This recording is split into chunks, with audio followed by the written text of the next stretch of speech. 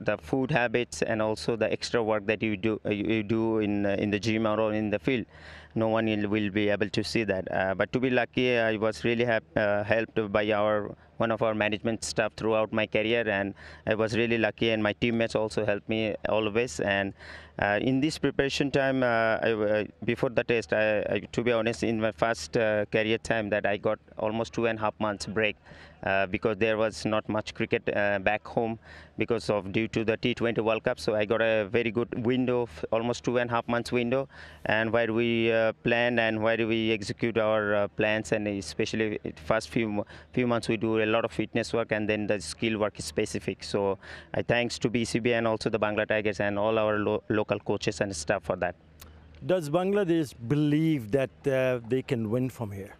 Yeah, obviously. I think we are in a very good position, although the wickets are still pretty good. But we will give our best shot, and hopefully in the first session, if we can pick up to 3-4 early wickets, then you never know. Cricket is a funny game. Wonderful display of batting one more time from Mushfiqurim. Thank you for talking to us. Thank you so much, Atar bhai. Thank you. Although he's 37 years old, but there is a lot of fight remains in him.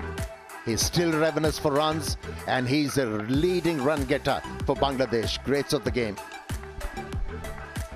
Yeah, 5,867 runs. Only a wicket-keeper batted to score 2 double hundreds. He's got 3.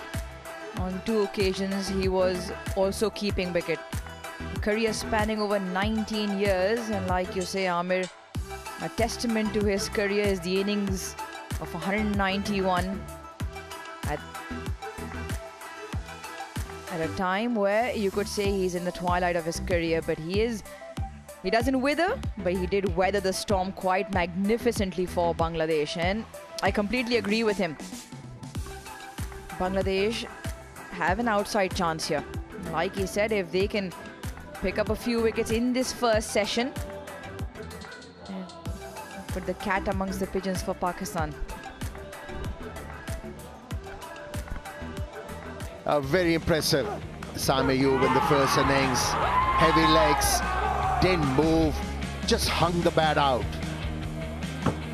If you are looking to employ such a stroke, you need to move your back leg. It didn't. And that's why he perished. Definitely looked very tired, Saim Ayub. Yeah, talking about Mushfiq. You know, after 4 years, if you ask him, which was the best inning you played? I think he's going to say Rawalpindi innings of 191. Like you said, he had to weather the storm, weather the weather. And there were plenty of things he had to deal with. And then, not once you saw him flustered. He's remained calm. He was dialed up for the job. Yeah, remember, they were out in the field for 113 overs while Pakistan made those 448 runs. So it wasn't like they were batting first with fresh legs. They were out in the field for a very long time.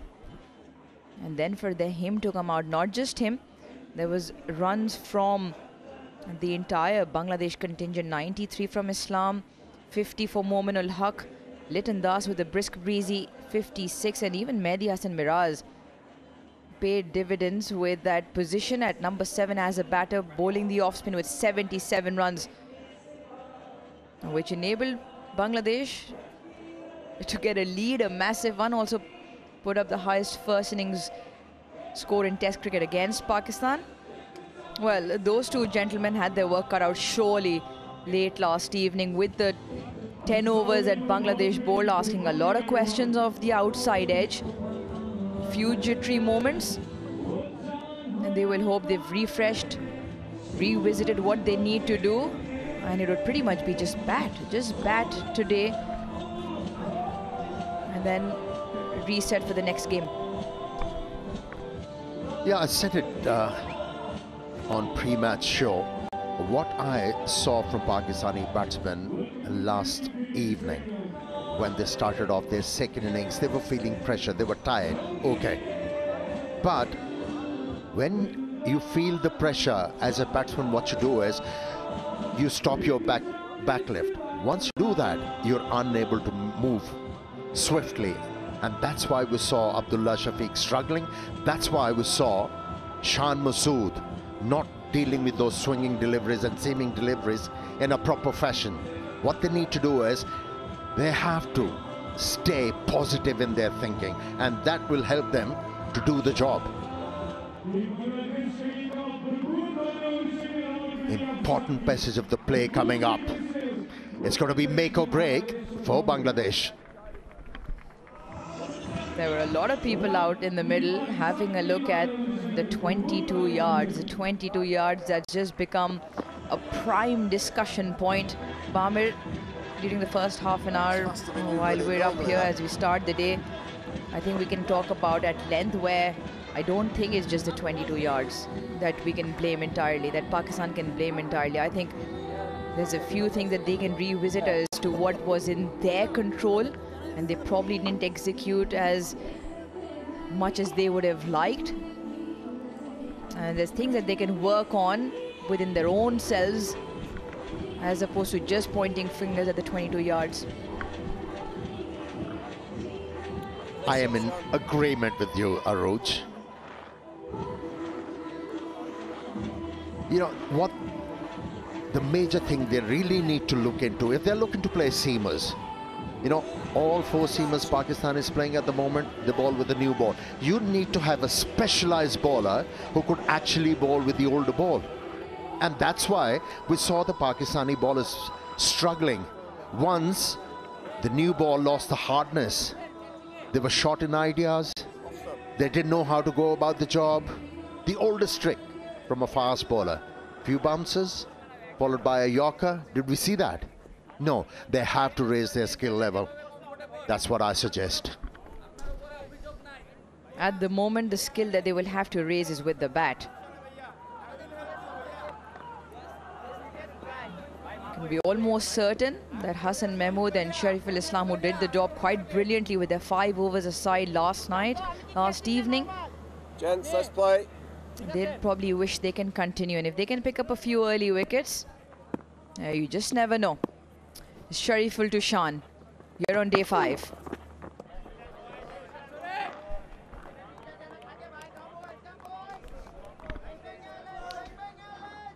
Yeah, going back to the point you were trying to make, the Pakistani faster bowlers, they need to learn a lot. You know, in my test career, there were instances where we're playing on a flat track and the opposition kept on bowling outside the off stump for 6 overs. Didn't play a single ball with the bat. At times you have to bore the batsman to be able to pick up a wicket, and that's what we call skills and experience.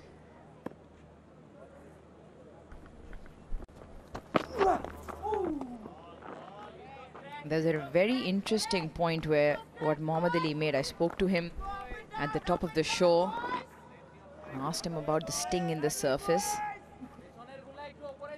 which is obviously very quickly fizzled away, but he made a very good point. And we're talking about home advantage at length. It's become a talking point. Naseem Shah, I thought, was very good, was very honest in the reflection of his assessment.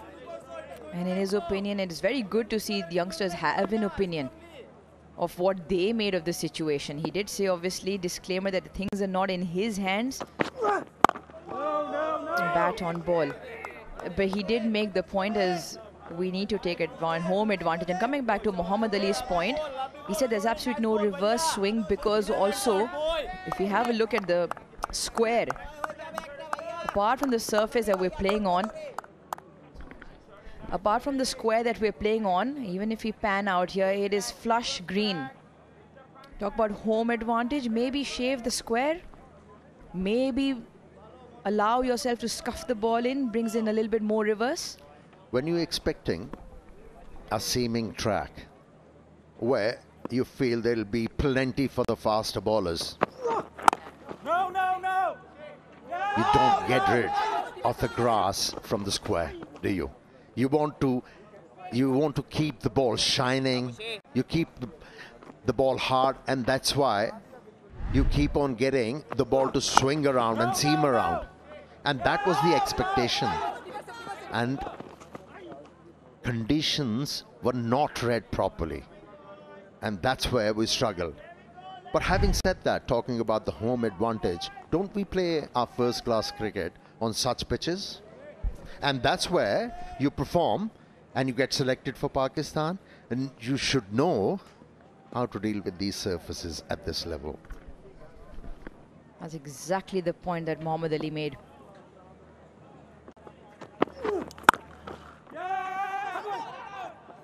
Another quick single. That's exactly the point he made as well.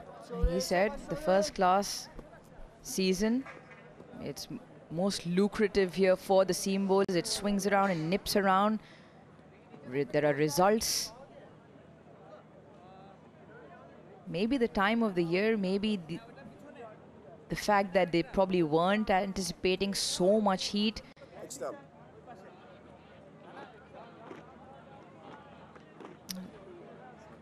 I think what we can say safely, it's been a combination. It's not down to just one thing. It's not just down to the 22 yards or its expectation. I think it's been a combination. I've said it before. And on the peril of repeating yourself, I'm going to say it again. We underestimated Bangladesh. That was a good delivery, very good delivery to the right-hander. And over decent over, the first one on day 5 in the first session. It's 24 for 1.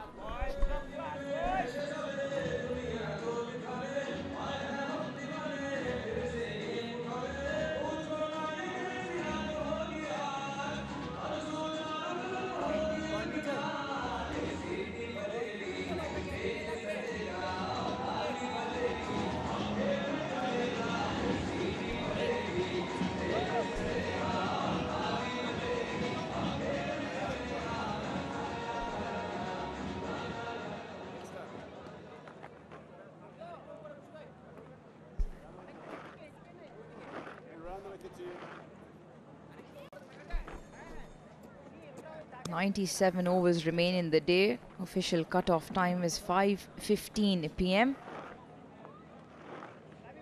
One thing that's been a positive is the crowd. As the day closes, as the weather just becomes a little bit cooler, they come out in numbers. And he's got good numbers to show for Hassan Mahmood. He's been very good with his control. Very impressive. Very impressive. He caught the attention of quite a few. This young fast bowler bowls within himself. Gets the ball to do something to keep the batters honest.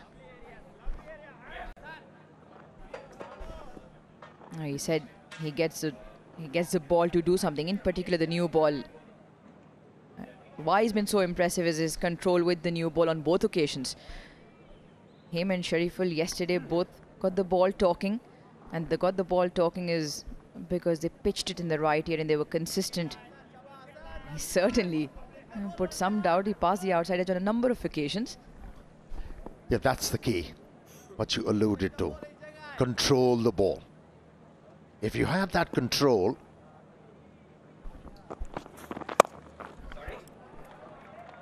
a rare poor delivery from the youngster. Did we put mockers? Did we? We were praising him and then a loose delivery from him. Nevertheless, he's been the find for Bangladesh. Yeah, good strike. Gets into a good position, plays the ball late here, Shan Masood, and a good positive stroke as well. Just wait following through. That's the other thing you'd like for Pakistan to see. Not just get bogged down, not just try and play the day out, but play your shots, be positive.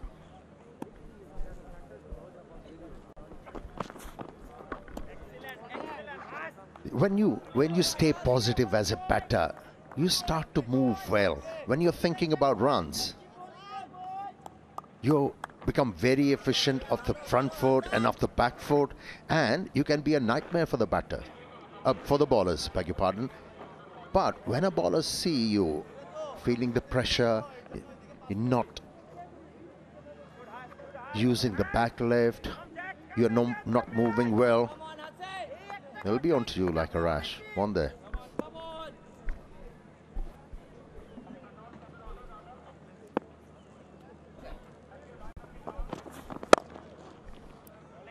Another very nicely timed stroke, leans into that quite nicely on the front foot, Shan.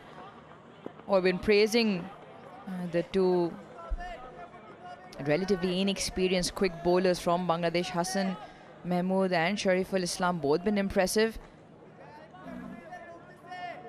We've got a bit of a package as we allude to the fact of how good they were, especially in the 10 overs yesterday with the 5 overs apiece.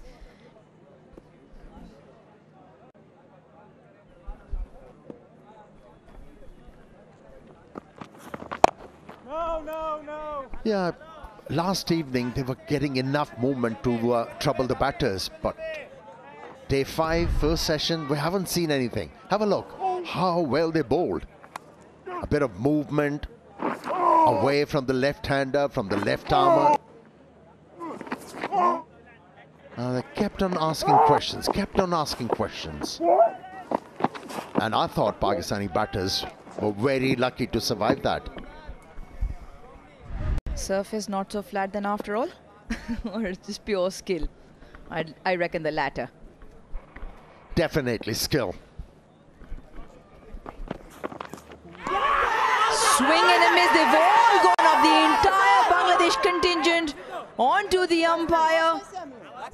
They'll have a discussion, and I reckon they have gone upstairs. Did they hear something that the umpire didn't? Let's find out.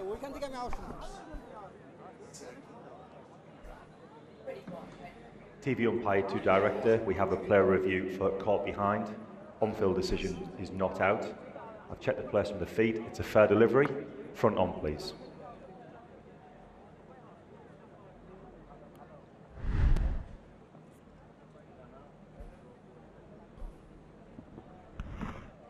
Okay, ball is close to the bat, so can we confirm with Ultra Edge one available, please?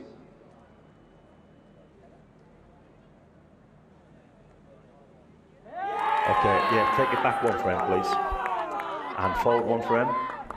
Yes, and freeze it there. We've got a spike on Ultra Edge, Adrian, so I recommend that you change your decision from not out to out. I'll let you know when you're on screen. On screen, signal now. He's out. Big Nick in the first innings. He got out instead edging the ball to the wicketkeeper in this one. In the second innings, outside edge to the wicketkeeper, and he's not convinced. Shan Masood again. It has been a sorry test match for him. Nothing notable for the Pakistani captain. He's walking back after scoring 14. It's 28 for 2.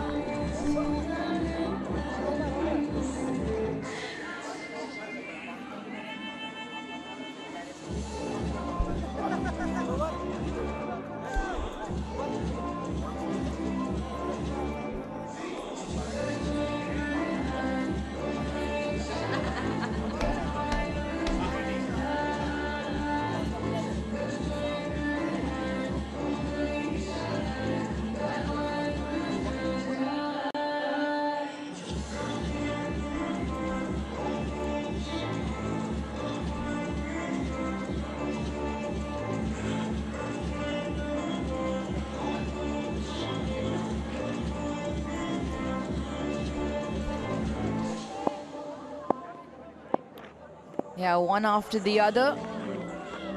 Both gentlemen haven't had the test match they'd hoped for with the bat. Shan Masood, this time the outside edge. Babar Azam didn't get off the mark in the first innings. He's got all the numbers to show for. Just looks like a different contest out there at the moment. There'll definitely be some nerves. The mind will be pinging off in terms of the pressure created.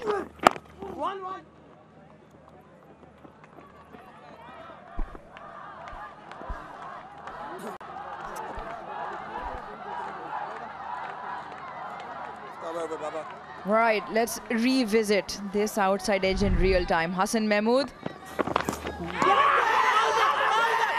I tell you what, I didn't hear anything. I don't know if you did. Shan didn't, umpire didn't, but the team that mattered did. They were confident the minute Liton Das took that, and they got the review spot on. He couldn't believe it. Well, the evidence was there for the third umpire to make the call. And Shan Masood has to accept that. But a huge moment for the Bangladesh team here. Edge, oh, dropped.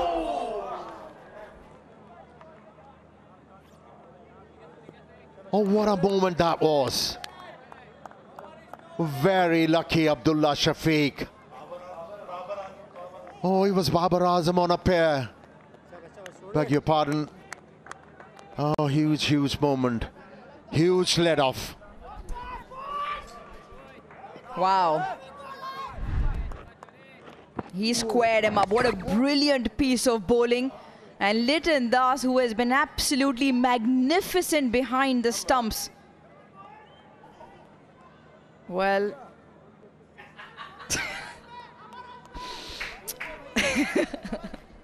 well, those reactions were pretty much everyone's. I'm sure there was more like what I did. In the crowd, at home, absolutely unbelievable. Can they make amends? No! Guess who is relieved here? You, me, Babar Azam, and Pakistani fans. Yeah, quite unbelievable. He was on a pair, and how costly will this miss be in terms of a ripper of a delivery. Squares him up, turns him, and it just hangs his bat out. Gets the outside edge. He had a fantastic take of Babar Azam. 180 in the other direction in the first innings. Oh, Babar is feeling the pressure. How close that delivery was from the leg stump. Aruj, we identified this technical weakness of Babar Azam, which he has developed of late. Look at the toes of the bat. It's once again pointed towards the bowler. I'm surprised the coaches haven't figured this out. You know, as a batsman, you can't have your back legs toe facing towards the bowler. You square up, and you always a candidate. Now. Yeah, I remember we were having this conversation where you identified that in the first innings, at that point again, and the time he's played the shot, both toes, like you're trying to explain, Ahmed, pointing down the line, which causes him to open up, or as we call it, square up. And at that point, he nicked one off his hips. And Liton Das took a blinder to his left. Well, he's still on nod, but he's still out there, Babar Azam.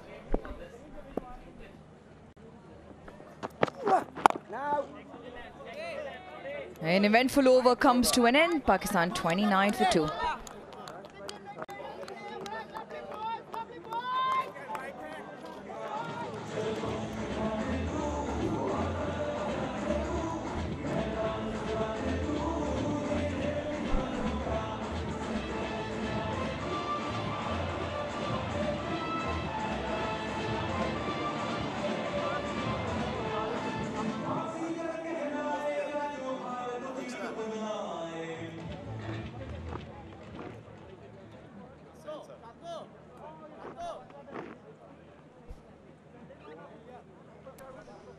Well, it could have been a whole different story.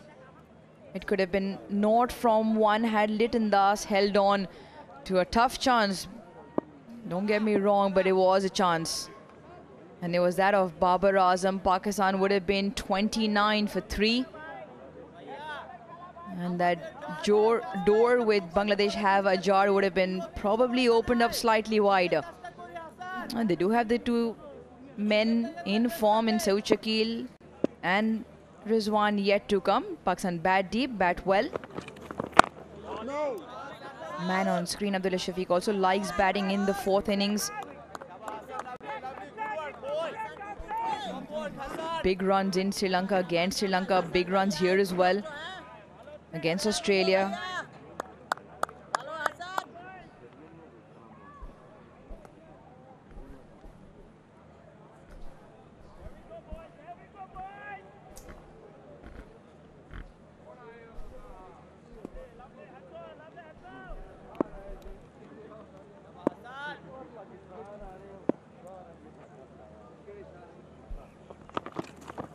No!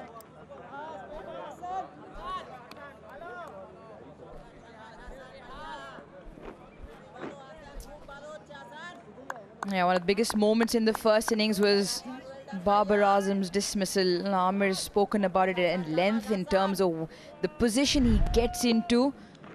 Amir, why do you think that is? We're looking at the toes here. What you're saying is that his back foot, his toe also becomes absolutely straight. Why do you think he does that, and what eventually happens as a result? You know, he started to move a lot in the crease when he started off his career. Couldn't see much of movement. You know, once he completes his shuffle back and cross and then brings his front leg, for me, he transfers the weight on the toe of the front leg very early, and from there on he's stuck. And to be able to play those short pitch deliveries or back of the length deliveries, he opens up. See, he's stuck there. Weight transference is a bit too early on the front foot, and that's why he gets squared up. And it was a brilliant take in the first innings.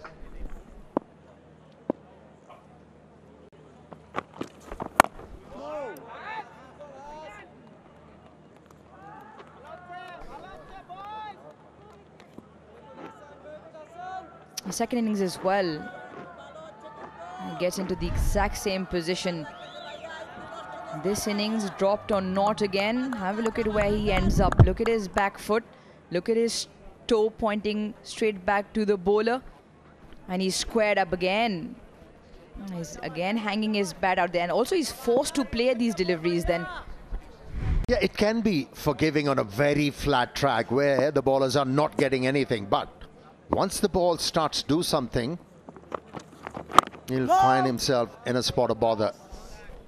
And he hops when he's looking to play the deliveries which are pitched back of the length. Instead of moving back, he just hops. Well, he's had a fantastic test match. Is Liton Das. Here's a fantastic pictorial image of what we're talking about. Have a look at both his feet. His alignment is straight down the ground in terms of his feet positioning. Hence why it's difficult to cover the line of the ball, and he has to have his hands go at the delivery. He's forced to play at it with an angle. We'll come back to that. It's 31 for 2.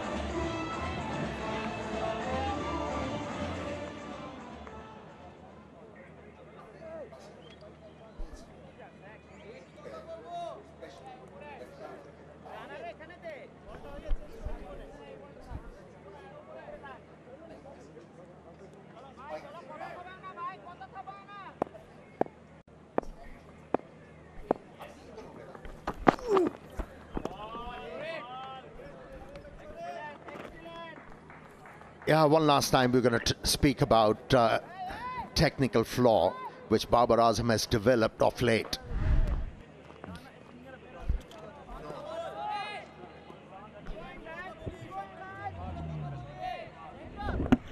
Yeah, you as a batter you have to follow the ball once you're not side on. Have a look.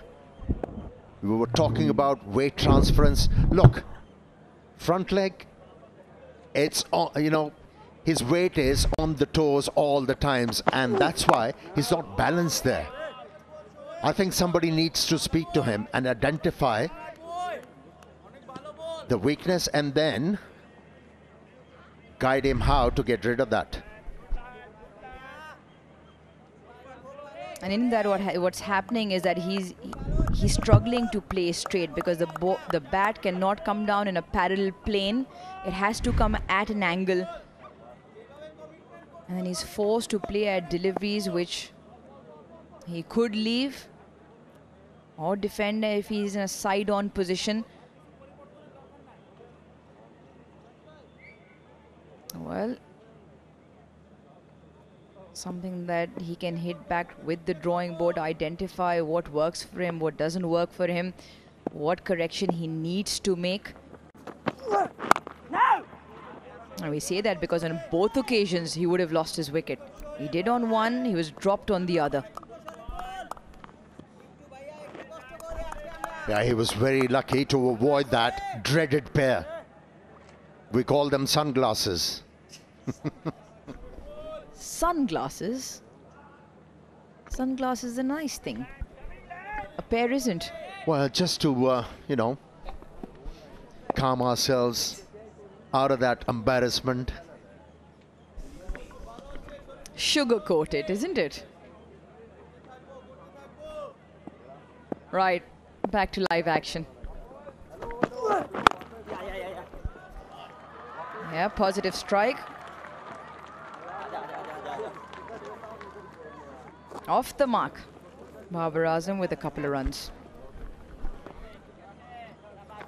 It must be a relief for Babar Azam.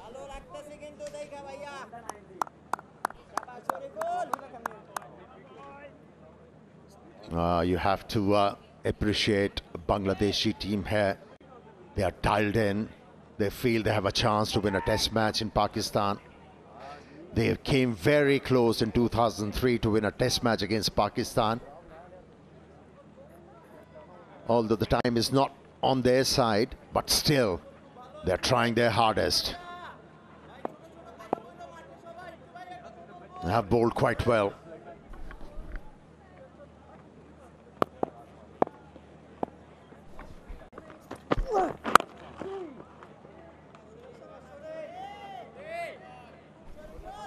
It looks like a change of tactic as well here from Bangladesh. We saw them bowl that channel just outside off stump yesterday with the first 10 overs with the new ball. Just looks like they're looking to attack the line of the stumps. Probably they reckon that ball might have some variable bounce. Maybe the odd one keeps low. Get the batters playing at everything. And David Hem, the batting coach, former Pakistan women's team head coach.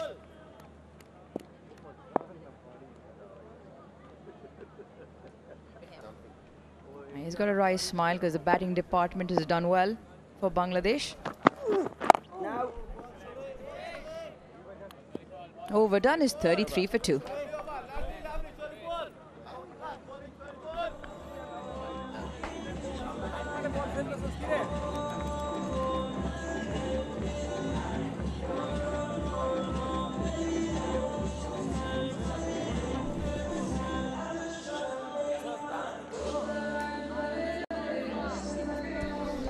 They've had the ideal start. It could have been absolutely perfect had they picked up Bangladesh, and they can take a lot of confidence from this. Away from home in the last 3 years, Bangladesh, well, they've got good numbers to show for. They're right on top of the list.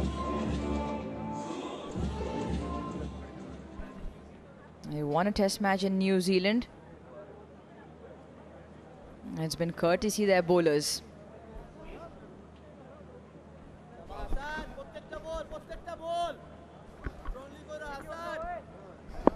Brilliant average, 22.75.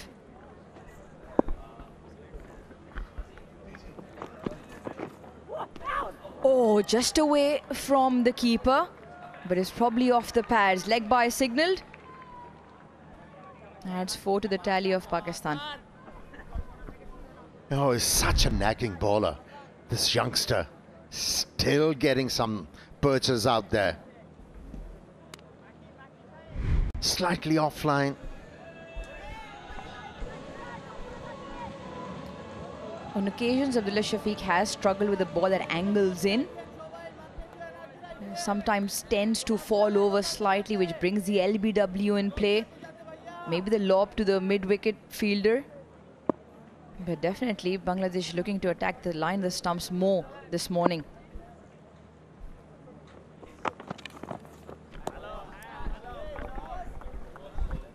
This is good bowling. He's persisting with that channel just outside the off stump, asking the batsman to go for it. Yeah, I had the privilege of covering Bangladesh Premier League, and it was so heartening to see so many fast bowlers coming into the ranks. We saw Nahid Rana discovered during that BPL. There are so many others. Augurs well for Bangladesh.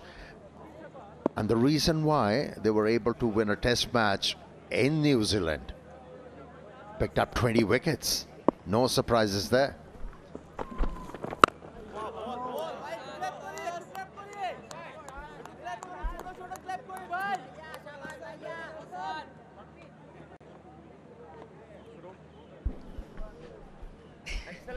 Excellent has.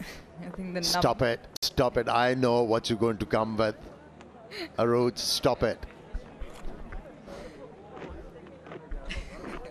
Nothing cheeky here, please. It's just the magic number 20. 20 wickets. Where are they coming from? I mean, on a serious note, it becomes so pertinent to talk about this because of the home season Pakistan have. 9 test matches, 7 at home.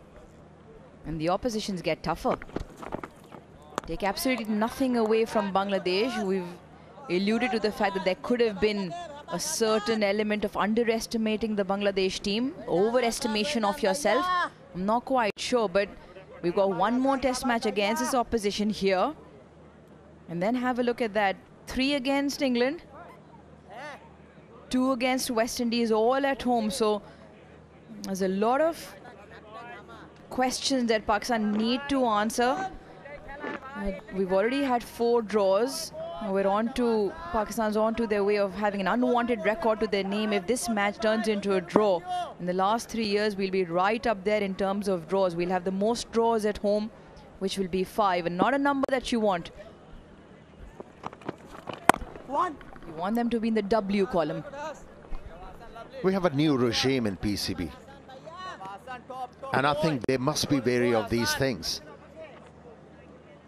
And they'll get the answers how to go about the job and how they can bring about changes in Pakistan's structure to be able to start winning at home and abroad. Yeah, absolutely. And the nature of the surface, albeit it hasn't played out the way everyone expected or they'd hoped for, but the new regime that you talk about and the changes and definitely the surface on day one look like an attempt or to that change. The new era test cricket, they're calling it for Pakistan. There's definite indication of that happening. Them announcing the team 2 days in advance. A lot of questions around that gentleman in the glasses. The mystery spinner Brar Ahmedov has done his 38 for 2.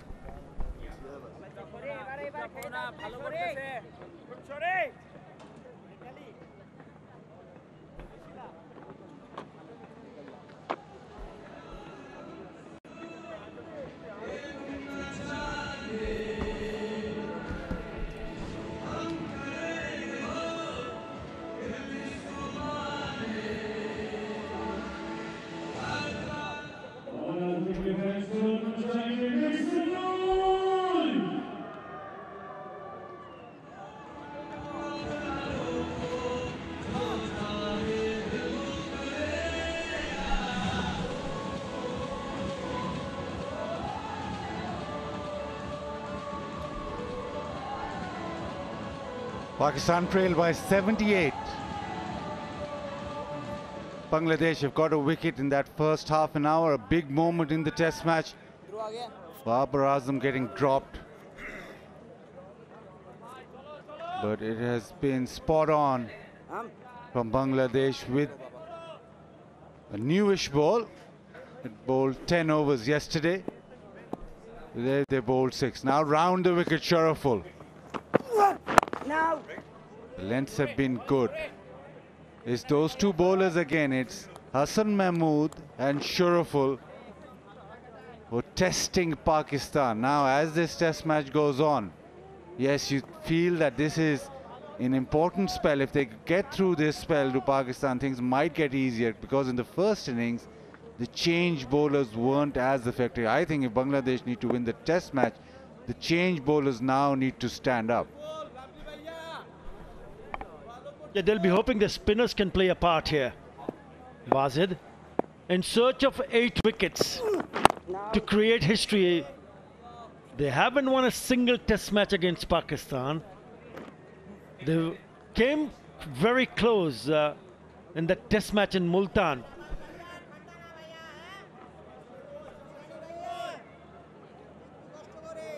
The kind of start they would hope for, Bazid, because it's only the second over of the day on the 5th day when they created a chance and saw the back of Shan Masood, and in the very next over, the next delivery from the different bowler, they grasped an opportunity. Litun Kumar Das diving to his right, couldn't latch onto it.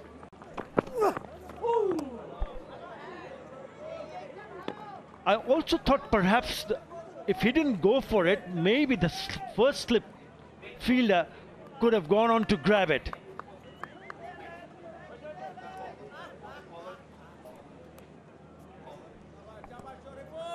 You know, that Multan test was way back in 2003. NG was the one who was standing between both the sides.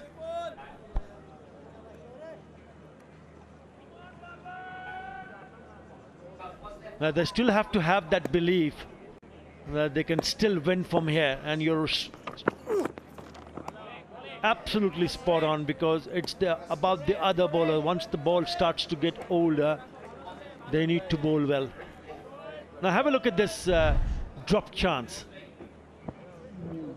The slip fielder is wide. I reckon it could have gone to the slip fielder.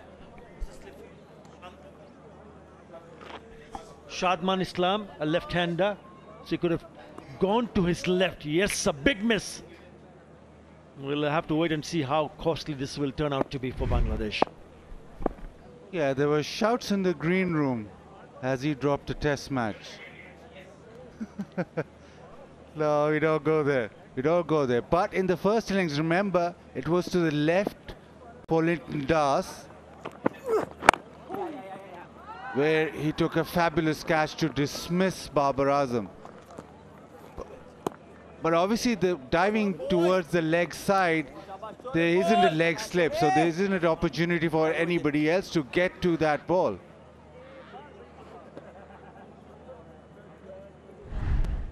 So this was first innings. This was fabulous. He's diving away to his left. Now obviously there's not a leg slip in place, so nobody else can catch that. But you're saying that over here he had support. He maybe could have left it. But most keepers, once they see it and once they're going to it, commit fully. I think he did commit fully. That you have to give it to him, because he did commit fully. But it was such a big moment. Yeah, 100%.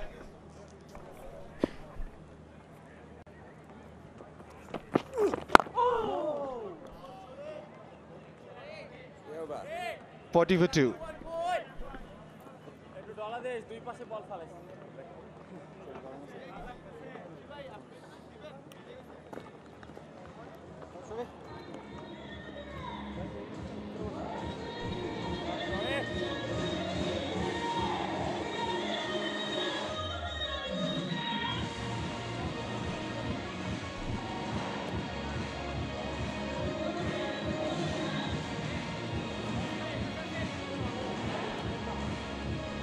Bangladesh certainly testing Pakistan. A wicket or two here and it changed the complexion of the day's play. Can they get a wicket in another half an hour or so? Will be on the edge of our seats throughout this 5th day. Now that remains to be seen. Yeah, still a very good pitch to bat on. It is day 5, and Bangladesh will be hoping that the cracks will help their cause on picking up wickets, because it has just gone a little bit bigger, the cracks on the surface.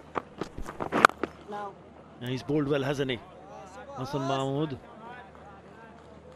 Lovely line and lengths, and forcing to the batter to play each and every delivery. Once in a while he'll throw a little bit wide and see whether the batter will take the bait. Very impressive, Hassan Mahmood, in his second test match. It also shows that Bangladesh have started to produce seamers. In the ranks of waiting is Taskin Ahmed, Khalid Ahmed.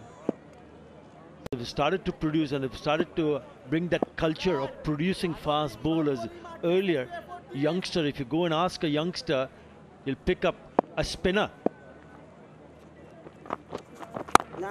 Like in the past, it was Muhammad Rafiq, Shakib Al Hassan, Mehdi Hasan Miraj, Taijul Islam. But now if you go and speak to any youngster, I'm sure there'll be quite a few said, I would want to be the next Taskin Ahmed or next Hassan Mahmood. And that is something very refreshing for Bangladesh to happen, because they started to believe that if they can produce quality, high quality seamers, they will start to win test matches, especially overseas. Ibadat Hussain also comes to my mind. Wonderful, wonderful change of thinking from the Bangladesh think tanks.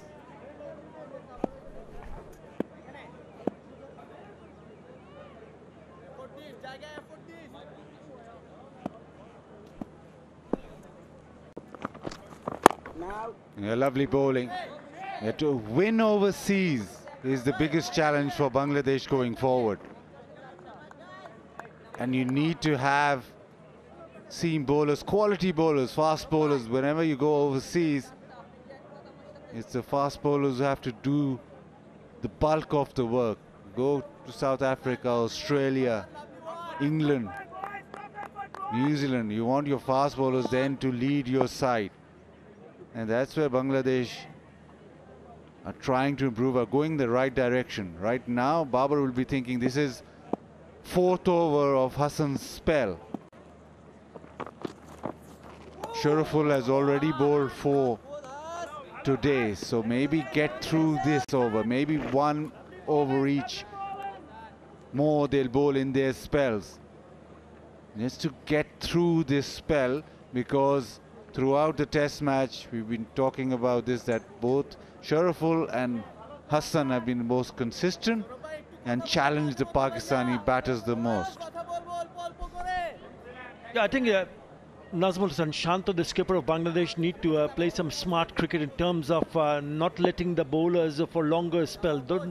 If you think that, yes, the batters are looking a little bit comfortable, bring a change in. Nahid Rana is not a bad option at all, yes? Well, that's what he can do. Babar Azam is just a touch short, and he's played that beautifully on the offside skirt of the wicket for a boundary.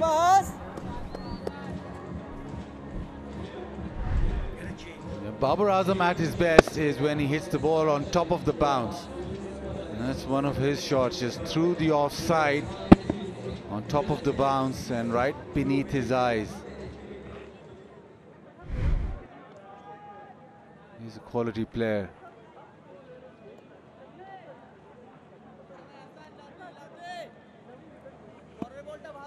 And just needed a little bit of length that was provided this time by Hassan, just short of a length.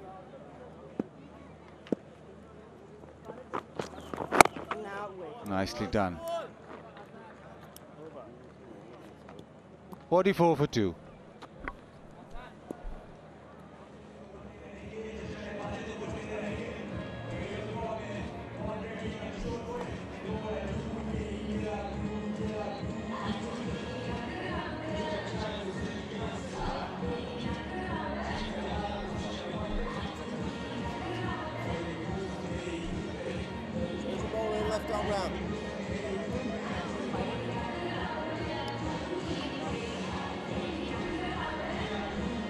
Day 5 sessions, 98 overs to be bowled.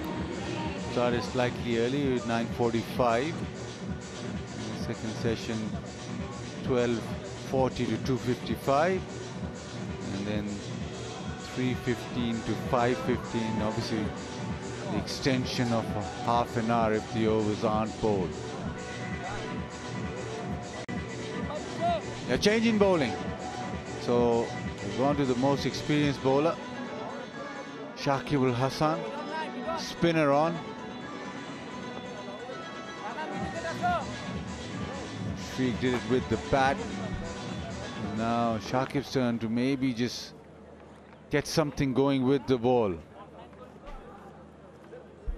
Yeah, I like this move. I like this move from Nazmul Sultan Shanto, realizing the fact that yes, let's try one of his premier bowlers, and having a look at the field set. There is slip and plays, and I also like that he has got a fielder at short leg.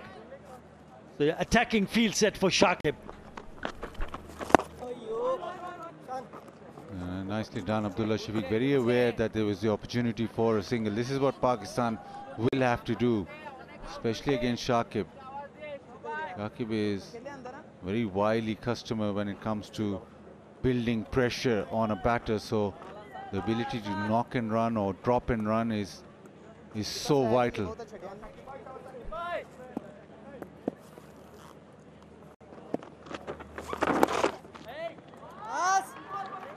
Turned away, Babar calls for two straight away and gets back comfortably. He's gone through a lean patch, Babar Azam. Hasn't been able to score a score of 50 or more in the last 13 innings in Test cricket. And when you go through a lean patch, you need a bit of a luck, and he certainly got a bit of a luck today. Was not even off the mark when he was dropped. Yeah, aerial, not from the middle part of the bat, but it'll still pick up a boundary. Not a shot of lot of authority, but it'll still take it. Slightly edgy, but there was a bit of width which Babar took advantage of. A bit of a top edge, but races away to the fence. Good thing from Babar is that he's remaining positive. You talked about luck. Well, high quality players, whenever they're provided with an extra opportunity, a drop catch or something that goes in their favor, they make sure that they make it count. So maybe this is Babar's opportunity. Yeah, he will still need to work hard. At times it looks like he's trying to score runs quickly. Remember, Pakistan are on the back foot. It's Bangladesh who are dominating this test match for sure. A bit of turn, something off the surface. 51 for 2.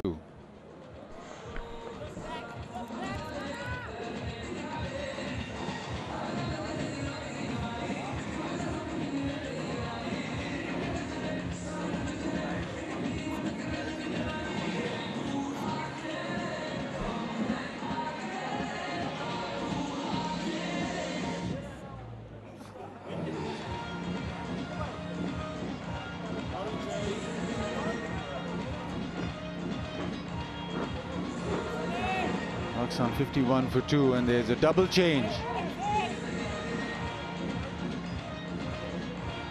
Shakib pulled that over, and the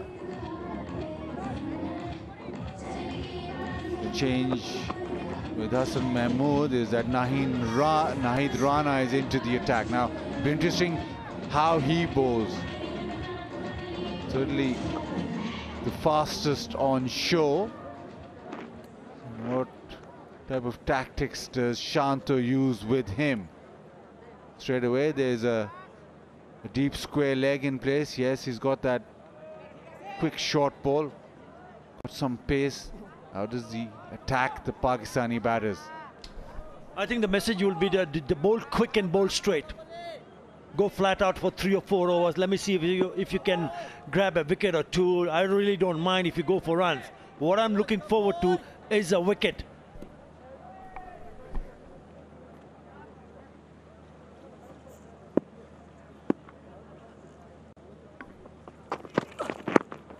There he is. That's the pace.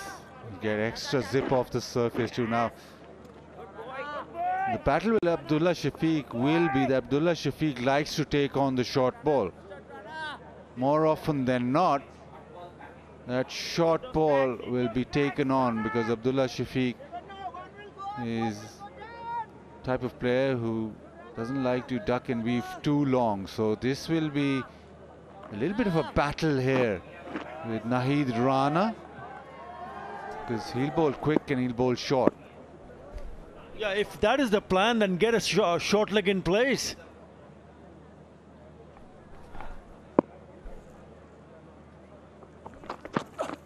No. Oh, no. Yeah, he's up to 145, almost 146 clicks. This is his second delivery, so he's ramping it up straight away. Short balls, first innings. It caused a little bit of bother for Pakistan. It was pretty slow, the surface, but it's got pace to burn.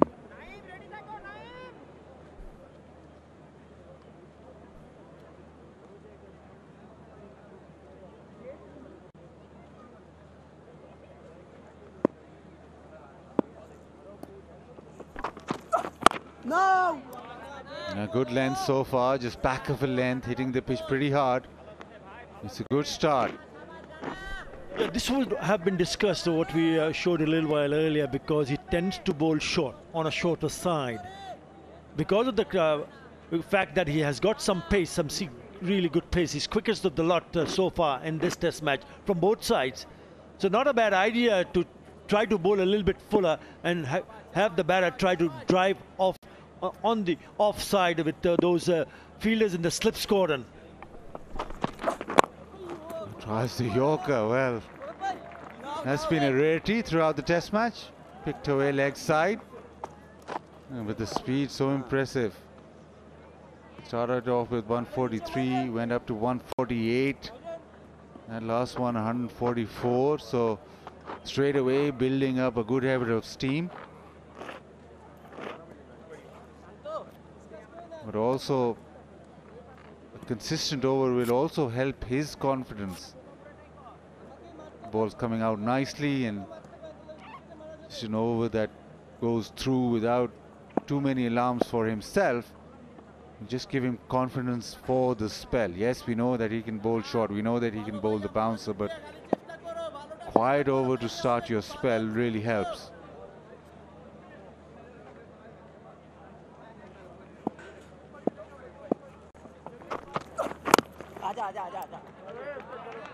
Good pace.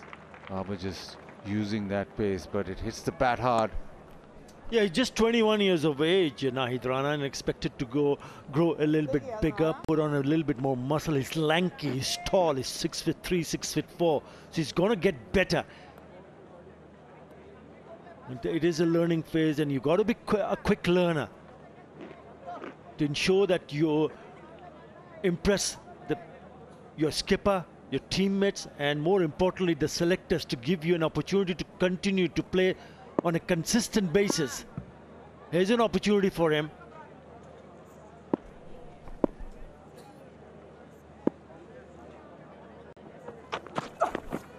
Lovely, just a little seam movement, slightly fuller that time, but that's a good start.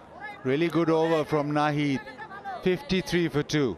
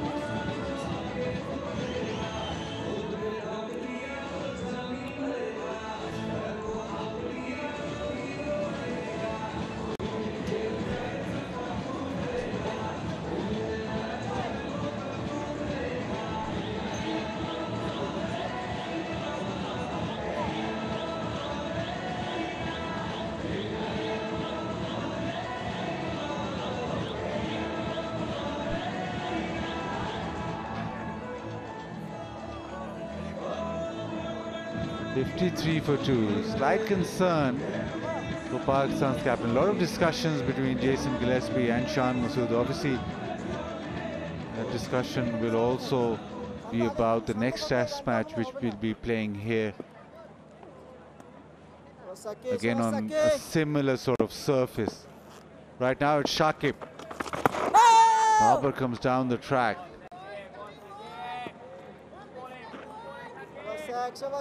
Shakib won't mind that, because previous over he just got the ball to just go off the straight. Bro, joined the squad back again. Maybe there is a discussion about him. Mir Hamza didn't get a chance this game.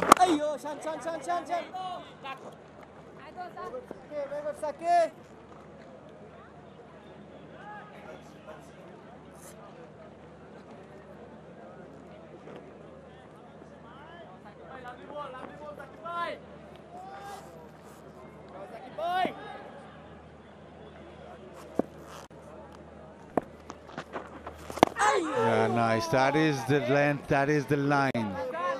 Try and attack that front pad. Babar does have slight little issue with left arm spin. The mode of dismissal is LBW with left arm spin for him. Shakib settled in nicely. All he needs is the ball to turn slightly, because he's very good with the changes in speed. We know the subtle changes that he produces with the slower delivery, more flighty delivery, and the one that skids on. So all he needs is the ball to turn slightly. And Babar not happy because the white rag just fell out as Shakib was bowling. But challenging Babar's front pad is what Shakib is all about.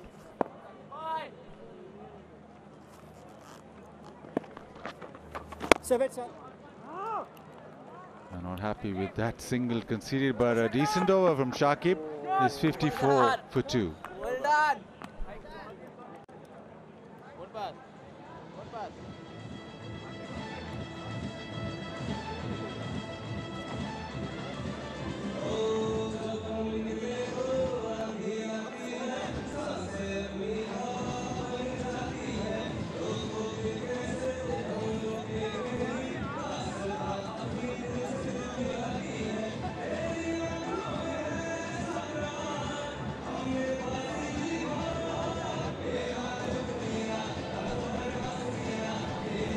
Yeah, Sunday free entry, so families can come and enjoy. Well, if you don't want to stay the whole day, maybe just drop by for an hour or so. It is quite humid.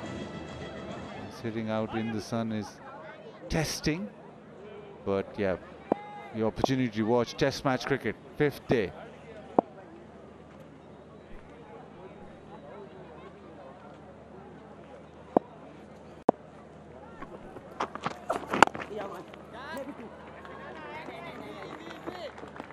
Single leg side. Babar now seems much calmer since he's walked in. He's played 36 deliveries, cool and calm.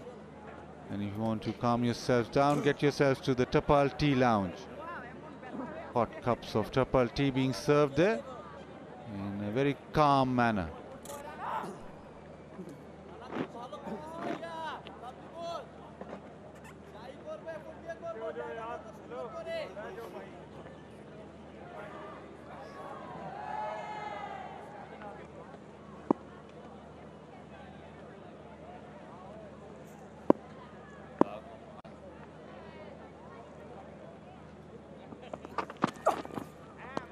This is good. Hasn't tested out Abdullah Shafiq with the short ball, but he's consistent back of length bowling. The average length in the first innings, yes, short. Well, we have already spoken about Nahid, and the ones Shariful Islam and Hassan Mahmood are a little bit fuller, between the 6 meter and 8 meters. These are the Bangladesh team's average lengths in the first innings.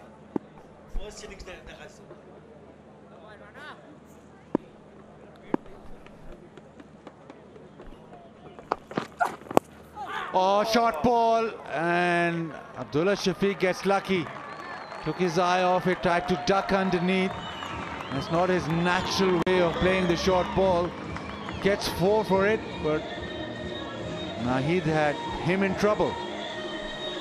Yeah, he's lucky, he's very lucky. He must have thought that the ball would have bounced a little bit more. Look at this. It just gets the top part of the bat, and he's very lucky indeed. It hasn't bounced that much, and he pulled the bat down a little bit late. It hit the back of the bat, and it flies over, and taking the eyes off the ball. Not really good. Can be dangerous.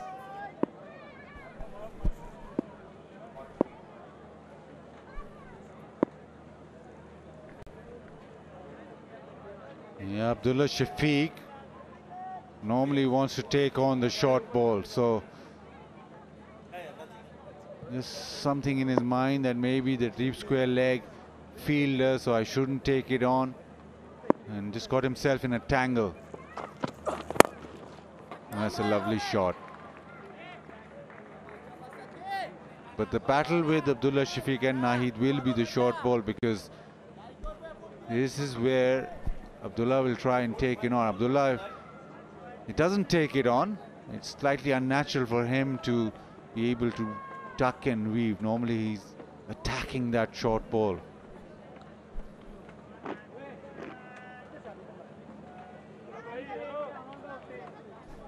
Well, he's certainly showing some aggression here.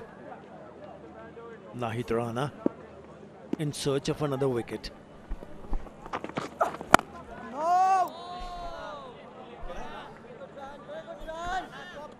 Yeah, some very sad news coming out of from Bangladesh. Natural calamity has struck, and prayers and heart goes out to the people who've got affected by the floods back home. Hopefully it will get better, but certainly there have been quite a lot of suffering due to the floods, and heart goes out to the people and the families affected.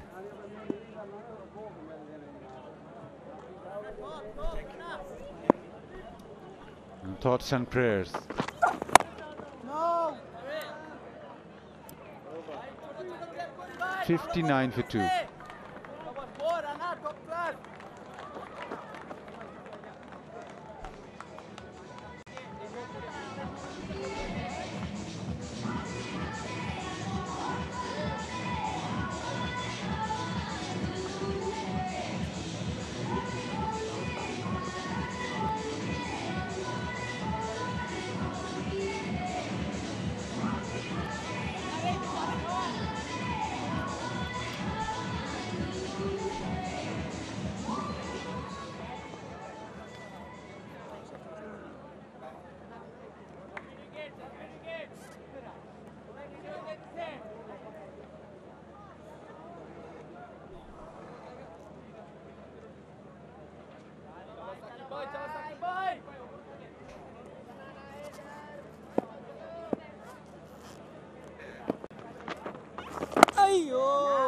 A bit of turn. That's all that Shakib actually needs. The angle that he bowls at, if he gets a little bit of turn, that's it, because his wicket-taking delivery is the one that just slides on.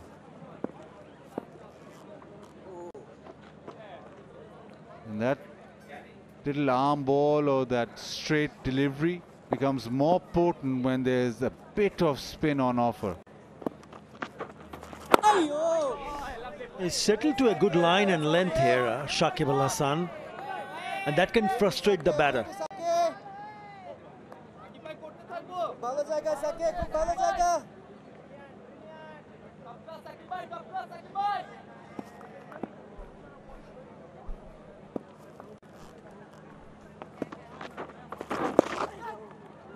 And just slightly sliding down leg.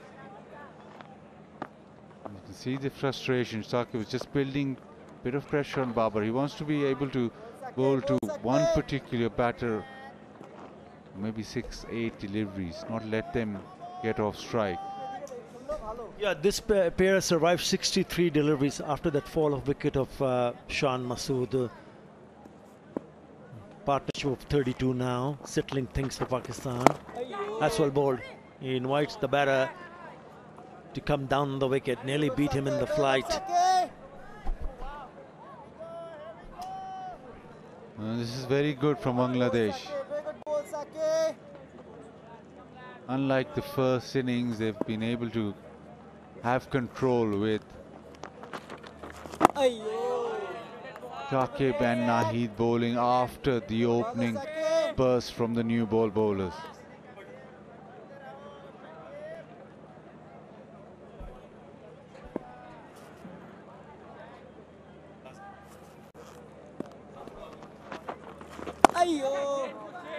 And into the onside, no run. So the first hour done. A wicket for Bangladesh, a dropped catch, but Pakistan move on to 60 for 2, and it's drinks time.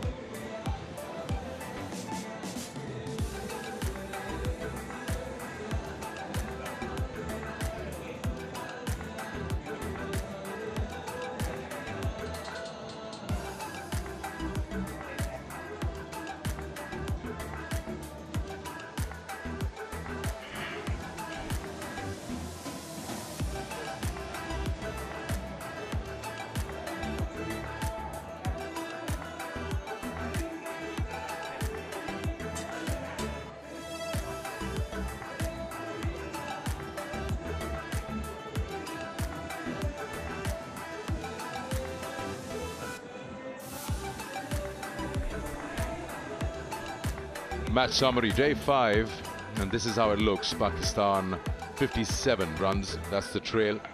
They're 60 for 2, would have been easily for 3 had Babar's catch been held on, but not to be. But this is the current situation after the first hour of play on the final day here at the Rawalpindi Cricket Stadium. So the first session has been quite eventful. They lost the wicket of Shan Masood, flashing his bat outside the off stump with a faint edge. All of them went up for it and then referred it, and they were right about it. Got rid of the Pakistan captain, and then persistent outside the off stump corridor worked for them. Shan Masood hasn't really had a great test match. And then this, Babar Azam, wrong-footed Das, drops that. And that's a big miss. And how big would it be? Only time will tell. Babar was facing his first delivery when this happened.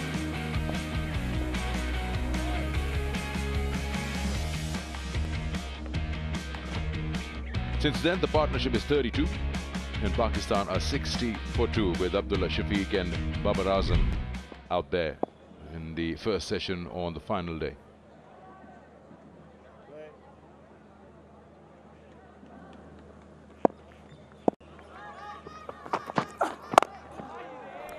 Oh, I expected that ball to rise, but didn't really. Eventually just hung his bat and kept the angle of it down towards the turf.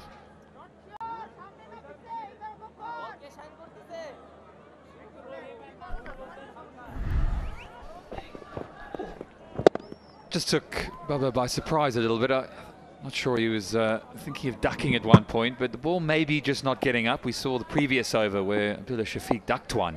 He took his eye off the ball and perhaps the ball didn't bounce quite as much. So even the very good players get deceived at times.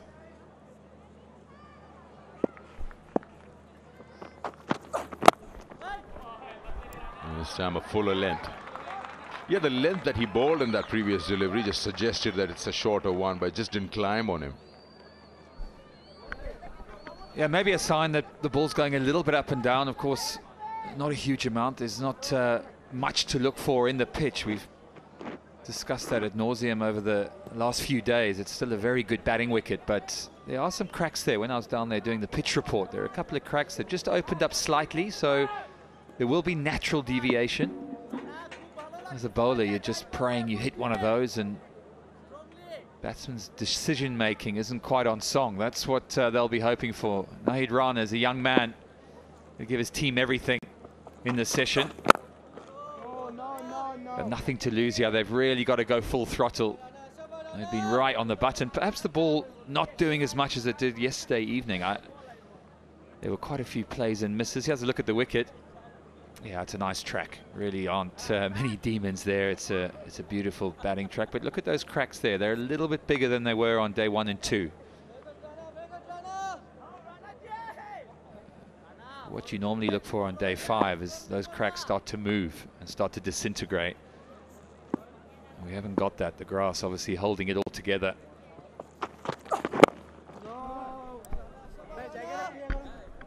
Yeah, I've been talking about it, not much in the surface, so something special can work in the favor of the bowling unit.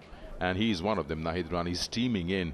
I mean, the deliveries that he is bowling, 147, 147, 146. So yeah, that could be something. Not that the top order batters around the world these days worry about pace, but something special can create a moment, an opportunity.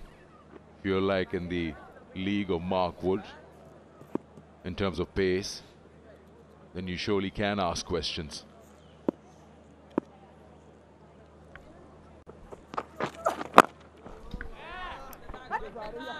Yes, and what pace does, what people don't realize, is it just makes you question your foot movement. Sometimes it's not the actual pace, it's in the back of your mind. You're thinking, this guy just bowls 10 kilometers quicker.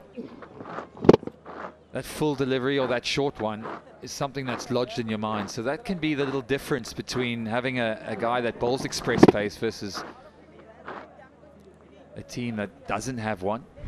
And even when they're not bowling, you're sometimes thinking about the pacer who's about to come on. So I thought Nahid Rana bowled a little bit short in the first innings. I think if he can just adjust his lengths here, try and pitch the ball up a little bit more than he did. I know he's trying to be aggressive. And we're going to see plenty of that from him. Another good over, 61 for 2.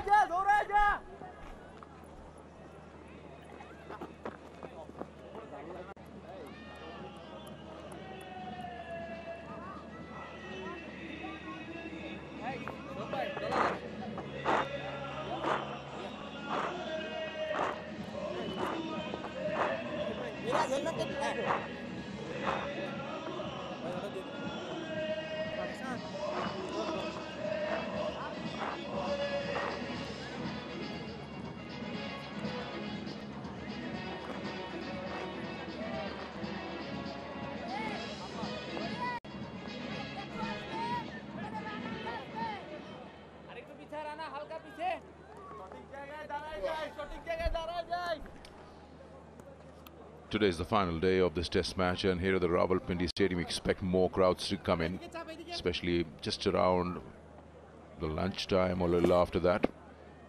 It's Sunday and the doors are open. Catch it. We had a bit of crowd in the final session yesterday as well. Also, this man on the screen, he wants to raise his bat, wants to reach a milestone. It's so essential to get amongst runs at home, especially when the team needs you. Yeah, important we keep Test cricket alive and kicking, really. The fact that there's a possibility of a result on day 5 is what we want to see. Criticisms of the wicket being a little bit docile and flat, I think, are fair. But Bangladesh have made a really good fist of it to give themselves an opportunity. I think Shanto's done the right thing by bringing Shakib on early. 2 right-handers.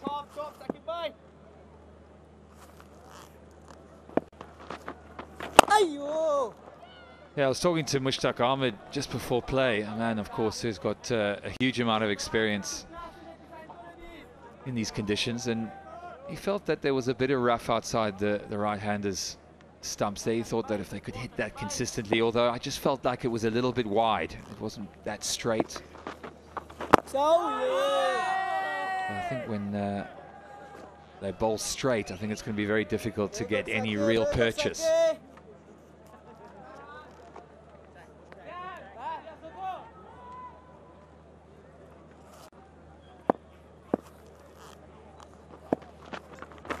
Nice looking shot. Nice looking shot and a single to end Shakib's over. 62 for 2.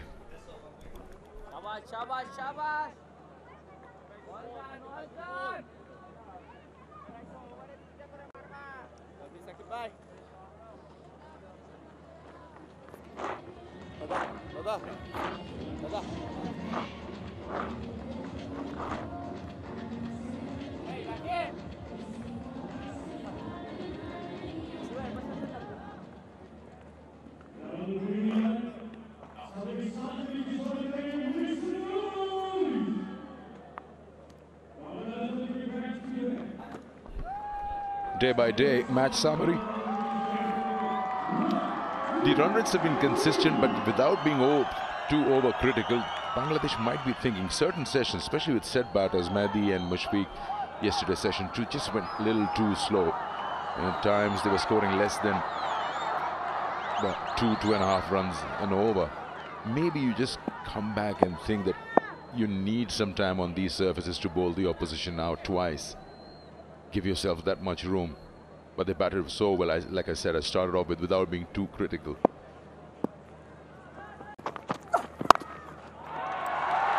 Extra bounce allows him to free his arms. Nice looking shot. Using the pace and of course sits nice and pretty in front of the eye line.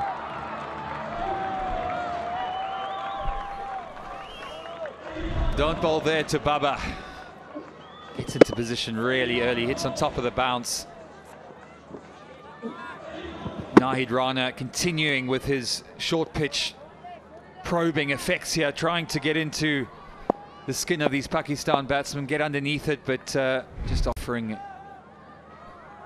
another boundary opportunity for Baba, who goes on his way now. That's driven nicely down the ground. Good fielding, excellent.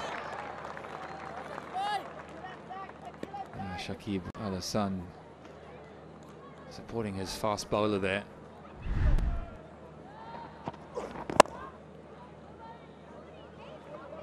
Went to his left hand, his good hand.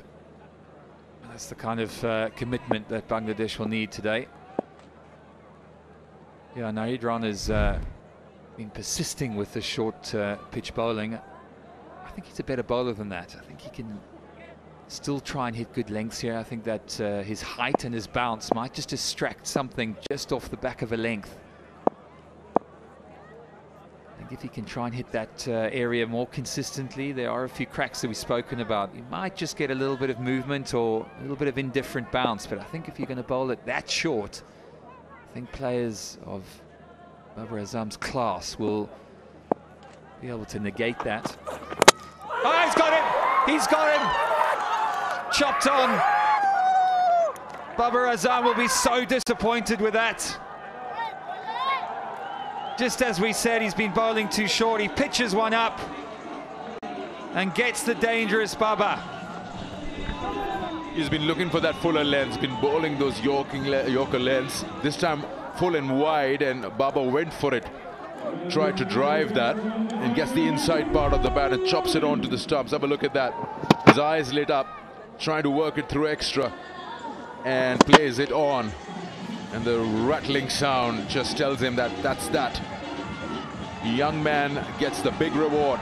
Nahid gets the big fish. Babar Azam goes for 22. Pakistan now 66 for 3.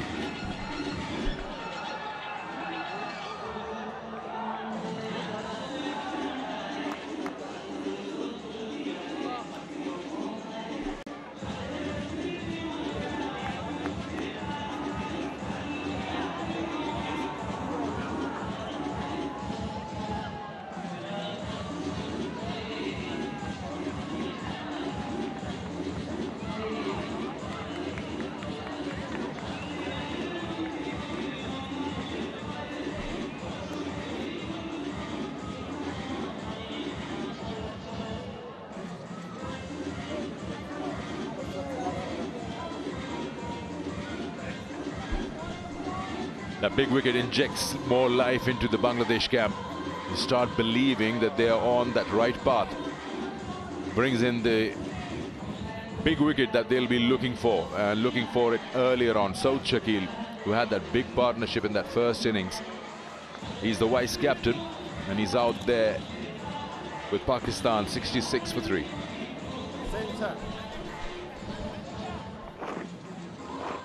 And that's what we're talking about. It's the extra pace and bounce. It's sometimes not the quality of the delivery, but it just makes you question your foot movement just ever so slightly. Look at Babar Azam. Didn't quite get that foot into place, didn't get his shoulder turn and get into the ball. That might have something to do with the fact that he bowled short deliveries, pushed him back a little bit, and we're only talking margins, fine margins. And that was enough to take the inside edge of Babar Azam. Saud Shakil, who batted beautifully in the first innings, and Bangladesh will really know that this is such an important period. This is the wicket that they'll want. They break this partnership and we've got a real game on. Well, we've got a real game on now. 2 slips a gully.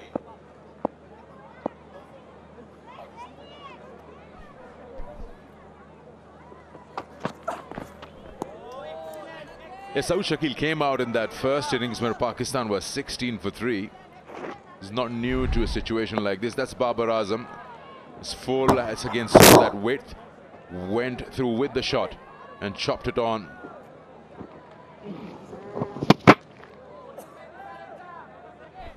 Just see how his weight is stuck on his back foot there. Doesn't get that transference into the ball.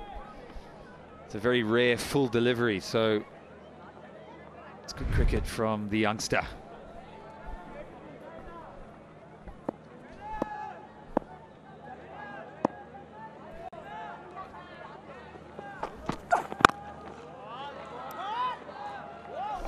Yeah, it's going to require some defiance, some courage, and some skill too. Ball's just doing enough.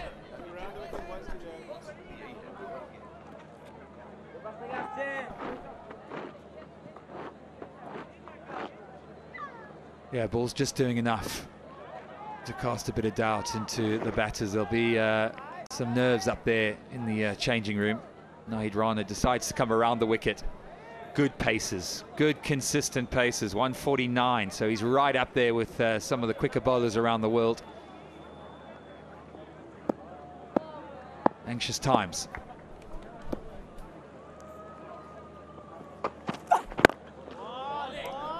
End of a successful over. 66 for 3 Pakistan.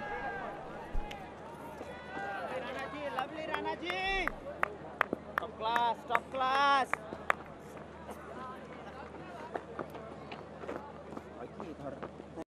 ওকে এরকম রাখতে পারে না, এরকম করে খেলে দেয়। এখানে এমনি রাখলি আর ওটা থাকে সব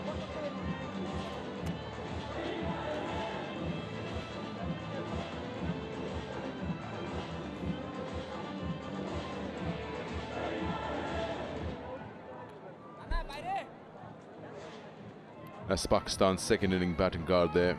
Just lost Babar Azam.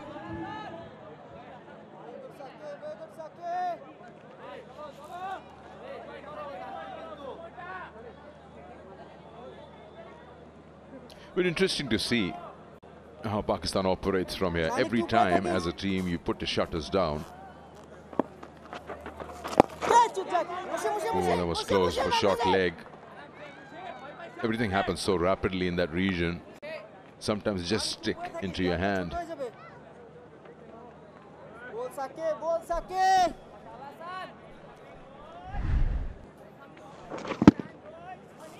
Yeah, it's gone right through. You're just talking about that if you put the shutters down as a batting unit, then you more often than not find yourself staring down the barrel. And in the interview in this test match from Saud Shakil, he said, my best defense is my offense. I'd like to take the fight back to the opposition. Will he bring that again, or will he practically implement his words? Going upstairs to find out if there's an opportunity of a stumping.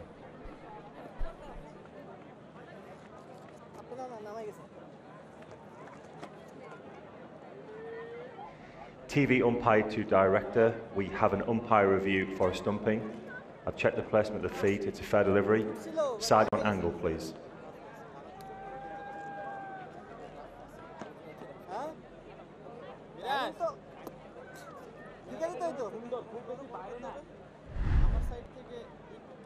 Okay, rolling through. Nice and slow, please. Okay. Foot is down, foot is grounded. When the wickets are broken, foot is grounded. So I'm ready for my decision on the big screen.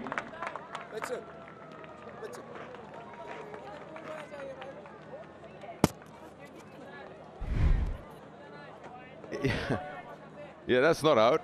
That's smart work from Liton Das. I mean, he's waiting because the weight transfer is on that front foot. So he's just waiting for that back leg to lift for a moment, fraction of a second.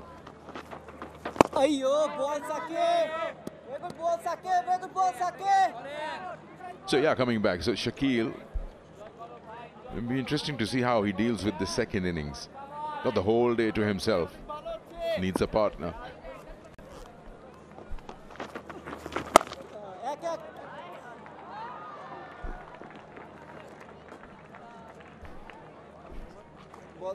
good ball, Sake.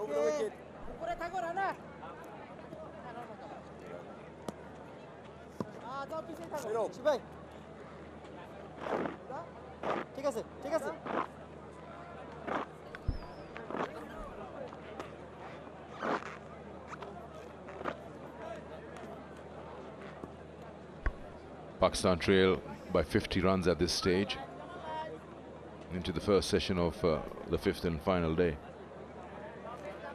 Oh,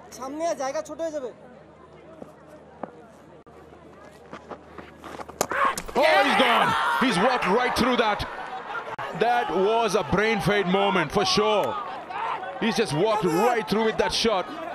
He was nowhere behind the line of the ball, and Saud Shakil has gone for no score. What has he done here? Wow, wow, wow. One ball to go. And he dances down and whoa, that's a good bit of bowling, isn't it? Ball just straightens on him. What a wicket. First career duck. And what a time for it in Test cricket. Saud Shakil, who got a big 100 in the first innings, goes for 0. It's 67 for 4.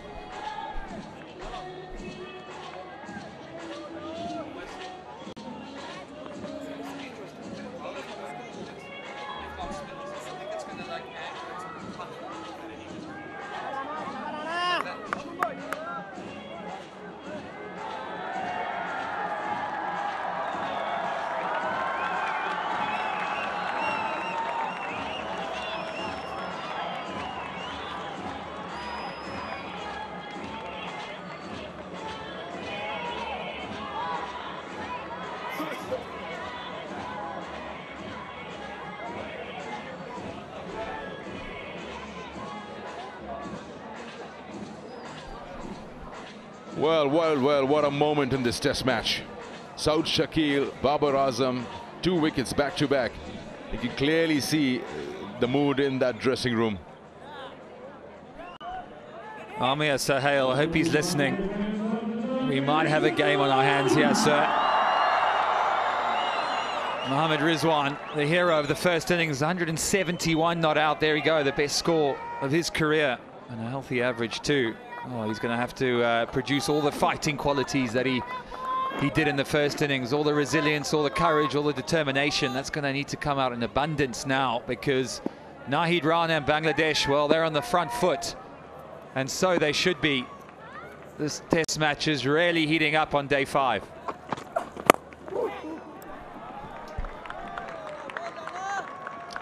Let's go back and have a look at Saud Shakil's wicket. What really happened? He's closed the face of the bat inside the line of the ball. Yeah, he hasn't watched it right onto the bat. It was quite full. It just lured his head forward and it just got that overbalance. He tippled over. It was a good bit of work from Lytton Das. Very early in his innings. Thought the ball might just turn onto the bat as he clipped it for 1, but his excellent bowling just went on with the arm. So canny stuff from the all-rounder Shakib. How many years has he been doing that? Toiling away. Doesn't turn the ball hugely, but he did him in the flight there.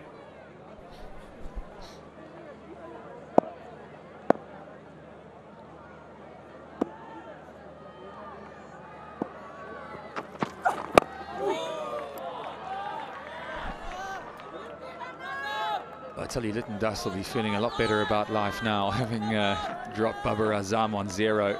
They've got rid of Babar Azam, and now they've got rid of the danger man, Shakil. Now, if you watch that ball slowly, it just leaves the left-hander.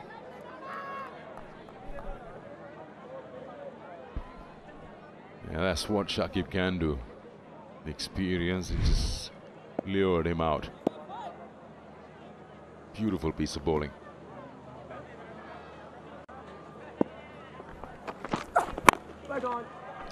Got experience bowling from one end and then a youngster with express pace from the other. Just to 147.5. You keep hitting that bat hard. And you keep making the batters think.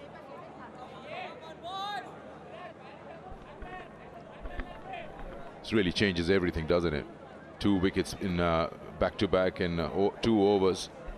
And suddenly out of nowhere, you got 68 for 4 on that big screen.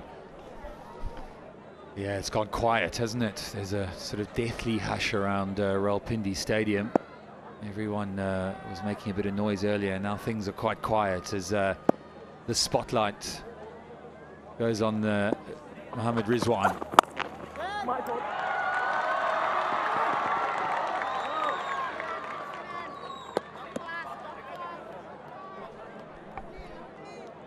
Yeah, we'll come back to the Babar Azam dismissal and how important is that. He was dropped on naught and we thought that maybe he was on his way, but this is the way he was set up by the young man, Nahid Rana. A lot of short deliveries. Didn't feel that comfortable. That was a good shot. That offered a bit of width. And then look at the weight. Head is stuck behind that front pad. Not transferring his weight. There's no shoulder turn. And a pretty lazy shot. When he looks back on the replay, he'll be disappointed with the lack of quality. He's a happy man. That was outstanding and exactly what Bangladesh's bowling coaches and everyone would have asked from him. Come in and bowl your heart out. Bowl as quick as you can, young man. And he's done exactly that. Yeah, that's beaten everyone. -4. Again, this moment in the game, we'll just have a look at that again. That bounce just beat the keeper as well. Can generate some real pace.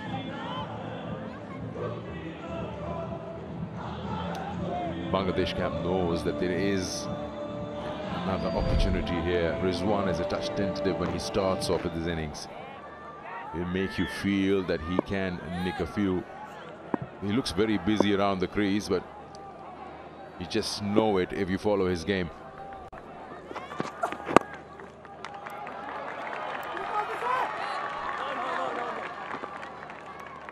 .28 overs have been bowled. 74 for 4.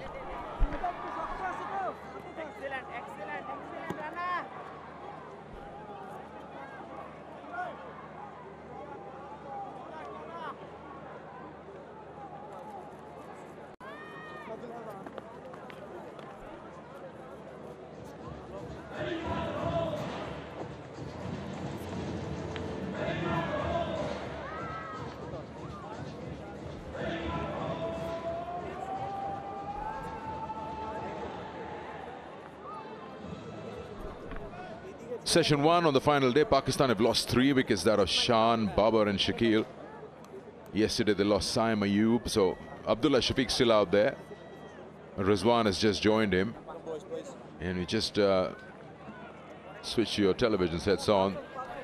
Bangladesh is doing very well, putting pressure on the home side. First they batted so well in their first innings, got that healthy lead, and now with the ball, they're putting up a question. Yeah, and there's not much batting left. Salman Aliaga, of course, a recognised batsman, and then we're into the bowlers, Shaheen. So this is the last proper recognised partnership, and Bangladesh will be sniffing blood. They'll be wanting to attack as much as they can. I suppose the encouraging side, I think, to look for some positives is Shakil scores a lot of his runs in the second innings, averaging 48, just in excess of 48, 200s. And he did score a match-winning innings against Sri Lanka. Of course, he's not going to be doing that today, but what he can do is be defiant. Make it very difficult for them to take his wicket. But it is... it's on the edge of our seat stuff here. Yeah, fast hands there from Abdullah Shafiq. He was on the back foot, played that on the onside. Yeah, fast hands.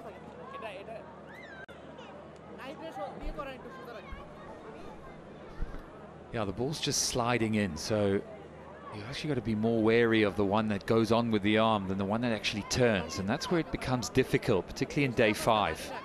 Yes, it's not a worn wicket or turning square, but it only takes one to just go off the straight, and suddenly as a batter you're second-guessing yourself.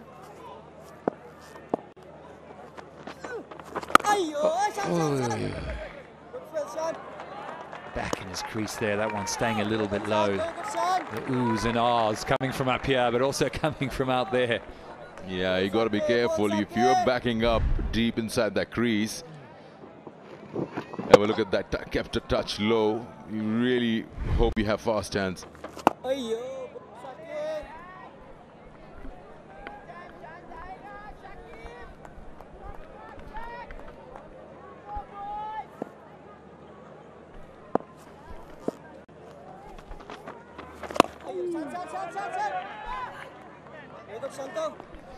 End of the over, 75 for 4.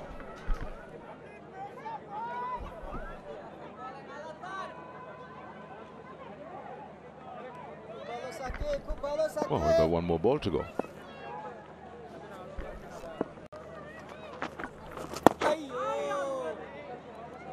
That's a dot ball, end of the over, 75 for 4.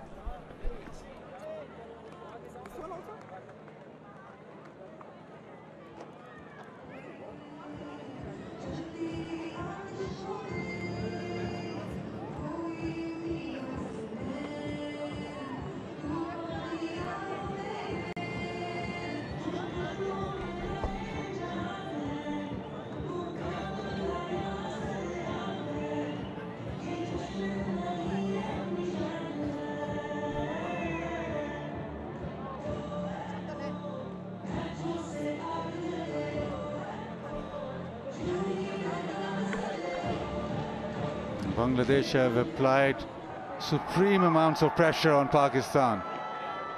This has been display a very disciplined and very attacking bowling, be able to squeeze with the pressure of not giving the batters anything to work with. Naheed has been very good. That's a beautiful shot. Lovely balance, a lot of pace on the ball, so he just punts it down the ground, come back for 3. Yeah, he didn't thrash at the ball. Just a lazy swing, relied on the timing and using the pace. Very decent stroke. Yeah, one thing was amiss, Bazid, in this test match when the Pakistani bowlers were operating against the Bangladeshi batters. They never tried the bounces and the Yorker combination. But it's good to see the youngster employing that. And he's been rewarded with a big wicket of Babar Azam. Now things are hotting up, that's for sure. Now pressure has been ramped up on the Pakistani batters. And he's bowling with rapid pace, Naheed Rana. A lovely shot through the offside. Rizwan, the informed batter, gets it to the fence. He bowled a similar kind of delivery where he picked up Babar Azam. But difference here, Rizwan had the full stride in. Got to the pitch of the ball and gave it a thump with an open face of the bat to get the placement right. Yeah, maybe just a time for a change. Into his 6th over, he's your extreme fast bowler with express pace. He's bowled a really good spell. Been very consistent, and also the fact that he's bowled very quickly. And goes short this time. Rizwan hits this extremely well, and that too will go to the fence. Yeah, counter-attack. Couple of boundaries for Rizwan already in this over. One off the front foot and this one off the back foot. A roll of the wrist enabled him to place that ball into the gap. A valiant effort, but in vain.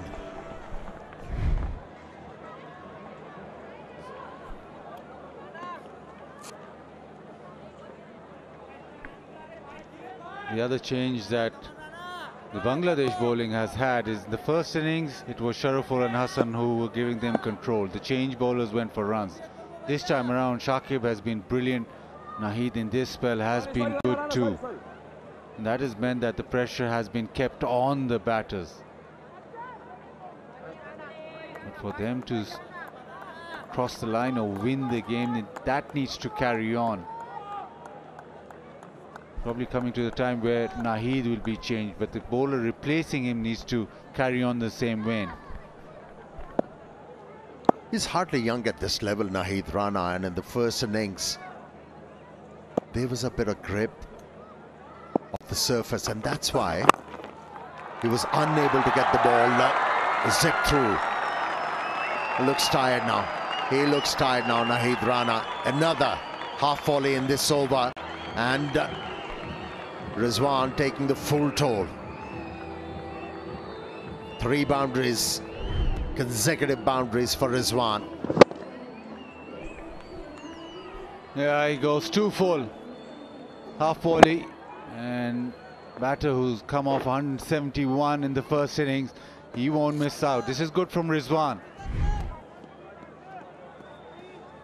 Counter attack, obviously, also getting that lead down, putting that in the mix. But it's good batting from Rizwan, putting pressure back on Bangladesh.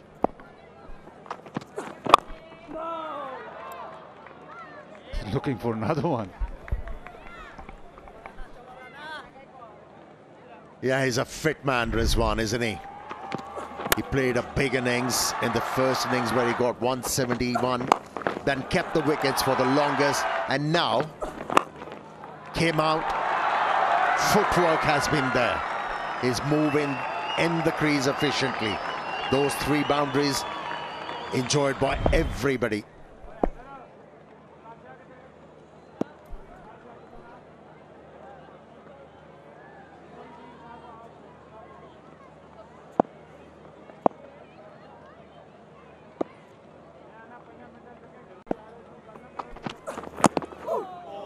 Back of a length. That's the length that's challenging the batters. A good over for Rizwan. 15 off. It's 90 for 4.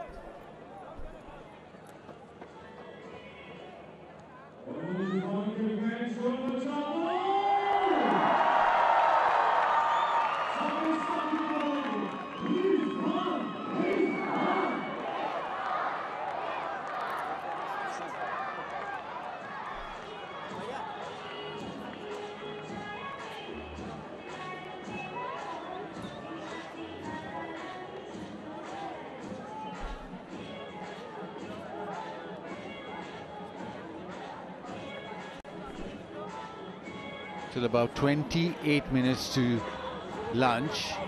Pakistan lost 4. Now Bangladesh would want to take 1 with them before lunch, and that really make this test match even more intriguing. But the way that Rizwan has come out with intent is probably the way to go. With pressure of that lead lessened, you go into the positive and then put runs where then Bangladesh, if it occurs, have to chase them down. But very important for Rizwan to stay out there.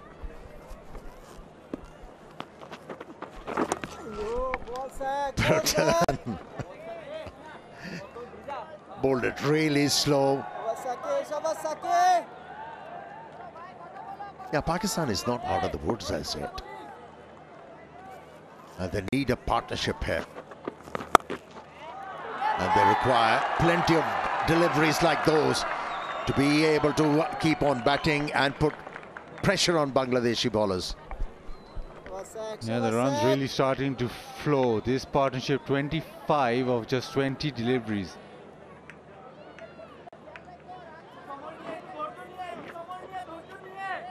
And a little bit of counter-attacking batting, just getting Bangladesh off their lines.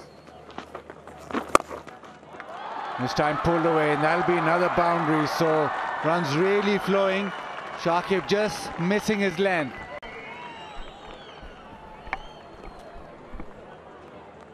Yeah, it's all about picking up the length early. It wasn't that short, but good footwork enabled Abdullah to form that gap and pick up another boundary. That's good counter-attack by both the Pakistani batters.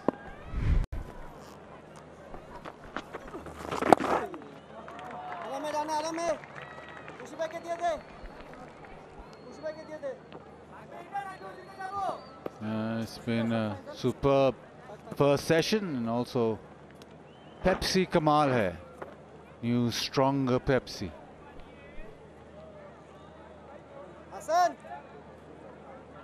The last 10 deliveries, 22 runs. So a concerted effort by both batters to make sure the score gets going. Especially Rizwan, since he's walked out. The partnership is 30 of 23.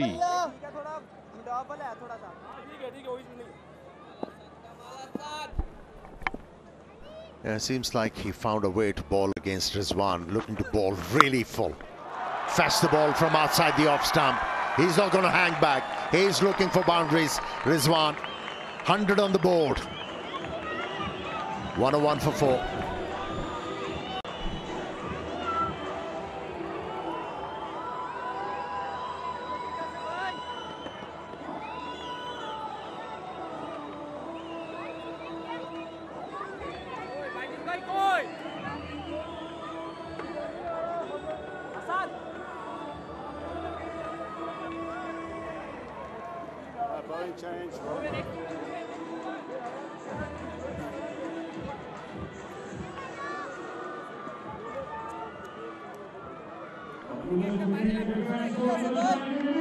Change in bowling as expected. He's with a 6-over spell. Bangladesh have 2 spinners to call on, and they've gone to the off spin of Mehdi Hassan Miraz.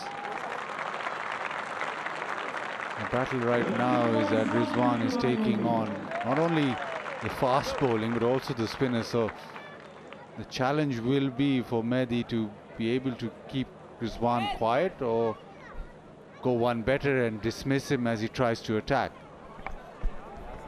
Yeah, Bazid, in the first innings, he felt at home bowling against the left-handers because he was getting some perches. Not a lot of turn for him when he was looking to bowl to the right-handers, and both the right-handers are available for Pakistan out there in the middle. Let's see how he approaches this innings with his bowling tactics.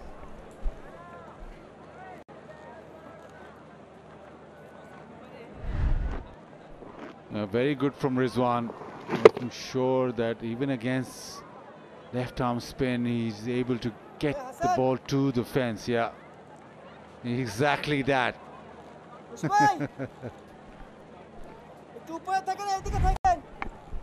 Yeah, last couple of overs yielded quite a few runs for Pakistan, plenty of boundaries, 26 to be precise.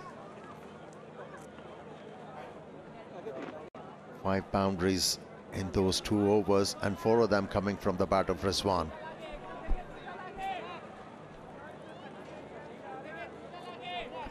And suddenly that released quite a bit of pressure. That hold that the Bangladesh bowlers had on Pakistani batters just been released a little. Now a different challenge, off spin. Good ball.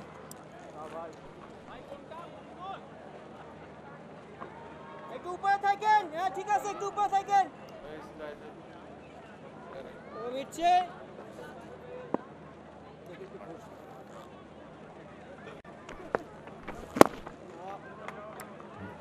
Nicely, comfortably played. Gets a single. The opportunity to rotate strike is present because there are quite a few boundary riders because of the fact that the Pakistani batters, especially Rizwan, has been quite aggressive. That has meant that it's opened up the field to be able to just push it in the gap and get to the other end. Yeah, Abdullah doing the right thing. Recognize that Rizwan is in a belligerent mood. He's farming him the strike. This is good. এটা তোর বল, এখানে একটা ঘুরলে জাকিরের হাতে চলে যাবে।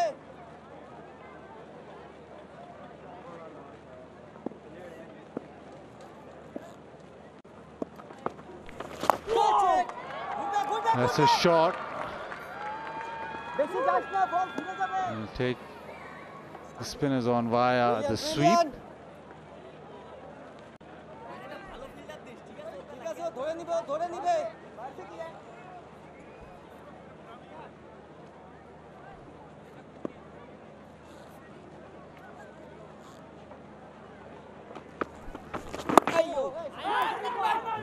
No run there.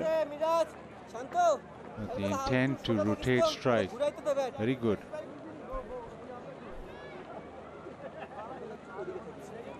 ঠিক আছে।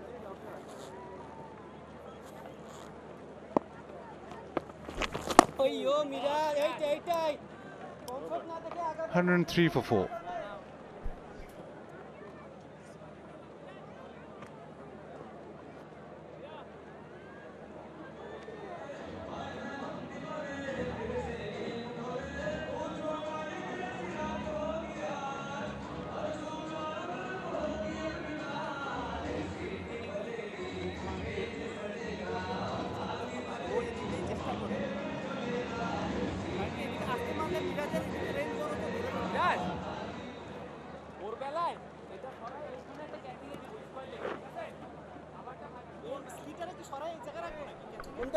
Still Salman Ali Agha to come. Averages 41. For a batter who bats in the lower order, that is terrific. But this partnership very important. Bangladesh will be thinking they can take one before lunch. They're really in the game.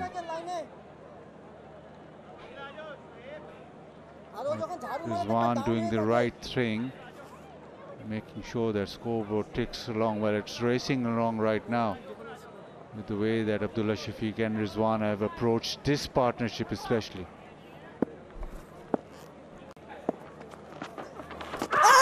A sweep shot. Oh, just maybe going down leg. That's where Rizwan needs to be careful, employing that sweep stroke. It's been aforementioned that Shakib is looking to bowl fuller to him. Yes, he bowled one outside the off stump where Rizwan was able to sweep the ball. Well, they mulled over and in the end decided to refer it.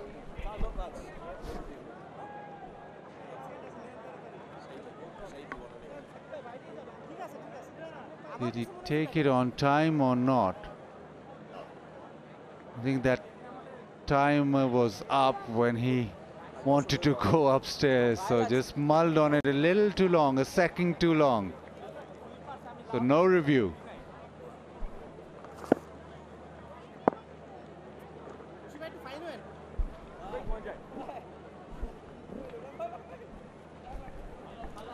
Well, there was no harm in trying their luck. You know, wasted a lot of time to make a decision. What was that? What was that?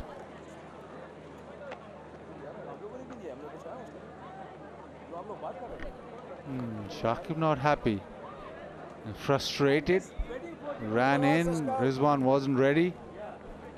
You be ready, pal. Does sometimes get triggered, does Shakib.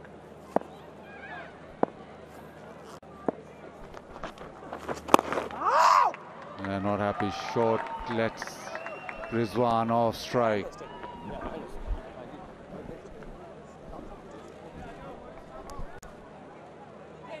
He threw the ball. The umpire should have given it a no ball. Just kidding. A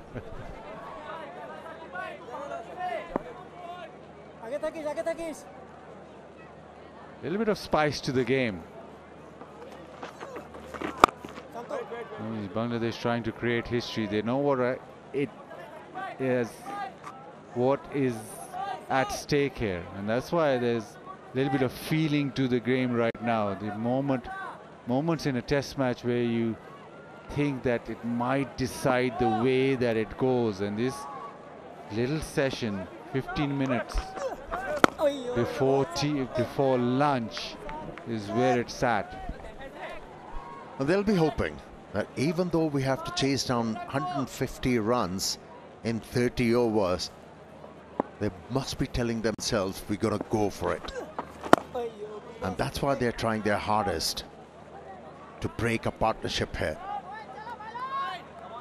Yes, I'm with you. A wicket here will brighten up the chances for them to have a win in a test match against Pakistan, in Pakistan. Abdullah Shafiq tries his luck, and there is that wicket. He tries to hit him down the ground. Shakib with the wicket. What an important wicket this is.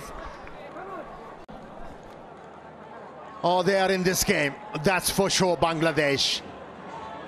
You know, as a batsman, you should have realized that the spinner is only going to get the ball turning away from outside the off stump. He jumped out of the crease on a ball which was pitched outside the off stump. A bit of grip, outside edge, and Shakib has broken through once again.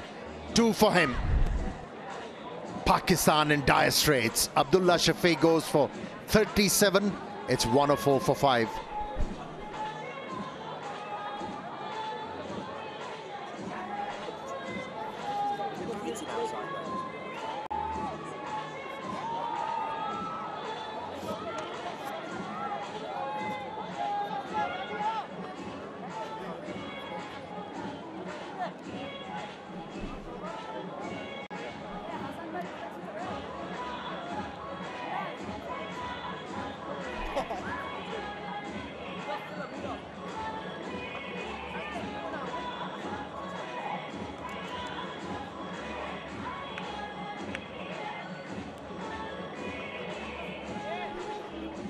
Salman Ali Agha walks in.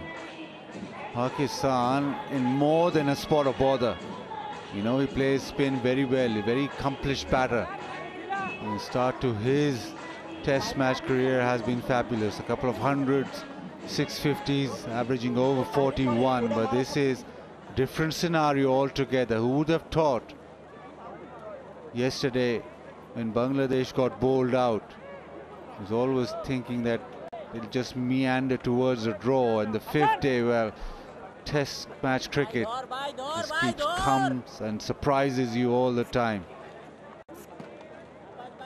It's all go from Bangladesh now, and Shakib Al Hasan picking up that wicket. The sequence in that over, the spice, that little throw back to Rizwan, and then Abdullah Shafiq, maybe just somebody getting under his skin. It wasn't a shot you associate him with in a situation where he's facing left arm spin and the ball just turning slightly. So interesting choice of shot. There'll be a lot of discussion on that, but at the moment it's all Bangladesh. How does Rizwan now play this?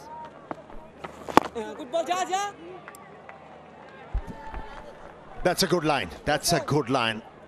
The off spin is looking to ball just outside the off stump. Have a look. It was pushed outside the off stump. A hint of turn there. And that was more than enough to get rid of Abdullah Shafiq. Comfortably taken by Shadman. Yeah, and you look at the shot, and that shot looks very ugly because he's so far away from the ball. But there was definitely something happening through the over. That first ball, the DRS, which they were late on. Asia taken, another one, straight away. That is a brilliant catch at first slip. Shadman Islam takes the catch. Bangladesh is driving forward. What a catch. And what bowling from the off spinner. The first ball he bowled, it was a slider. Salman Ali Agha was looking for a turn, wasn't there. Enough deviation to take the edge of the bat. First ball duck. Oh, that was brilliant bowling and brilliant fielding combined to get rid of Salman Ali Agha, and they are riding this game now. The Bangladeshis, they know it. First ball duck, brilliant catch. Pakistan 105 for 6.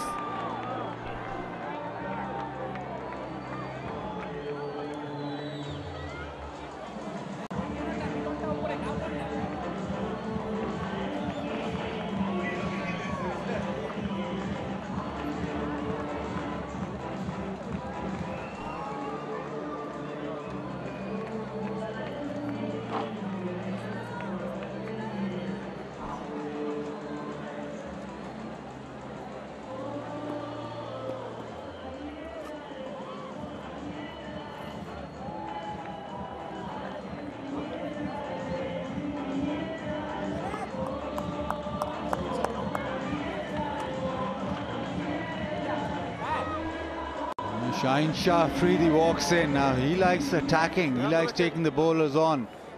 Pakistan 105 for 6. This will be a test for him, test for Pakistan right now, because Bangladesh right on top. 5 wickets in this session. Still 10 minutes to go. Round the wicket. Mehdi will target that front pad. A slip and a gully. Oh, he has to deliver with the bat, doesn't he? This is an arduous situation for Pakistan. Lost 6 frontline batters. And the complexion of the game has changed. You could certainly spot that spring in the feet of Bangladeshi fielders and the bowlers. Positivity there. And the spinners into the game. Shakib Al Hasan last over gets a wicket. Back-to-back wickets for Bangladesh, and suddenly everything changes. It was a good little partnership. It looked as if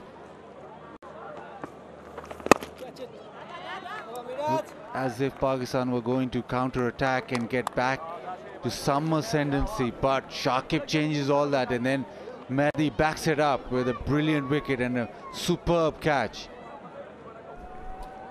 Yeah, I like the approach of the off-spinner. Is not afraid to toss the ball up to Shaheen Shah Afridi, asking him to go for it. Successful over. Mehdi and Miraj was able to dismiss Salman Ali Agha for naught. It's 1 of 5 for 6.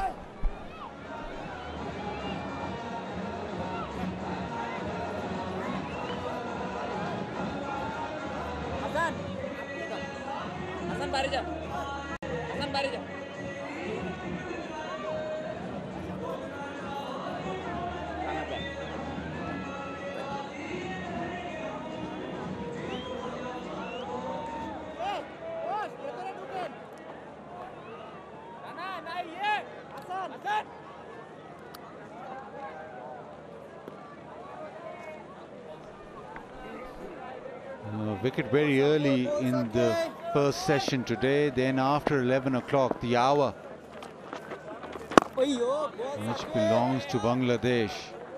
And Shakib in his element. They're up for the fight, we know that. A lot of chatter.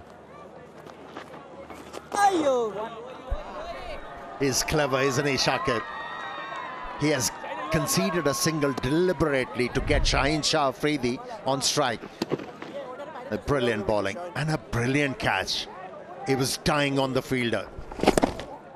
It's gone low. It's very difficult with the spinner on to be able to dive towards your left, and that too, and the ball's kept so low. It's a brilliant catch, and it is those back-to-back wickets that really hurt the opposition.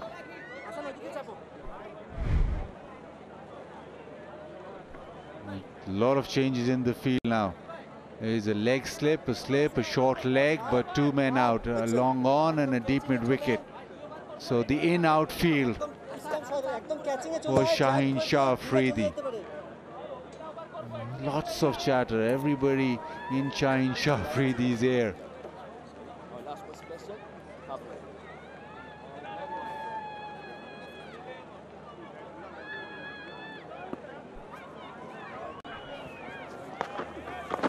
Goes back, there's a huge appeal at ball's turn. Kettleborough says not out. Is there going to be a DRS? Shakib just looks around. Extra bounce, a bit of spin for Shakib on that occasion. And he has taken a review.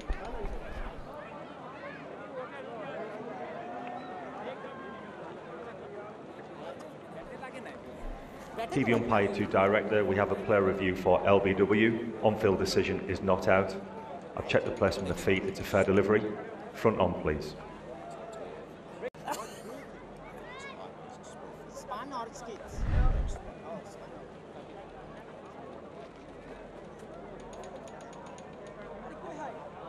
Okay, ball is close to the bat. Can we confirm with Ultra Edge, please?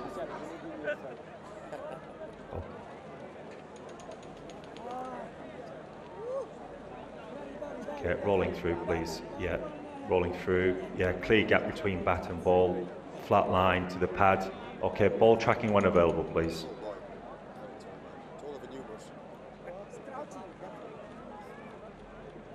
Original decision is not out. Pitching outside off, impact in line, and it's missing the wickets, Richard. So stay with your original decision of not out. The bounce saves on screen. Shaheen Shah Afridi. It's a good decision from Richard Kettleborough. It's all about the bounce. Shakib was adamant that that was hitting, but yes, there was turn, but it was also accompanied with bounce. Yeah, although they have lost a review here, but it was worth a try. There was no harm in it. They would like to wrap up this game as quickly as possible. And I think Rizwan has to show game awareness. Doesn't have a very good defensive technique when you talk about Shaheen Shah Afridi. He should keep himself on strike most of the times.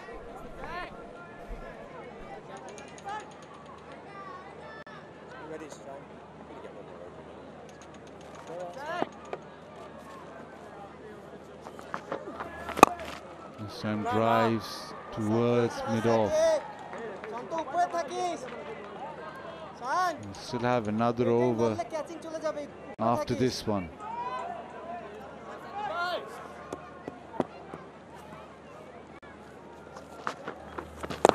Oh, sharp turn. Testing over from Shakib, 106 for 6.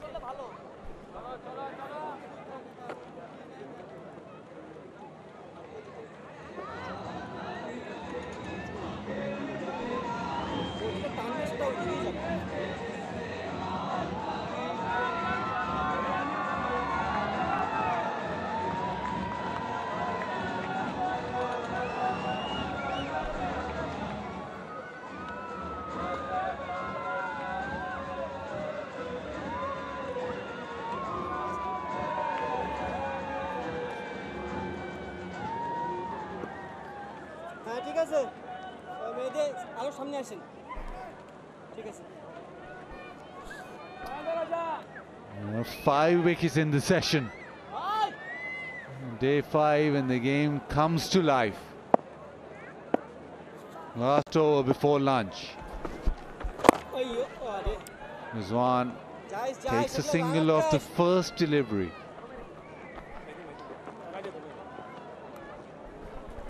Yeah, at the start of 5th day of this test match, only 19 wickets had fallen. And today, 5 already. What a turnaround.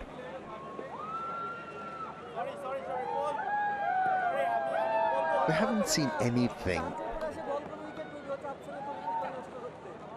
extraordinary to this batsman. It's just poor shot selection, in my opinion. Turns it away. Shafidi gets a single. Maybe 4 deliveries remaining till lunch. Maybe it's time for Rizwan just to take it on himself to get Pakistan to lunch.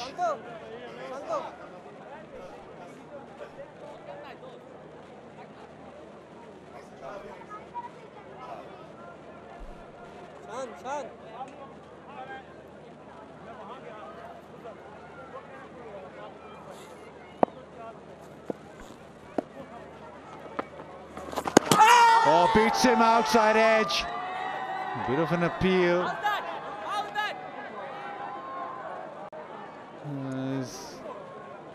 An appeal for a stumping. Das not looking very confident, not convinced. This is indeed a very threatening line. Even on a pitch like this, if there is a slight turn for the spinner, it will be a problem. TV umpire to direct the ball this. sliding we have an on. umpire review Can do for this. something. I've checked the placement of the feet. It's a fair delivery. Side on angle, please.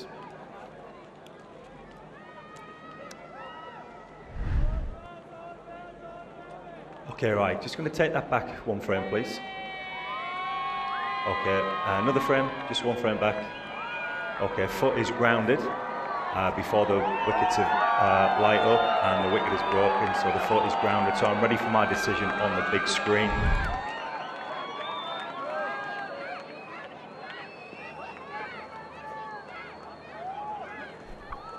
No, not out. Das never was convinced, but it's good bowling from Mehdi. Just outside off stump. One turns, one doesn't. Got the wicket of Salman Ali Agha in the same way that one just carried on, but the starting line is brilliant, just outside off. Exactly there. A couple of deliveries to lunch now. There's one who's been ultra positive. Well, he's lost a couple of partners now. He has to make sure that he bats with the tail. Beauty. Yeah, he's realized and the bowler is attacking just outside the off stump. Now he's looking to move outside the line of the delivery to be able to play the ball on the onside. Last delivery before lunch. Oh, a bit of turn. Yeah, wonderful session for Bangladesh. Picking up 5 wickets and the spinners in the game. Couple of wickets for Shakib. It was all started by the opening bowlers who tested Pakistan throughout, but Bangladesh, well, with the session, have given themselves a chance to create history. Shakib has been impressive with his spell. A lot of discussion, a lot of chatter, and all the pressure being exerted back on Pakistan. That camp will be well happy. It's been absorbing cricket, and it's been brilliant from Bangladesh. And out of 6 wickets, 3 were picked up by the spinners.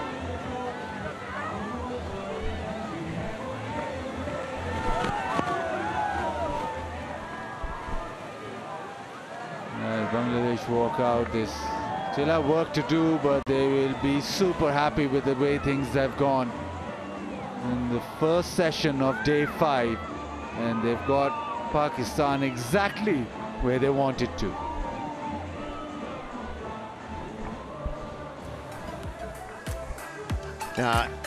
It has been a struggle for the Pakistani batters. Yes, Abdullah Shafiq put a bit of resistance. Other than that, it has been sorry state. Every bowler has been able to sustain pressure. Sharaful and Hassan again very impressive with the new ball. Shakib with a couple of wickets. Nahid Rana with an impressive spell of high pace, got a wicket. Mehdi Hassan comes in and he provides you with a wicket. So that has meant that it's been a session totally dominated by Bangladesh. Pakistan started off with Shan Masood, cut shot, and then that edge through to the keeper. It was very consistent bowling by Hassan Mahmood and Sharaful. Sharaful then got the edge, and that was a huge moment. A drop catch just allowed Babar Azam to get into his innings. Got the ball to the fence behind point. The bouncer caused a little bit of problems for Abdullah Shafiq. A short ball punished, but then a huge wicket for Nahid Rana, is missing Babar Azam. A loose cover drive for once. Out Shakil just walked past one, it didn't spin. And then Rizwan came in and he started to counter-attack. Boundaries started to flow. And suddenly you thought that Pakistan were going to just ease their way in front. But after this boundary, there was Abdullah Shafiq trying to launch one down the ground. In the end, looked ugly. And a huge wicket. Salman Ali Agha comes in and the ball goes straight on, and a magnificent catch. At the end of the first session, it means that Bangladesh need 4 more wickets. Pakistan 108 for 6.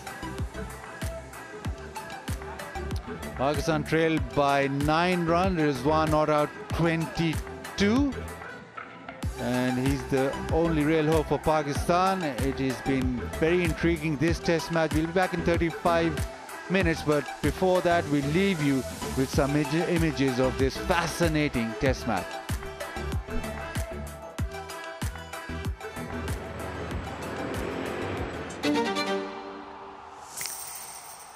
Hello and welcome from Rawalpindi Cricket Stadium.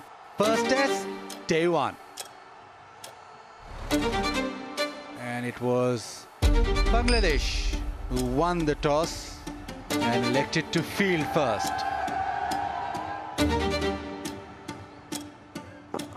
In the air, and what a catch that is! What a catch at gully. A beautiful delivery. Is there an inside edge? Huge appeal. Sharaful Islam is totally convinced. Bangladesh with their second wicket. Shan Masood, he's furious. He thinks he missed that, and just the ball clipping the pad. There was a sound and the finger goes up as well. Bangladesh, well, they can celebrate because they picked up the really big wicket of Babar Azam. Nicely played, nicely timed, and that'll get him his first test match, which is... So that's it for day one. Honours for me are shared by the both sides. It is day 2 of this first test match, and day 1 saw plenty of action. Launches it, yes he does. He hits it over and gets to a century. Very impressive innings. And he gets there, South Shakil. What an innings from him. Well, there comes the signal from the dressing room. Pakistan have declared at 448 for 6. That is what you expect with Naseem Shah. Shan Masood will be happy with the day's play. Made sure that it is been Pakistan's day. Pakistan versus Bangladesh Test Series, the first test, and we are into day 3 at the Rawalpindi Cricket Stadium. Gone! What a take by Mohammad Rizwan! Bring up his 50, it's his third 50 in Test career. He'll raise the bat. Beautiful delivery, knocks him over. Oh, pulled him! Gets to his 17th test match 50. That will be that. That's the end of the day's play. And it's ended rather nicely for Bangladesh. Welcome to the Rawalpindi Cricket Stadium once again on day 4. Classy century for Mushfiqan. Look what it means to him. Edged and gone. And a new celebration for Shaheen Shah Afridi. Bangladesh innings has been wrapped up. That's on. Well, this contest continues tomorrow. Yeah, hello and welcome once again for the final time in the first test match. Edge, oh, dropped. Oh, he's got it! He's got it! Oh, he's gone! He's walked right through that.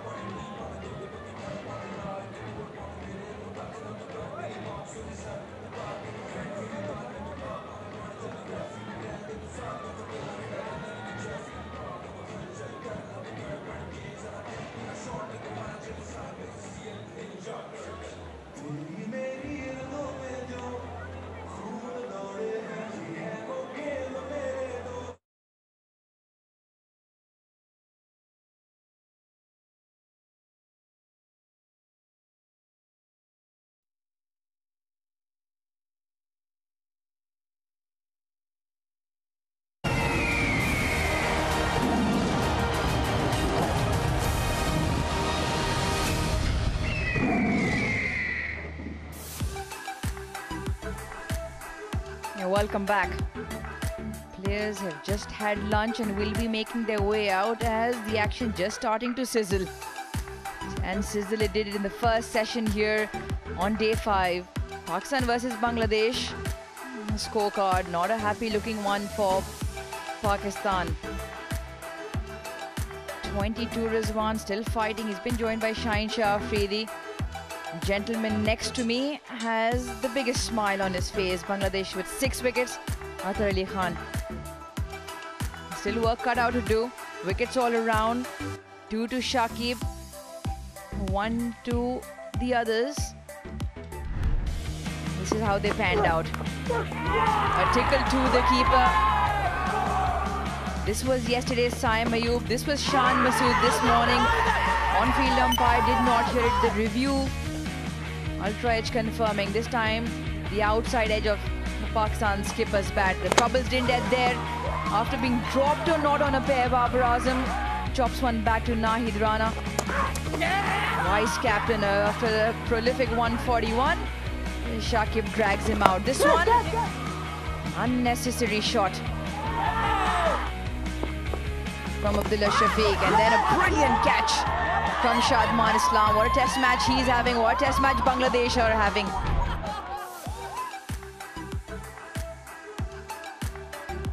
That was carnage. Absolute mayhem here in the middle. Look at the space and time. 11:06, 11:15, 11:45, 11:48.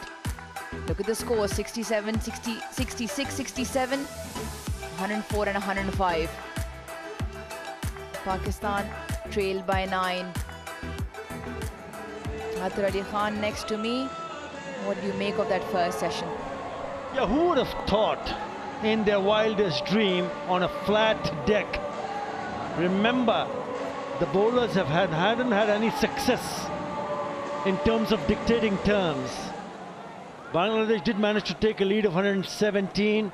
They lost 2 wickets, Pakistan, yesterday. They were 23 for 1 when they came on to bat. And in no time, this test match has turned on its head. Thanks to the Bangladesh bowlers who had their belief and the will to go and do something special. And out of the 5 wickets that has fallen today in the first session, 3 belongs to the spinners, 2 to Shakib Al Hasan. What a show, which also gives them a great opportunity to create history. They have never won a test match against Pakistan. They came mighty close in that test in Multan in the year 2003. But this is a different test match. And they have been dictating terms with the bat initially.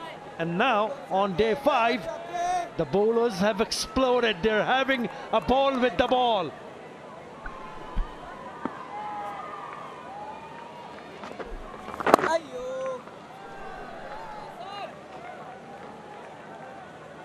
We're at that moment in the test match where every ball is now an event. You said Athar Ali Khan, who would have thought? Well, apart from the Bangladesh contingent, I don't think anybody else would have thought. They've believed and they've delivered. Bangladesh captain at the toss said, in fact, prior to this test match, said, we're here to do something special. Records are meant to be broken. And they're in with a hunt. They're in with the chance. They need 4 more wickets. Pakistan still trail by 8. More importantly, there is still plenty of time left in the day. Plenty of things to look forward to for Bangladesh.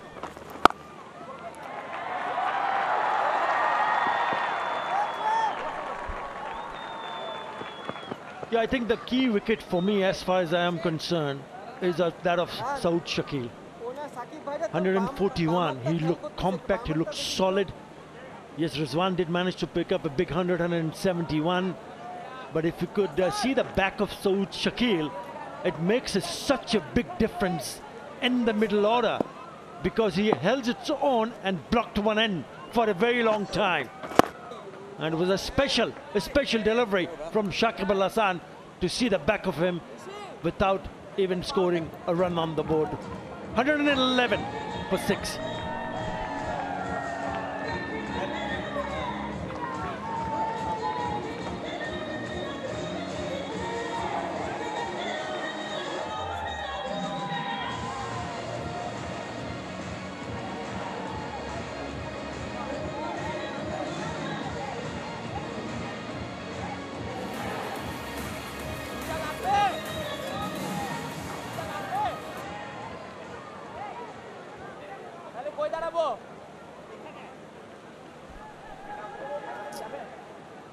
Well, if you're one for superstitions, have a look at that scorecard. It is 1-1-1 for 6. Another wicket. Well, the entire Bangladeshi said, yes, please. Pakistan, well, they wouldn't want any more in that wickets column. Testing times, captains making sure the field is said there is a man deep backward square, because Shaheen Shah Afridi has that knack of playing the big shot. Does he have the temperament or the patience? So far, so good. Yeah, talking about those big shots, what was Abdullah Shafiq thinking? I don't think he was thinking at all.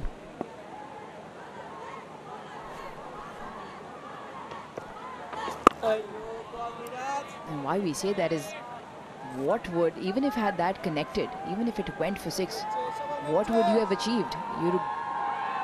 You're at that position in the game where you don't even want to give an outside chance. Oh, that's kept low and that's kept straight. That's another one. Oh, Bangladesh, you are on the verge of history. Another one bites the dust. That's what they were thinking about. because the cracks have started to open on day 5 on the surface. Look how low that is, literally unplayable. It is important to bowl on stumps. If you miss it, you're in business. It's the second over after lunch, and Madison Mirage has picked up his second. He goes for 2. Pakistan in all sorts of trouble. It's 1-1-1 for 7.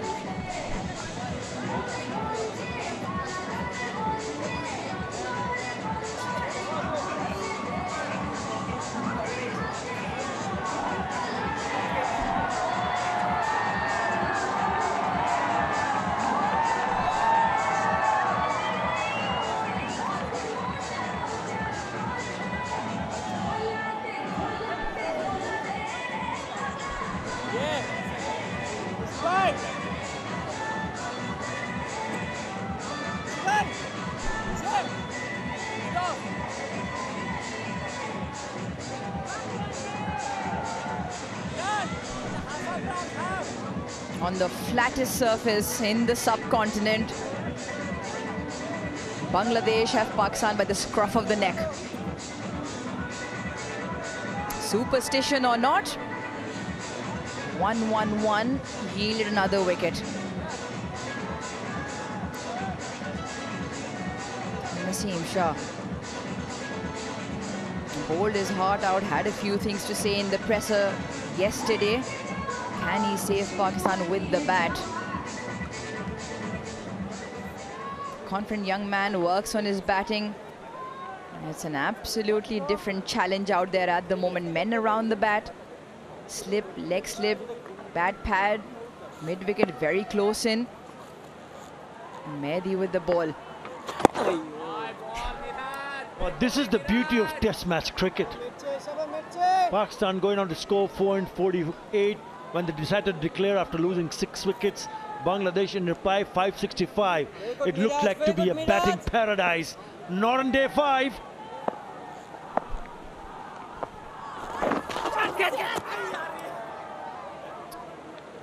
Where's that bounce from?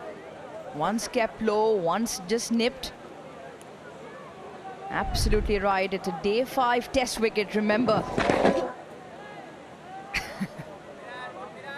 It's all happening. Well, that's what you would be expecting on day 5. You would want to see the wear and tear. You would want to see unplayable deliveries, especially on day 5. And that's what it's providing. It's the edge of the seat kind of stuff here. Another wicket taken over comes to an end. Nelson does the trick for Bangladesh. 1-1-1 for 7.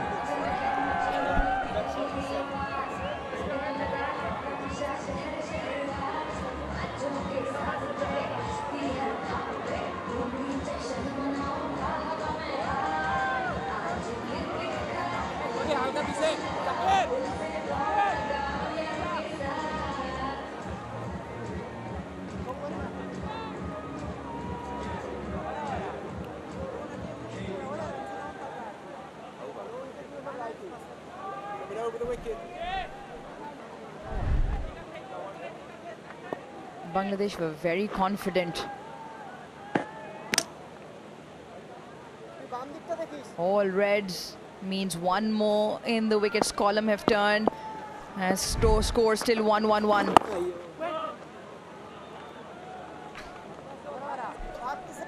Something interesting when I walked across in the morning on day 5, I came across Mushtaq Ahmed, who was working out with the spinners. And straight away I popped a question to him. And I said that it has been very flat, it has been very good for batting. Can we expect something different on the surface?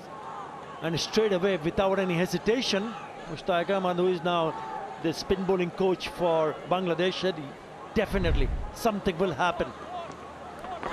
Look at that. Unexpected.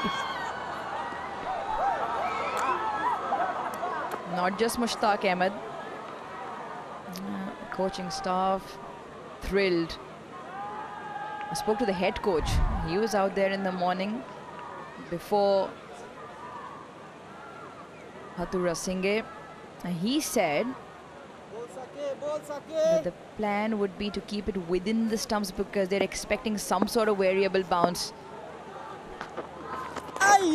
He said they were expecting that the odd one keeps low. Mushtaq Ahmed, like you said, was expecting something to bite, something to give on this on day 5.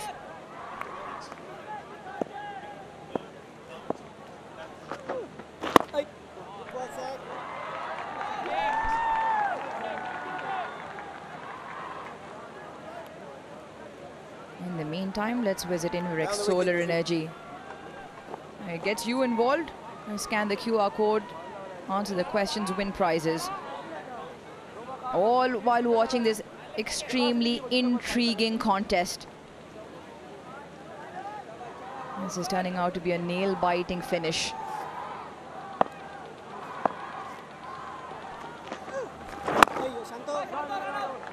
Yeah, in the previous over, it was not the wicket-taking delivery which kept low, but have a look at this. Look at that bounce, look at that turn. It just exploded from the surface. That's the problems that Bangladesh, or rather Pakistan, will be looking to handle. Another good over. 112 for 7.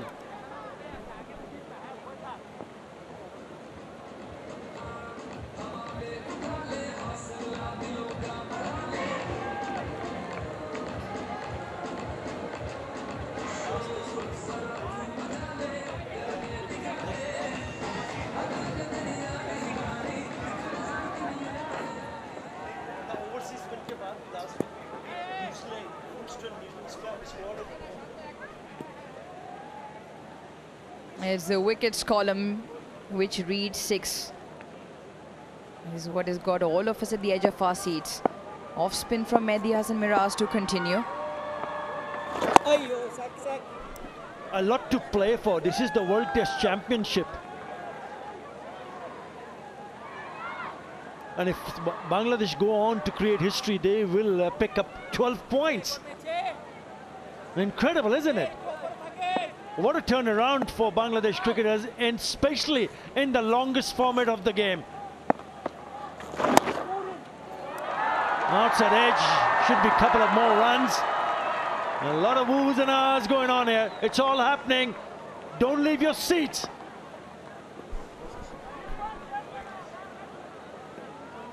World Test Championship, for a win you get 12 points. Bangladesh, and they will go into number 7 spot with 24. Remember, England's already been docked points for over 8, hoping Bangladesh or Pakistan don't pick up any on that column. But what a win this is going to be, if it is for Bangladesh. Yeah, one step at a time. I know they're really low down on that list, but this win, if it happens, will certainly give them so much confidence to go on for the second test match, and that also on the same venue. Yeah, Najmul Hassan Shanto said one step at a time. We're not looking that far ahead. Absolutely right. You've got it in the broader scheme of things. One's kept low. One has his own mind.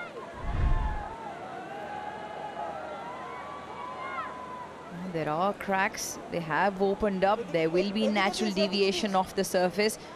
There will be the odd one that does that. Keeps low. One kicks off. Pakistan now trailed by 1. Mid-on on the boundary.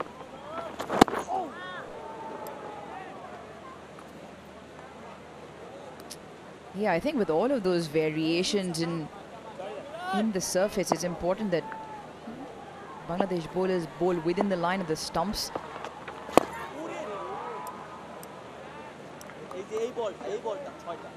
So overdone, 40 overs bowled is 116 for 7.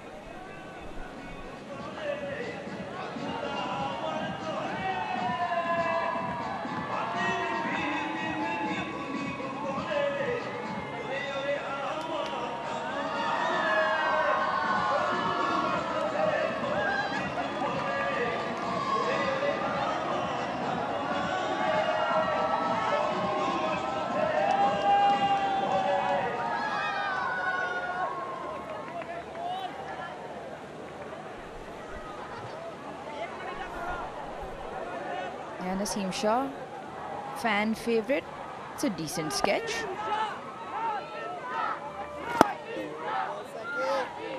Yeah, they'll be hoping and expecting Naseem Shah to do something special with the bat. Can he hang around with Mohammad Rizwan is the big question. Even for Mohammad Rizwan, how does he go from here on? Well, he's been pretty aggressive, 26 of 35. But it's all about being a little bit more defensive now, because you need to try to put on as many runs as possible. Still 1 run behind.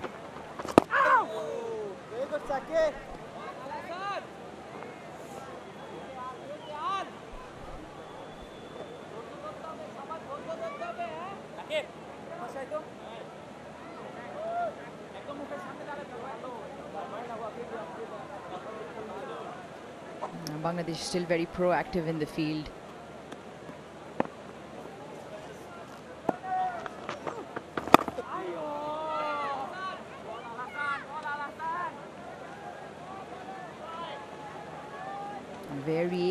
Variations in his pace as well. 91 fired in that one from Shakib.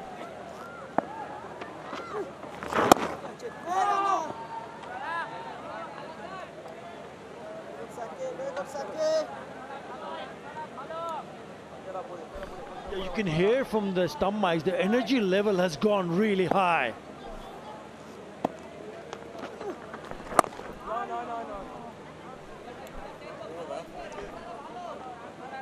116 for 7.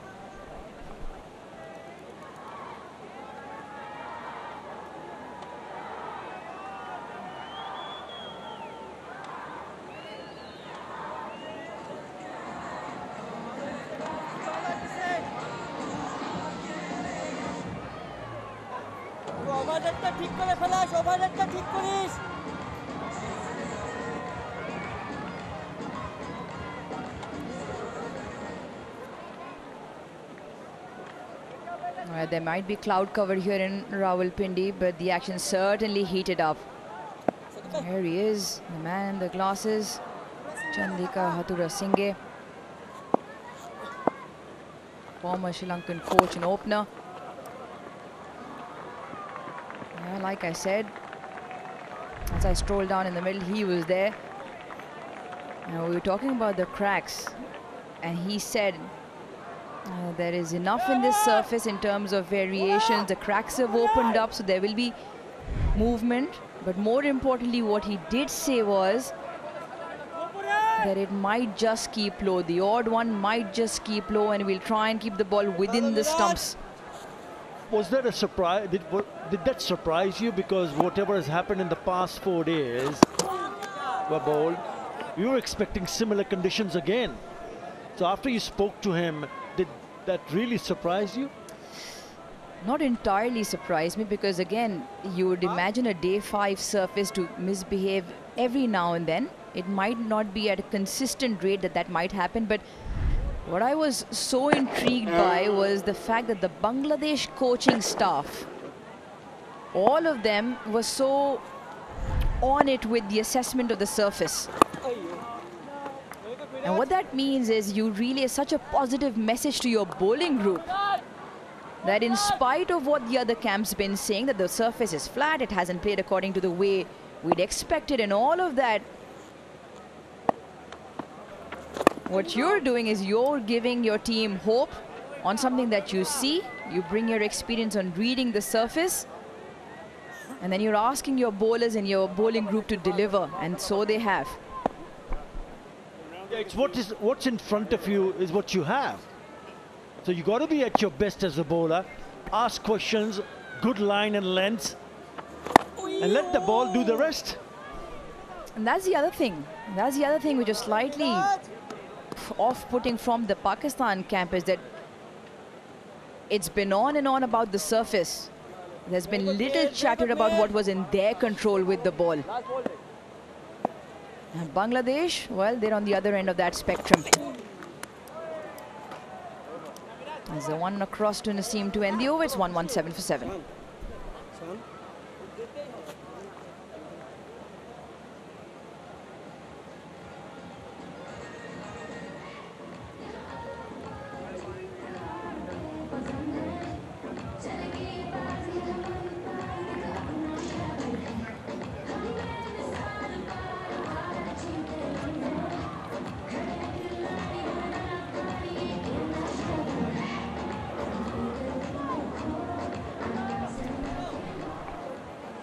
the happier of the two greens. Bangladesh has scores a level. Shakib Al Hasan will continue. He's picked up a couple of wickets, had one in the first innings as well.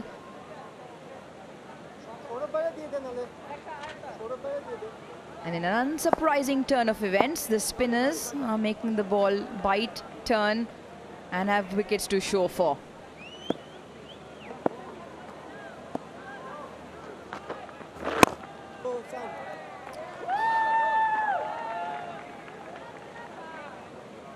Well, there are certain dreams around this stadium at the moment.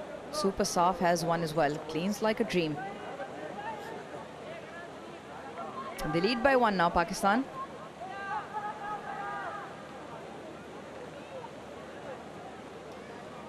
Athar Ali Khan, 16 wickets to the Pacers, 7 to the spinners, and 4 important wickets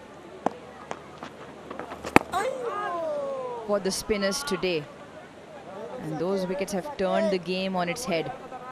4 out of the 6 wickets today on day 5 of a test surface to spin.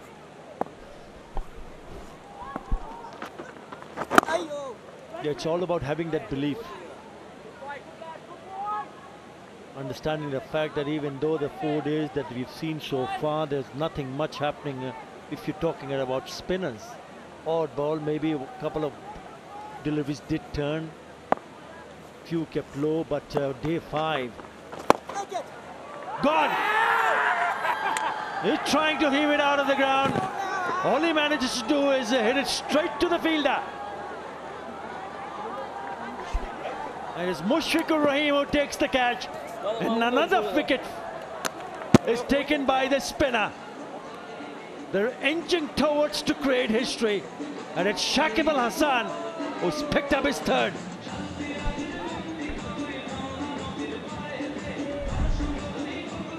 This is special stuff from Bangladesh. Not quite special from Naseem Shah. Pressure's got into him. Has into Bangladesh. Shakib Al Hasan has 3. Bangladesh have 8. They're looking for 2 more. He goes back for 3. It's 118 for 8.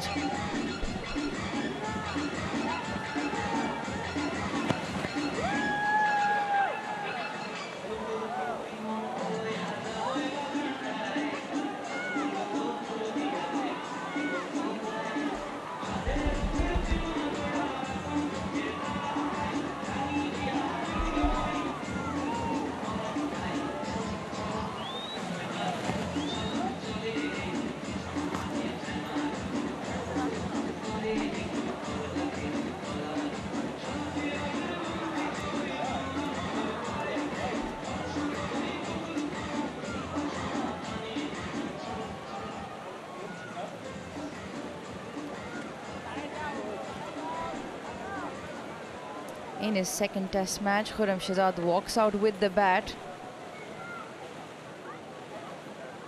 in an aim and in a hope to save Pakistan this test match. There will be a record one way or the other. Pakistan draw this test match. Always a chance that can happen. It'll be the 5th test match at home that they will draw. An unwanted record there. The youngster's got his work cut out. Yeah, plenty of men around the bat. 4 of them, including the keeper, 5. Something about game awareness that baffles me here, Athar Ali Khan. I'll come back to you on that in the next over.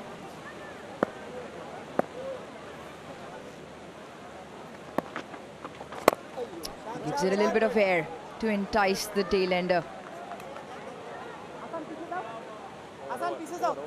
118 for 8.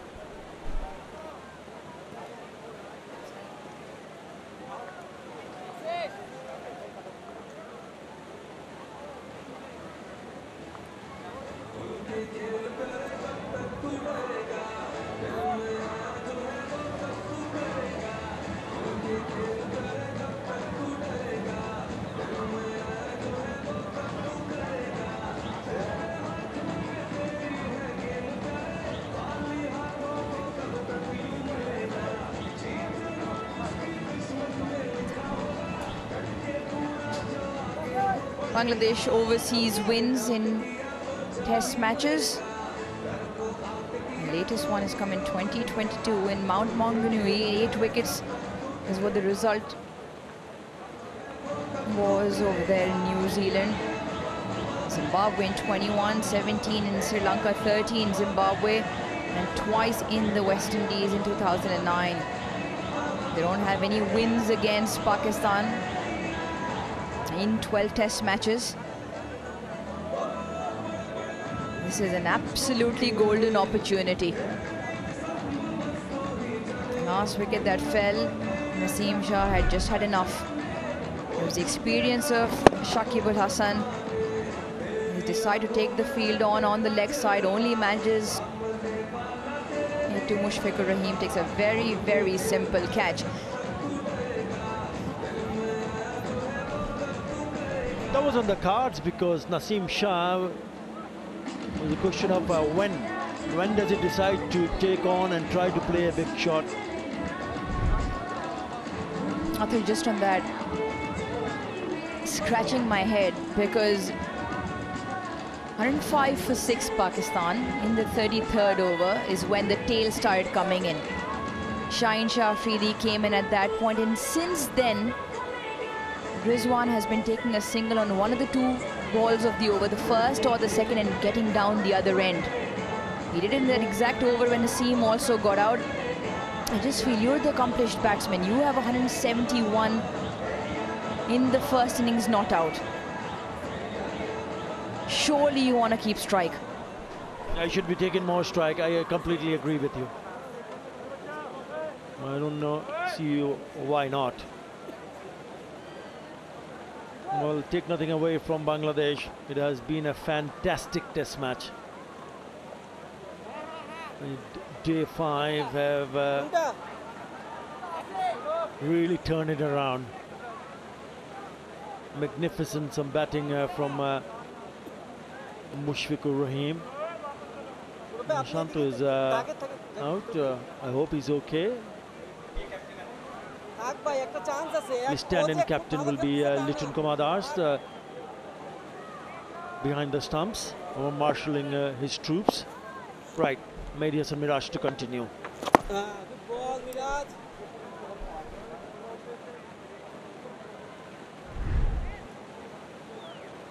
Yeah, just there where he's probably just brazed his hand onto the practice surface. Oh, big turner, he's left it. Has come back in sharply. They'll have a discussion, there will be a grouping.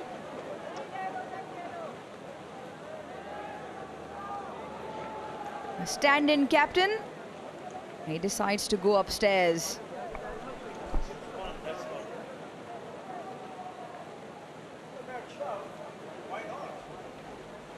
TV umpire to director, we have a player review for LBW.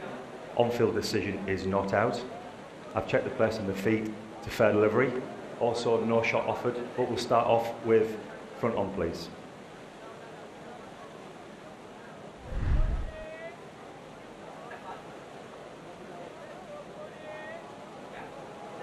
Okay, no shot offered, so we can move straight through to ball tracking when available, please.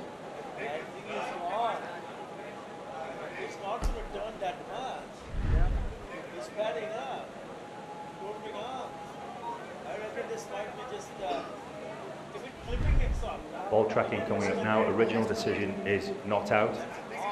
Impact is no shot. Wickets is umpire's call, Adrian. So stay with your original decision of not out. I'll let you know when you're on screen. You're on screen, Adrian. Signal now. Oh, wow.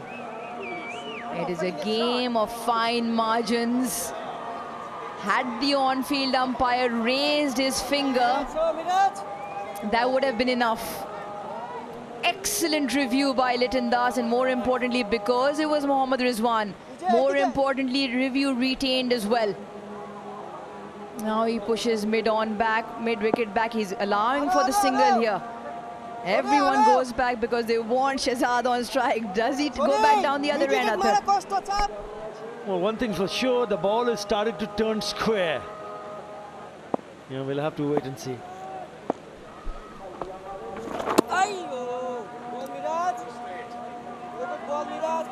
And then one goes on straight. It puts so much doubt on the batter's mind when you see the bowler doing that.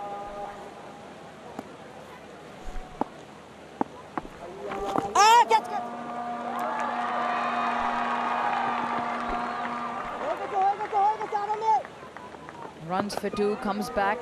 Still a couple of deliveries in the over.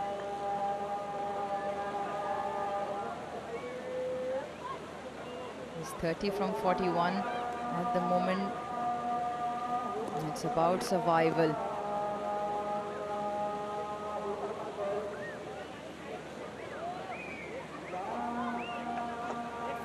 It's also about the runs.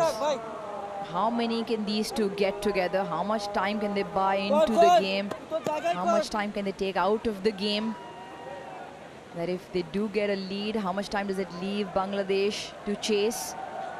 You want to take time out of the game, Pakistan. That's what they're probably looking to do. Yeah, time and runs. Reverses again, this one in better control.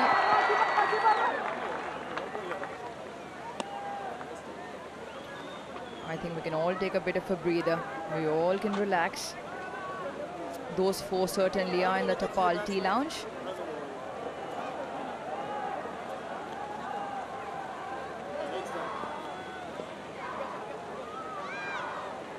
Yeah, Khurram Shahzad to face one of Mehdi Hasan Miraz. You'll probably see a lot of fielders moving around. Fine's gone to deep backward square. Mid wickets come up.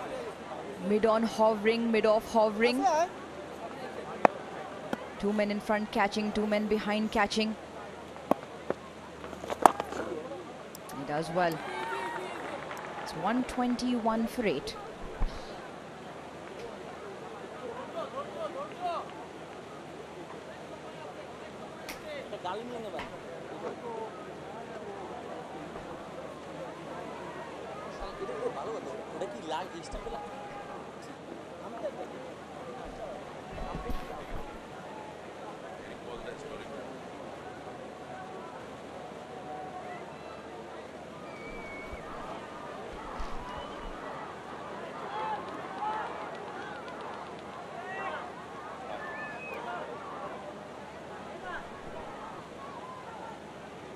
Yeah, it's just been a roller coaster ride from where they started off and where they are at the moment.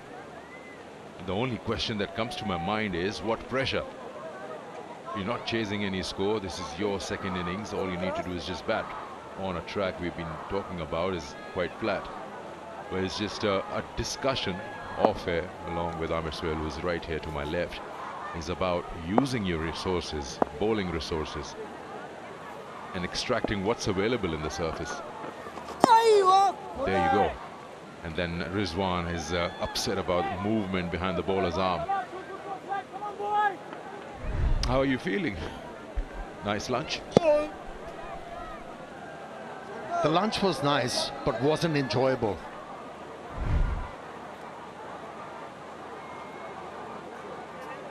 Everywhere is quite somber because Pakistan is in a dire strait.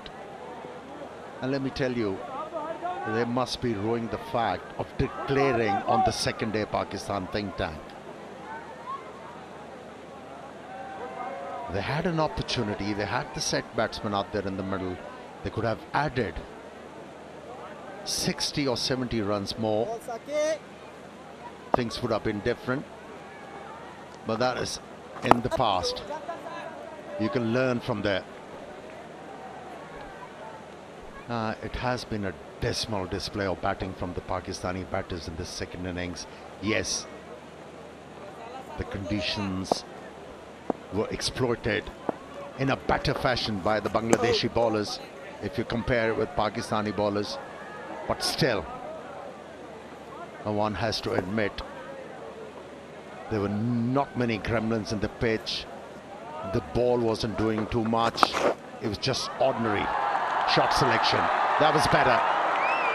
Signature sweep shot by Rizwan for a boundary. There is a love affair of wicket keepers and sweep shots. It's connected that properly. 13th boundary in this innings for Pakistan.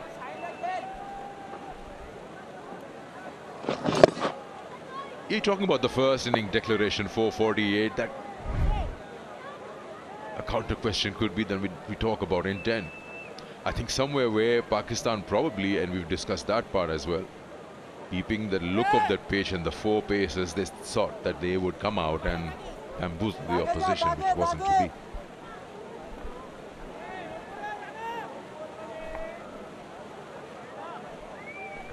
It's not all about reading the surface where you're going to battle it out. It's for me, the most important thing is knowing your resources and how they could be utilized. He's looking for boundaries, and this is the right approach.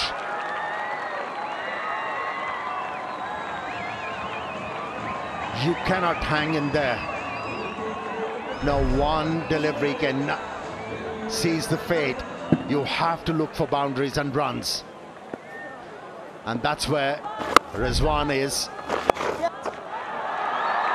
making the difference. Another one into the gap. And he keeps the strike. This is the way to go. It's 130 for 8.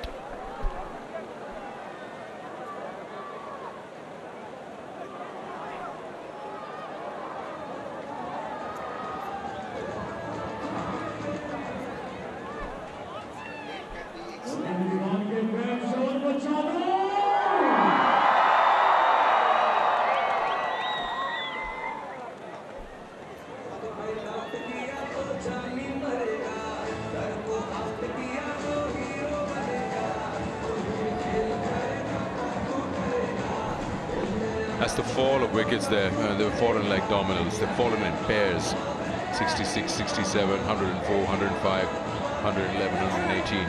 So when you lose 2 batters, you're obviously staring down the barrel.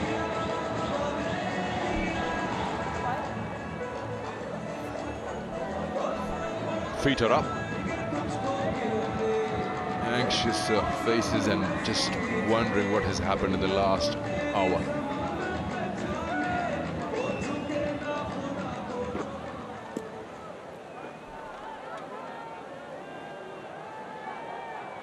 Mehdi will continue. He's getting some strange bounce out of the surface. He's getting the ball to turn as well.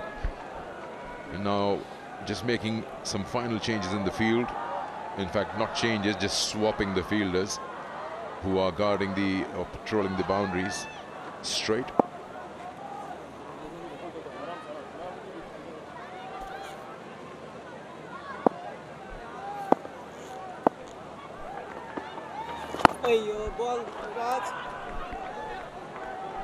Probably it's time for Bangladeshi captain to make a call. He's got a speedster in his lineup, number 10 batsman out there in the middle, and Rizwan looking very comfortable against the spinners. For me, the change is inevitable.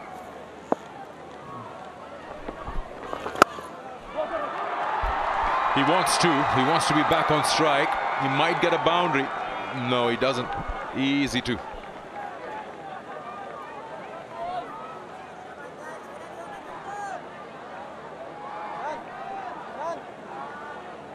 Now you can charge your mobile phones or tablets through Invertex Solar Energy while watching the match.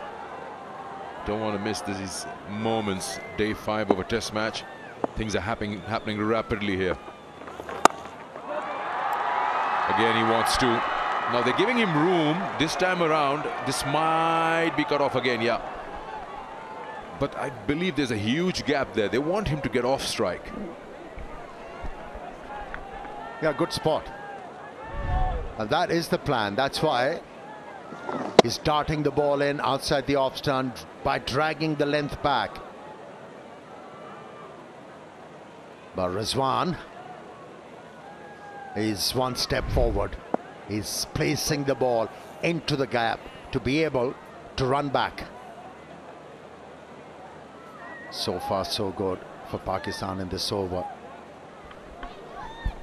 So important for number 6, number 7 to know how to bat with the tail.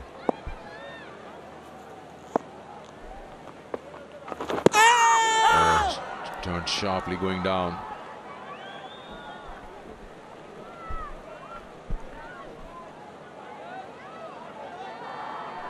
He's bowled really well. Mehdi Hasan Miraj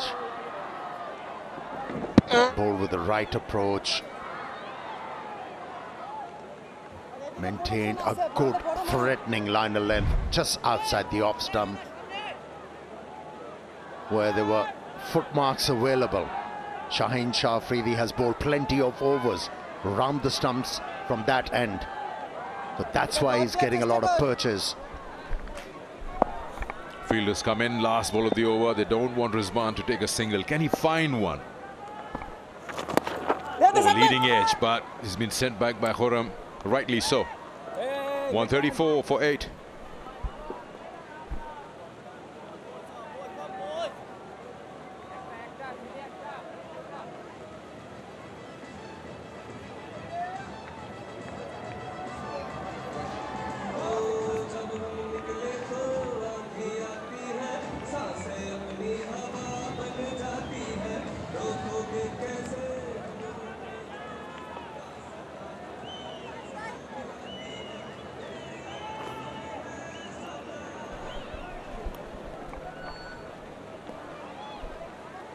Happy Bangladesh fans here at the Rawalpindi Stadium. They're lucky enough to be here and in all probability to witness history. Test match win. They've had a good run earlier. They've beaten New Zealand at home, well, in their home.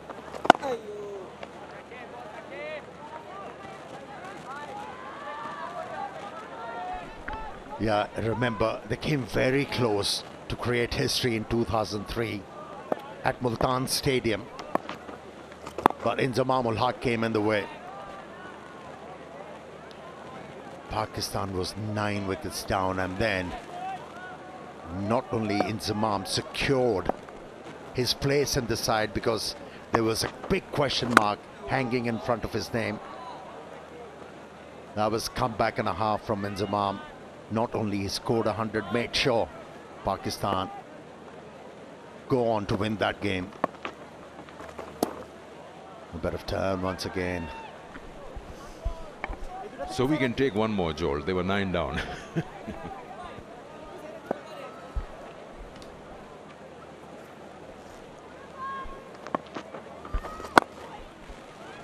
I remember there was edge of the seat action for a long time. Quite a few appeals. There was no DRS back then, I think. I don't think so. Are you suggesting something? No. I'm just no, I'm not suggesting anything. I will come back to that at the end of the over. It's 134 for 8.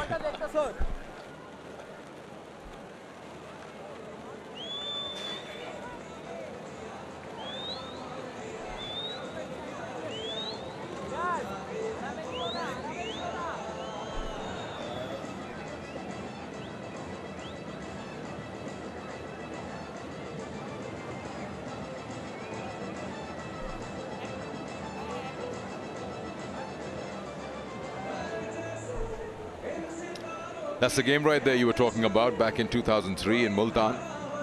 And that's Inzamam's knock, 138 not out. A marathon knock. Pakistan won that game by 1 wicket with the heart in their mouth.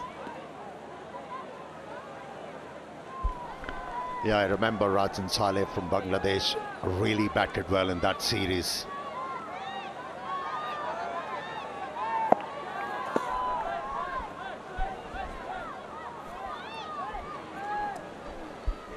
Slight change of mind at the last moment. He's decided to come round the wicket now to Mohammad Rizwan.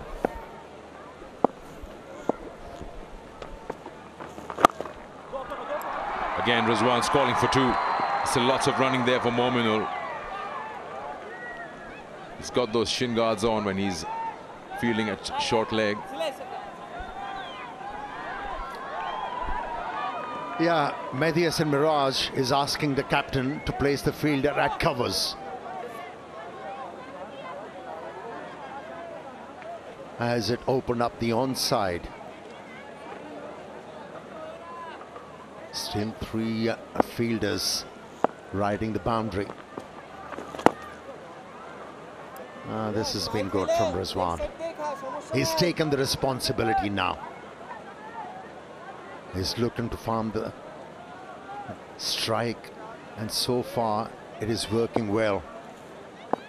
Partnership of 18.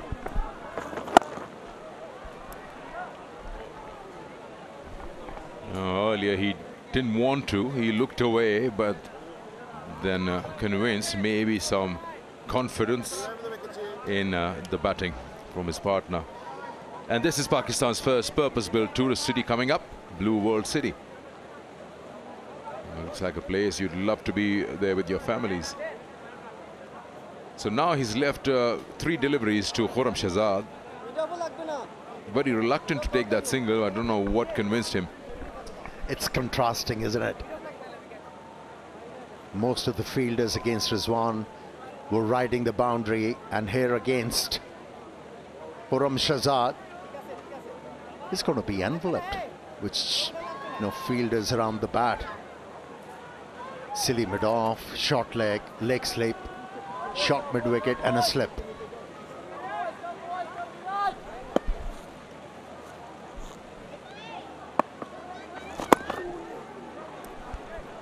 Got 6 men around the bat, including the keeper.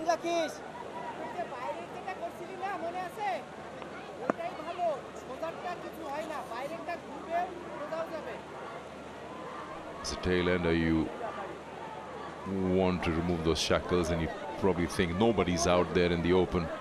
Let me just explore some flashy stroke.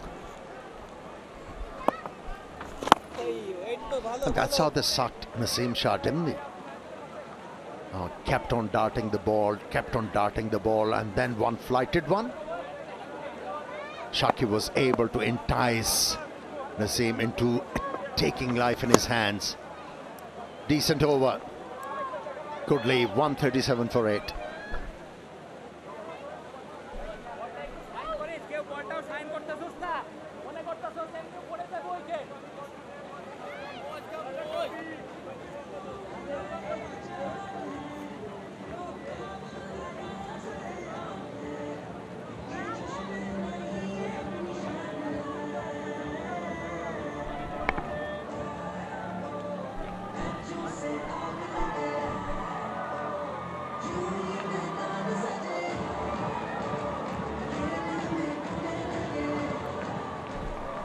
Happy to be on television, on the big screen. Young kids, some of them maybe future, will be sitting in that dressing room. Hopefully not in that fashion. Yeah, contrasting. In the stands, they are still cheerful, making a lot of noise. Here in the dressing room, all somber and pensive. Good to see Shan Masood having a smile on his face, even the situation is dire. You know, just looking at the dressing room reminds me of that line I heard on television somewhere, that the first way in solving any problem is recognizing there is one.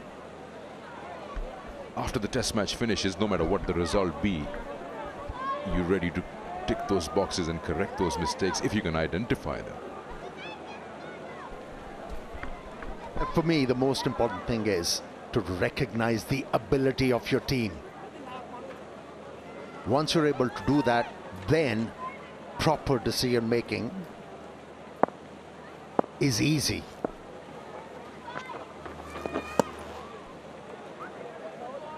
Without knowing the ability of your players, you cannot move forward. You'll be stagnant.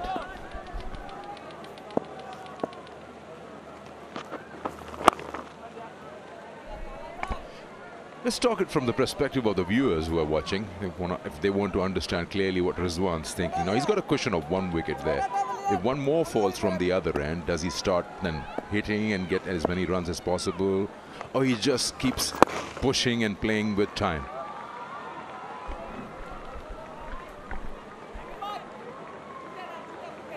From last 4 overs, he has adjusted his approach towards the game. He's looking for runs. He's looking to keep the strike. and he's not exposing his partners as frequently as he did when he was batting along Shaheen Shah Afridi and Naseem Shah. 48 is the individual score. Won't be too long till Shanto brings in Nahid. It's about time, I suppose, especially for Khurram Shehzad.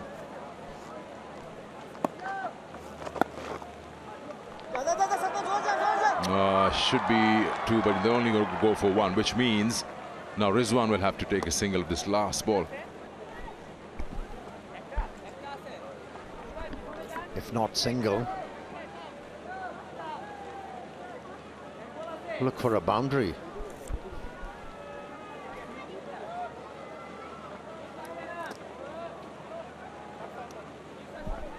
Yeah, a few changes. How do we stop that single, and how do you stop Rizwan from keeping strike? He's on 48, but that landmark, I'm pretty sure, will be irrelevant to him at the moment.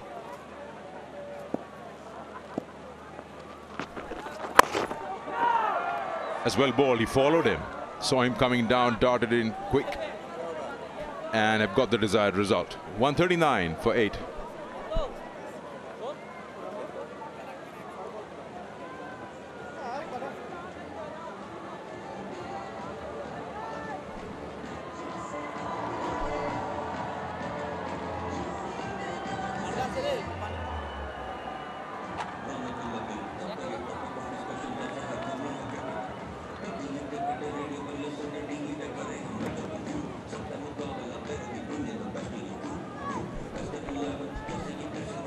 Everyone's had a piece.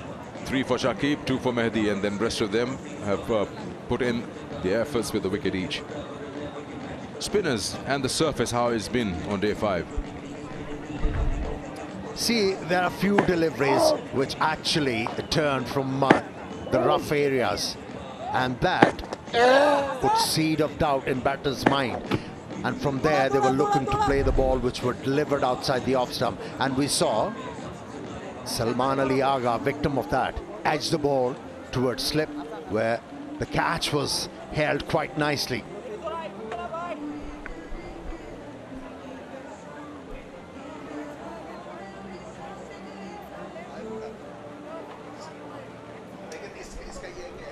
Change of bowling at the last moment. Mahdi will now take a rest, and Hassan has been brought in with Pakistan 22 ahead. 9 overs, 1 for 20 for Hassan Mahmood.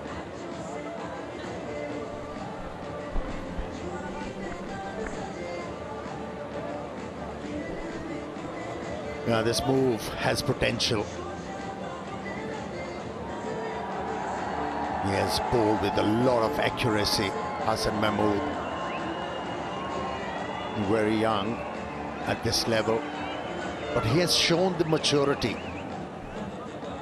even how to go about the job on a flat track. He was exceptional with the new ball.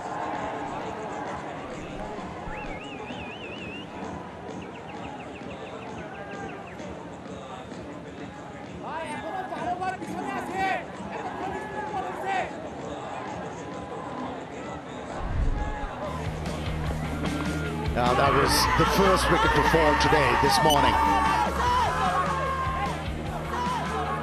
Huge neck. You could hear the sound. There was a flashy stroke. Only managed to edge the ball, and from there the rot started for Pakistan in this innings. Hasn't really been amongst runs, Sean.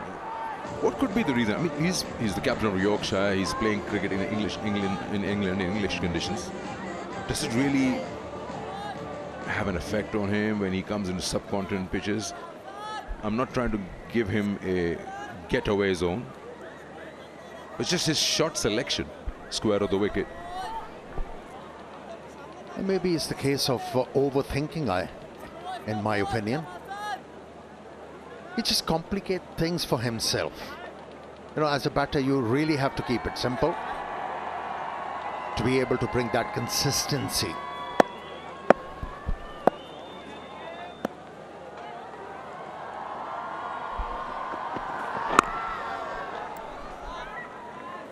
He is offering the stumps from Shahzad, but he's got a very straight bat, so that's good enough.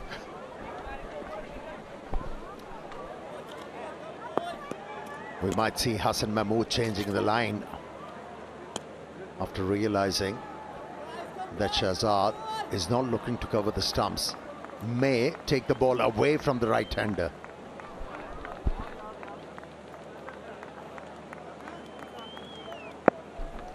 Sometimes tailenders avoiding leg before dismissals, rely more on their bat. Nicely watched.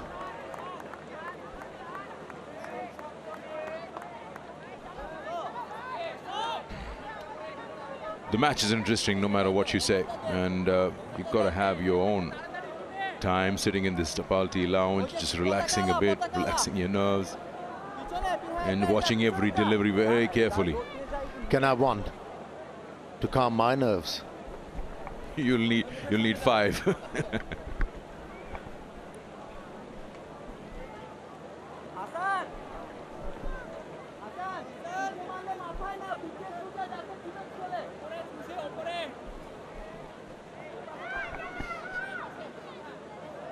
Now he got a man in his eye line. Salimidov.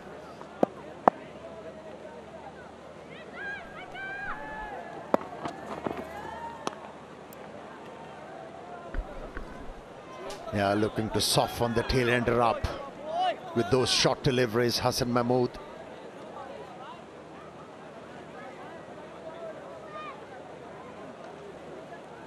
He does have this heavy ball, Hassan Mahmood. We didn't see him very often in the first innings bowling those bounces. But he's gaining in confidence. He's exposing his repertoire now.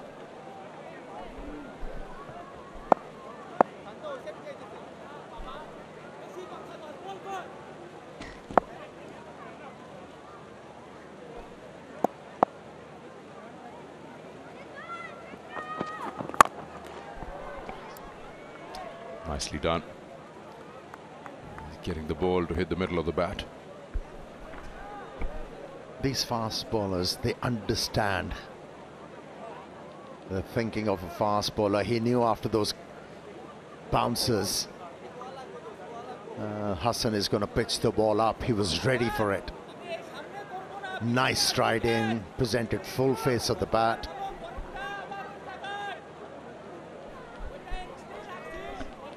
He's no mug with the bat. He's got a couple of half centuries in first class cricket.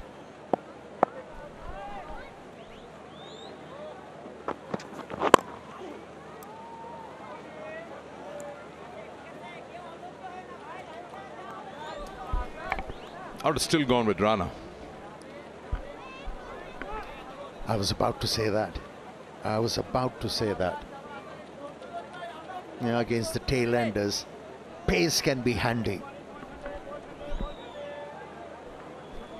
And that too, when you bowl consistently above 145, that could actually challenge a proper batter. Yes, send tremors to the batter's knee, especially a tail-ender, when somebody is bowling with express pace.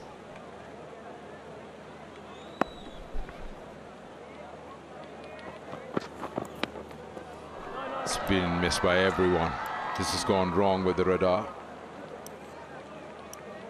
50 overs have been bowled at Pakistan. They are 139 for 8.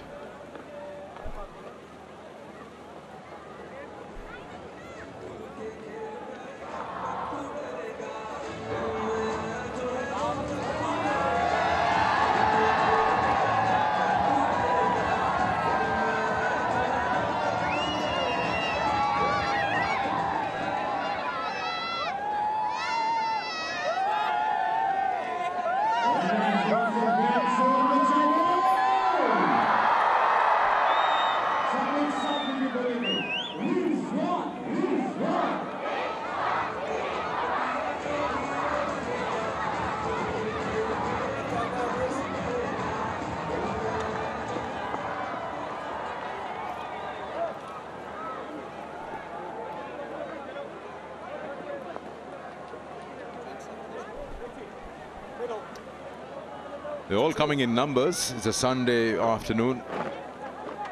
Expecting Pakistan to produce some magic. But by the time I'm sure they got ready and they drove their way to the ground, things had changed.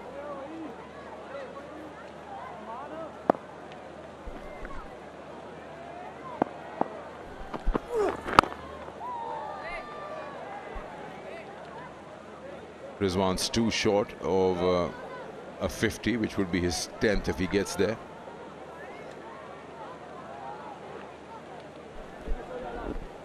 Small landmarks that we're looking for in this match at the moment. How to survive sessions. This session of ours has gone wicketless. So, step by step.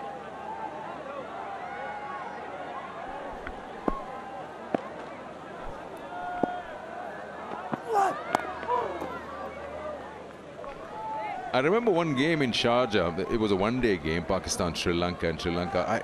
Don't catch me on the number of runs and everything, just vaguely remember. It required like 13 runs or something to win. And they had good like 5-6 wickets in hand. And people started leaving because done and dusted, Pakistan have lost. And from nowhere comes Abdul Razak with the ball and gets this banana swings and everything. And Pakistan beat them, bowled them out.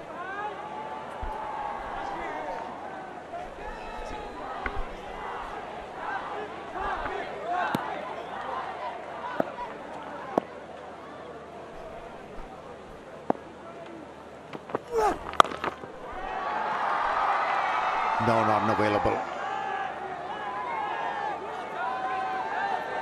You know, we were trying to make a point in the pre-show and then in commentary. You need to have a bowler in your lineup who knows how to bowl with the older ball. And you have mentioned Abdul Razak. He was excellent with the older ball. He knew how to reverse it. He never used to bowl those sailing Yorkers, but still, from the length, he used to trouble the batters. So you need to have a bowler in your lineup who could actually efficiently bowl with the older ball. Knows the requirements. Oh, he's gone through with that single on the third delivery of the over. Slight misfield in this follow-through, and Rizwan is squeezed through. Takes him to 49, but brings up Shehzad on strike with 2 balls to deal with in the over.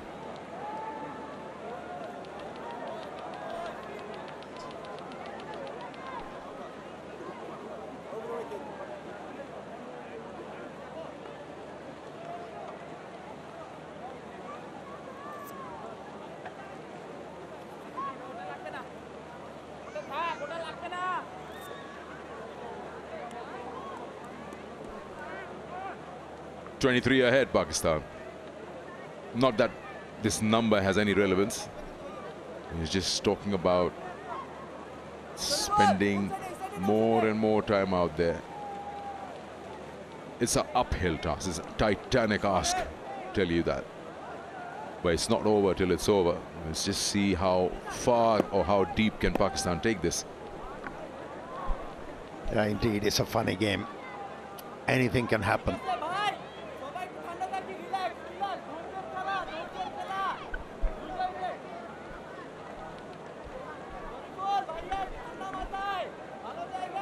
Lots of chatter there, plenty of it.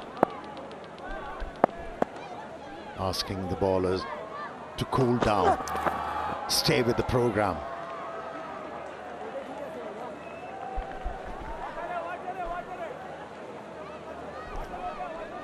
Yeah, again the question that they're trying that shorter one against Shehzad, maybe building something up, but yeah, could try something within the stumps.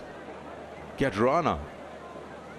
Ball it at 149, 47, and then take it from there. Let's see what happens. I like that. Taking the option of bowling over the stumps, looking to use that natural angle of the left armour. Some plan that we are trying to figure out, but at the moment, the players can take a short break. It's drinks, 144.8.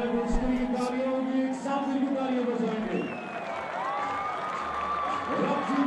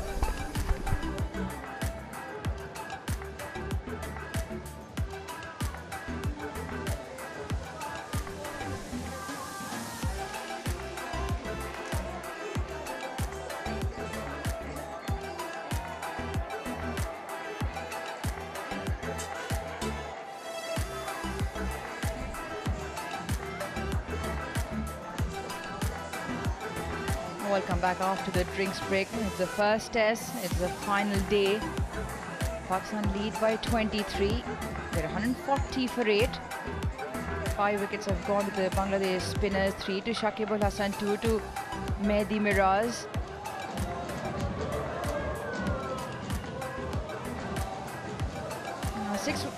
7 wickets fell in the day.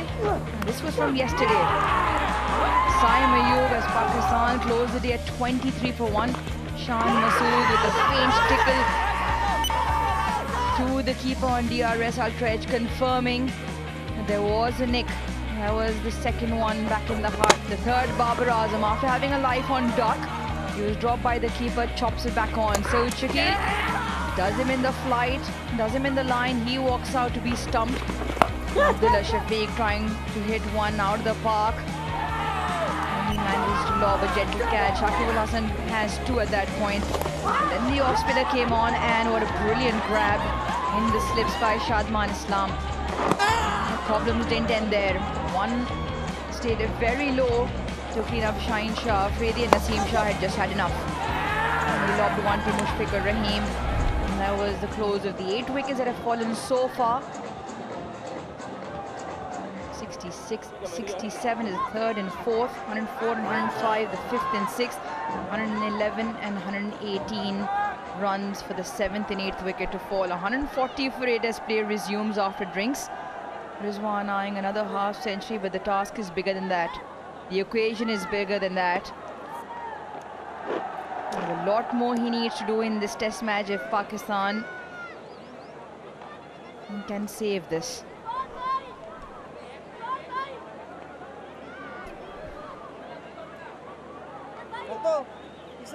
Again, allowing that single with the field spread out to get Shehzad back on strike.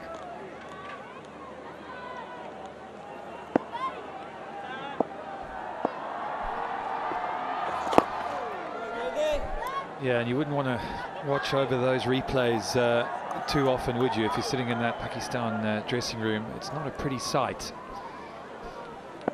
And it has to be said, some very poor options there indeed. Rizwan showing his contemporaries how it's done. It'll be interesting to see how he marshals his troops here. Karim Shehzad, not a known batter, of course, but can hold an end up. Rizwan won't run shy of a 50, but it's not about personal milestones today. It's about seeing how many balls he can face and over, and see how long he can do it for. That would be the big question. Oh, that's gone the other way.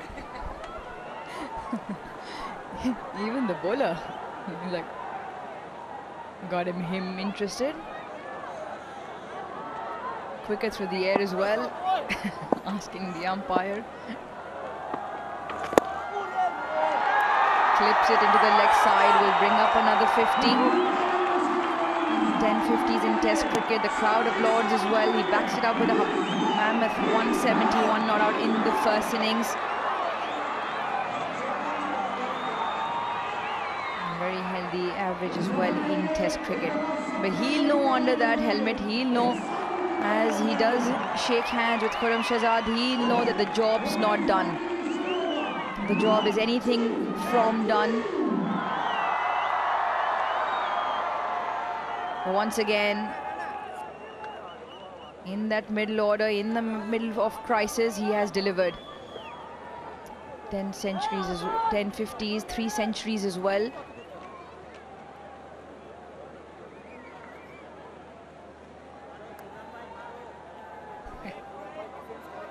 Yeah, Bangladesh with a chatter, encouraging Khurram Shehzad to have a swipe.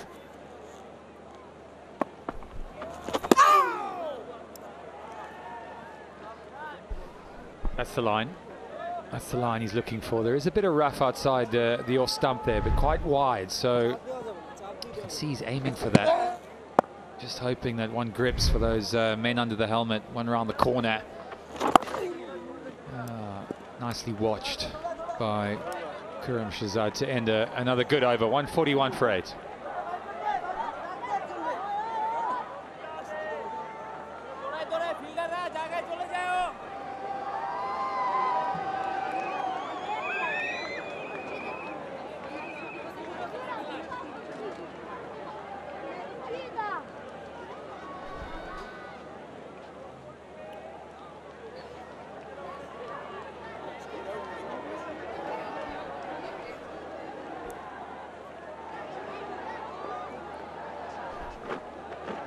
The day will become extremely glorious if Najmul Hassan Shantu, who celebrates his 26th birthday, a very happy birthday, but literally the icing on the cake will be if Bangladesh can create history. Yeah, well watched from Rizwan.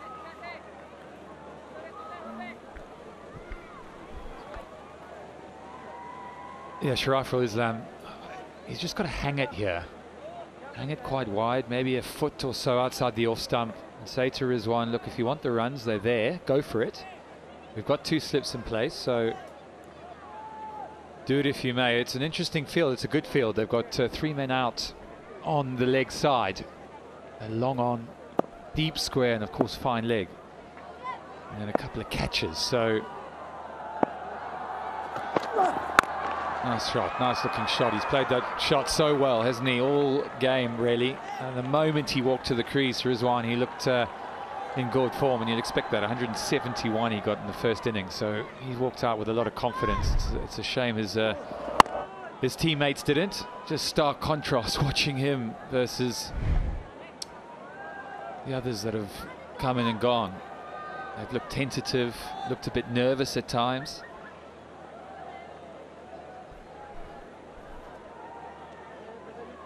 You would have thought when Saud Shakil came out, Pakistan would have been very comfortable. He was the one who steadied the ship in the first innings as Pakistan was 16 for 3.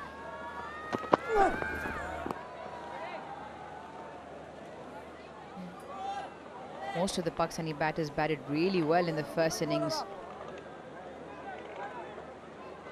Yeah, they need a strong effort here, just as the new Pepsi. Stronger. I like this field.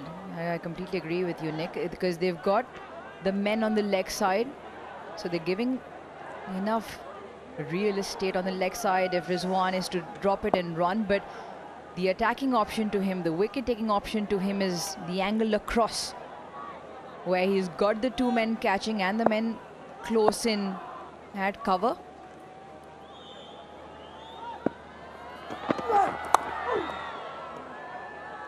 Because Rizwan naturally likes the game to tick along, doesn't like being pegged down in one end. He likes to rotate, strike, he likes to go for a stroke, so it'll be a real test. You just see him reiterating messages back to him, voicing what he is probably thinking as slip falls back to a very fine third on the boundary. Not all the way. About 20 yards in for that slash. Probably a bumper. They've got third conventional as well. They've got this slip which has fallen. They've still got gully. He does have a swipe. I think that's the waiting game Bangladesh are playing with Rizwan.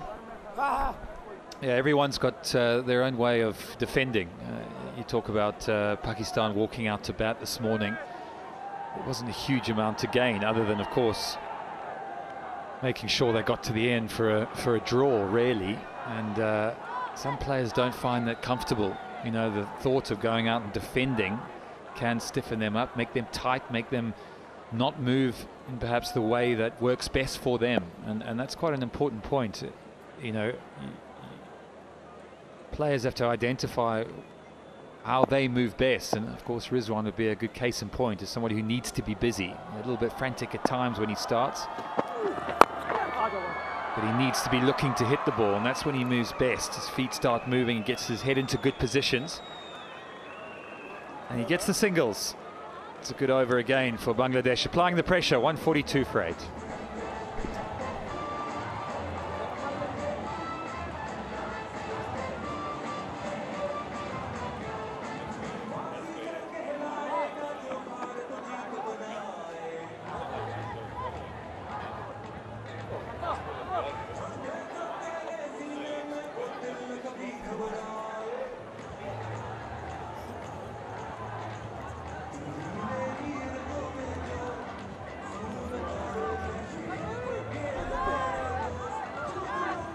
Seven wickets on the day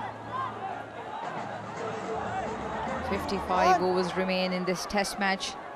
Day 5. Contest is brewing. 24 from 62 deliveries is the partnership.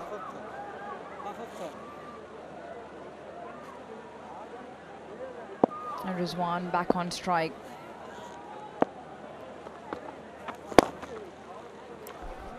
I mean, it's been quite an extraordinary day of Test cricket when you think about it. I mean, barely anything has happened over the course of the Test match, apart from watching 2, 3, 4 batters apply their trade and score big scores. And suddenly on day 5, when everything just seems so placid, we've had a complete turnaround.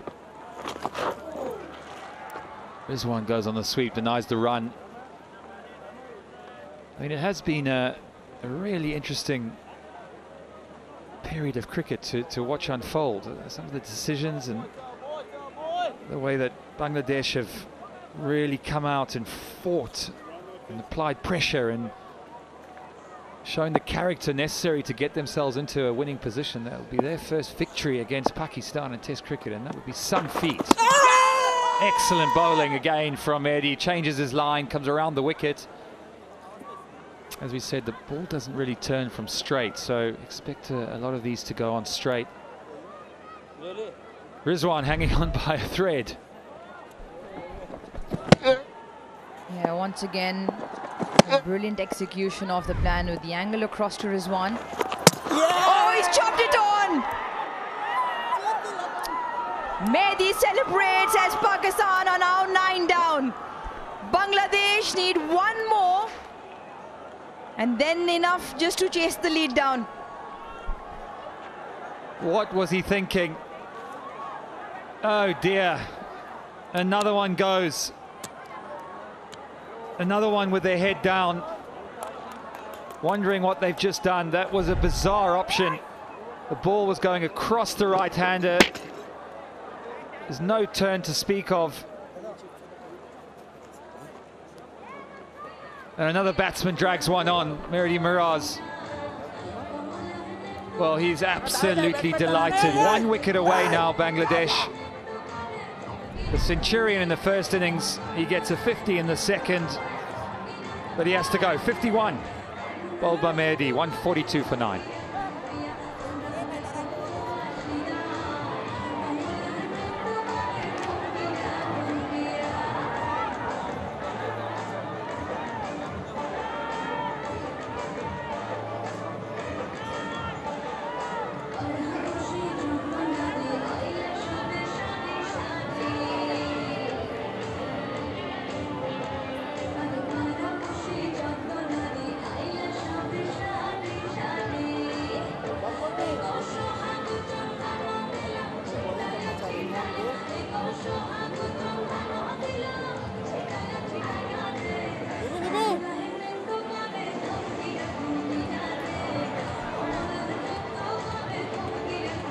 Welcome back to what has been an exhilarating day of Test cricket. It has been nothing short of spectacular from Bangladesh.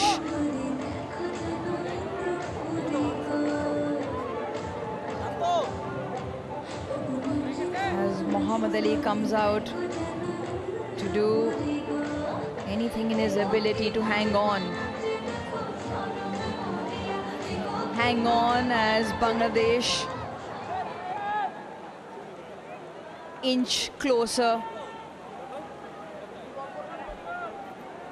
to making history here, to writing their own story in the history books. Pakistan lead by 25. They are 9 down.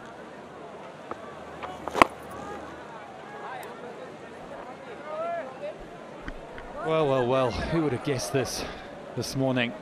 I did have a chat with Mushtaq. Do you remember? I had a chat with him just before I did the pitch report, and he said, Nick, he always said there's something. He said, I tell you, there's a little cracks that are starting to appear. The wise words of Mushi. 142 for 9.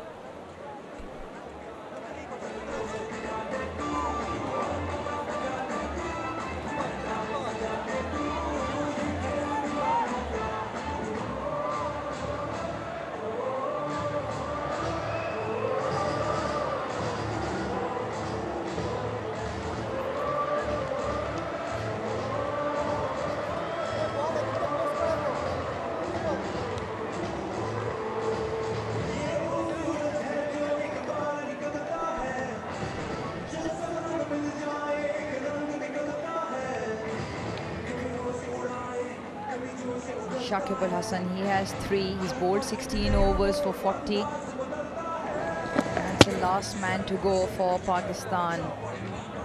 All their hopes were on the shoulders of Mohammad Rizwan, who decides to have a swipe with the angle across.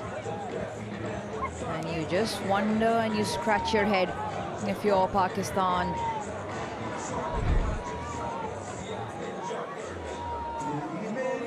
Take nothing away from Bangladesh. They have been top-notch.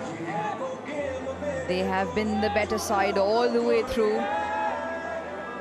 And now they have the opportunity to close Pakistan's innings out. Shahzad on 1. He's played 23 deliveries. Just been joined by Muhammad Ali.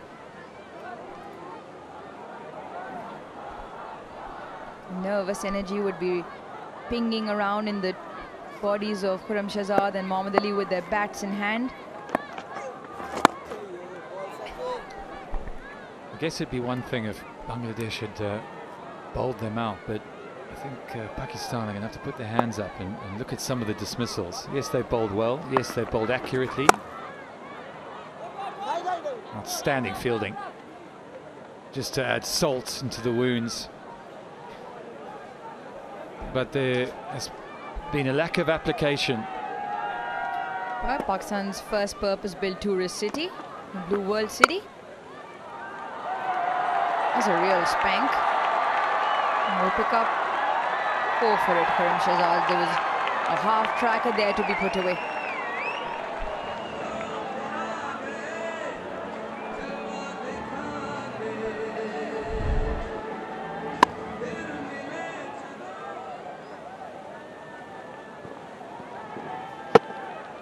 Yep, that's set up and said hit me. I think they'll worry about that much. Just been a sincere lack of application and determination to stick at the crease, to fight through the sessions, to work in partnerships. I wouldn't want to be a fly on the wall in that changing room afterwards. I'd like to think there'd be a few stern words.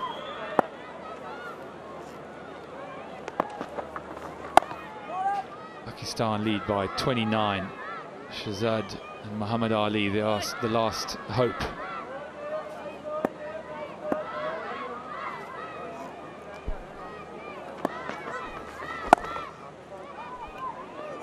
Well watched, well played, picks up 4 in the over. It's 146 for 9.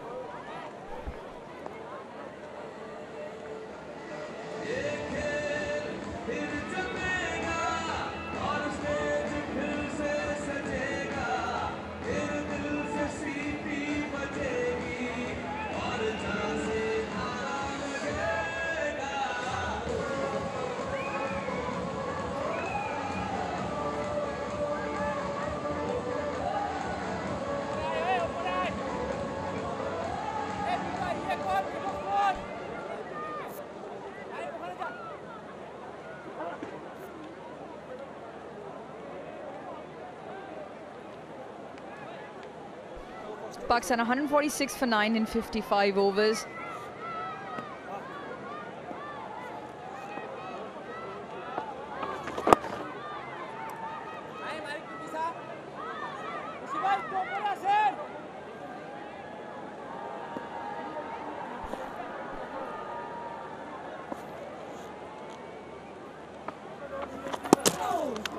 Passes the outside edge.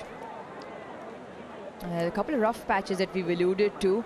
They're wide outside the off stump. That's the area Mehdi Hasan Miraz is targeting. He's got a few to turn sharply back into the right-hander. He got one to turn into Mohammad Rizwan, which was then reviewed.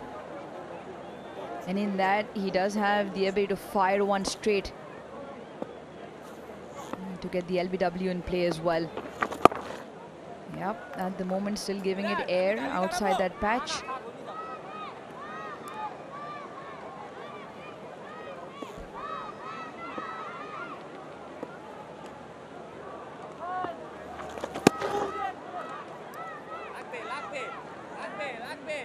Slightly quicker this time, 90k is that delivery.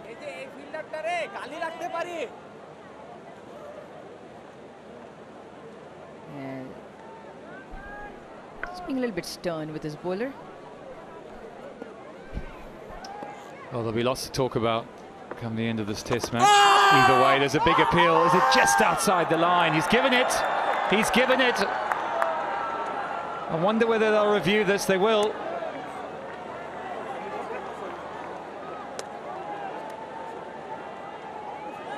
Is this the test match?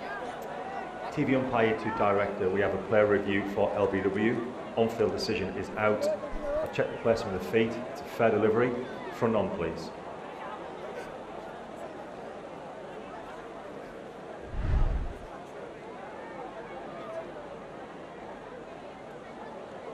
Okay, the ball is close to the outside edge, please. Can we have ultra edge when available?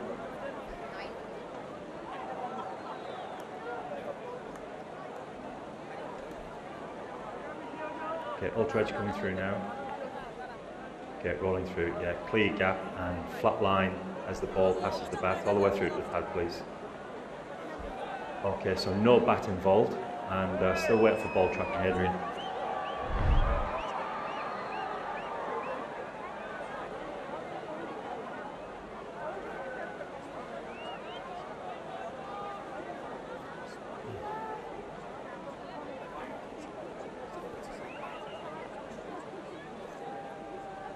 Still building, ball tracking.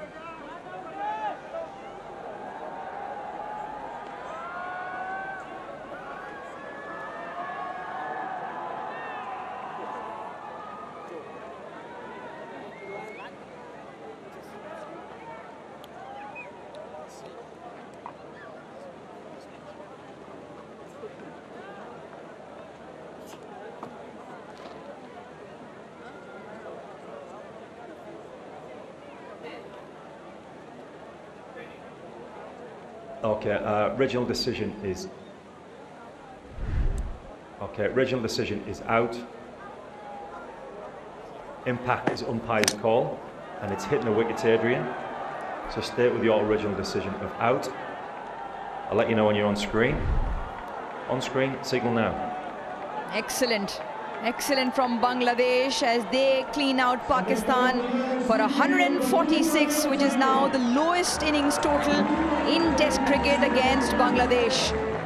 Bangladesh, every single member on the balcony will applaud this effort as they walk off, now requiring only 30 runs to win to etch their name in history with their first Test victory against Pakistan.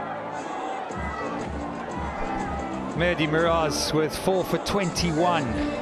Chief Destroyer along with Shakib 3 for 44. It was an excellent team effort. Nahid Rana really got things going by taking the big scalp of Babar Azam, and that got the juices flowing. So there'll be excitement as they walk up there. Still a job to do, of course. Won't be celebrating too early, but they're on the verge of a famous Test victory, and they can sense it. Yeah, on the verge of something absolutely sensational. They've never won a Test match against Pakistan. Well, all of them watching in the ground, even in the Tapal Tea Lounge, enjoying their tea, will be witnessing something very special. At least have done so far. It's the spinners that won the battle. It's the spinners that has bowled Pakistan out. 7 of the wickets out of the 10 to the spin. The top scorer, Mohammad Rizwan, 51, follows it up behind or at the back of 171 not out.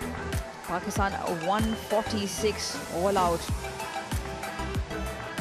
Yeah, they spun them around, didn't they? Shakib Al Hasan with 3, Mehdi Hasan Miraz with 4, 7 wickets of the 10 to the spin, 1 each to the quicks.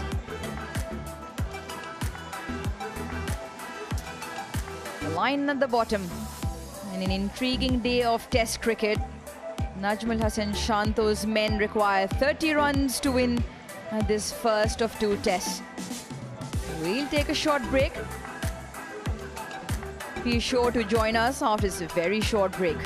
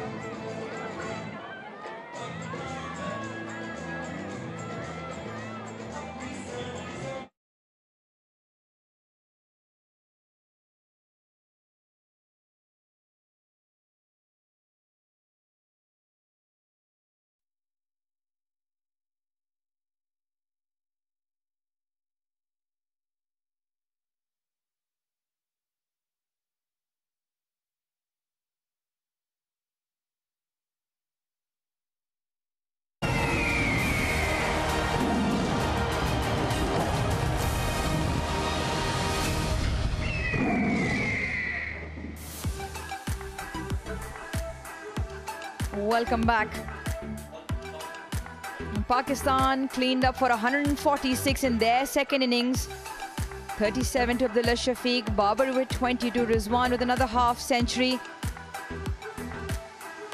And what that means is that they've given Bangladesh a target of 30 runs to win their first ever test match against Pakistan.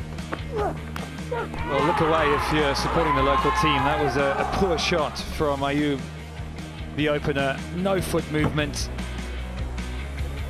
A big slash, and all he could do was give a nice easy catch to Lytton Dust.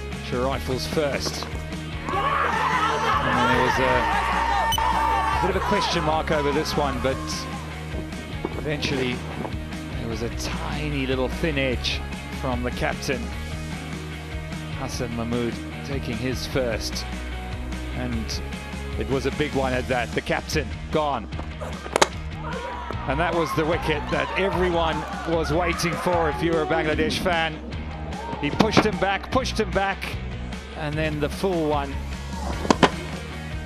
Babar Azam's head was not in a good place there, and this was a very, very good bit of mastery from the all-rounder Shakib. He's done it for years, and it just lured Saud Shakil. What a big wicket that was. It just left him ever so slightly, and a bit of nifty work from the keeper behind the stumps. This was a poor shot. Nothing else could be said about this. He wasn't there. It was unnecessary. And, well, he won't want to watch that one again. And that was a great catch. That was a truly sharp, brilliant catch from behind the stumps by Shadman. He's had a brilliant game. Right at the end of those fingers. So they were on a roll at this point, Bangladesh. They were on fire, and it just continued. Yes, perhaps it stayed low, but Shaheen Shah Afridi, his vigil didn't last very long, and that was as plumb as they get. And at this stage, you felt that, well, Pakistan were pretty much down and out. How were they going to find the runs? Rizwan was still holding fort. He was doing well. That was a poor shot as well from Naseem Shah, who has a good defence. They needed him to hang out there a little bit longer, see if he could nullify some of the spin threat, but a very easy catch to Mashfiqur Rahim. And then this was the final wicket, really. Mohammad Rizwan on the sweep. He played well for 51. He was aggressive in places, and he played nicely as he did in the first innings, but unable to keep off the danger threat of Mehdi. And this was the final wicket. Umpire's call. Final wicket, which was shown by DRS. It just hit him outside the lung, but it was umpire's call in the end. So the review was retained, but that won't mean anything as they go into the sheds to chase down the small score in ask. Just 30 runs needed. And that was a look at the bowling there. Mehdi with 4, Shakib with 3. They were outstanding. It was Nahid Rana, the pacer, who got Babar Azam. What a big wicket that was. Well, it's about creating history, and it's about dreaming. Super soft, cleans like a dream. What a dream it was at the start of all of this. Now turned into, at the verge of turning it into reality. 448 for 6 declared by Shan Masood. Bangladesh in pursuit rock up their highest innings score against Pakistan, superseding 555, their previous best, to be bowled out for 565 in their first innings. Pakistan in reply, they've just had an absolute shocker with the bat. In the second innings, they've managed 146, leaving Bangladesh 30 runs to write their name in history books.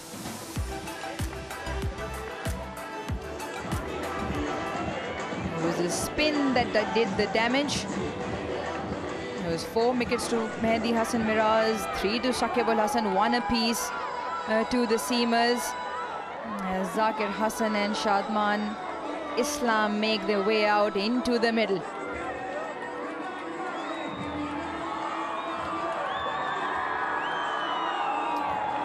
whether there were some words exchanged or not in that Pakistan dugout. A very dejected Pakistan walk out as they aim to restrict Bangladesh.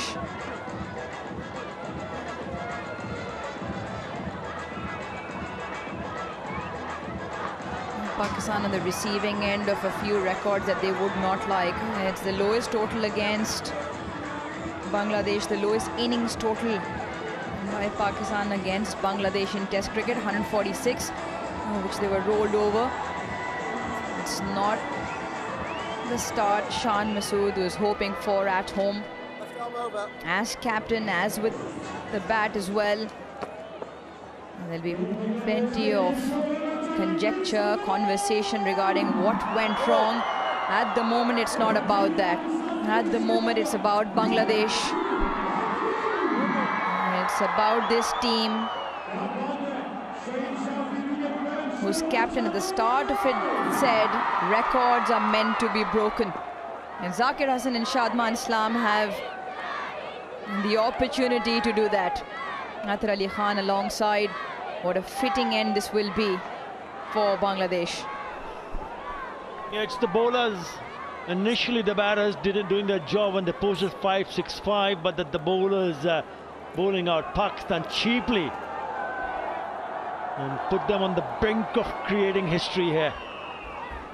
They need 30 to win their first ever test match against Pakistan. What a performance, what a show this has been for Bangladesh. They have struggled in the longest format of the game, but it was about time they came out with flying colours, especially in this very first test match against Pakistan in a two-match series.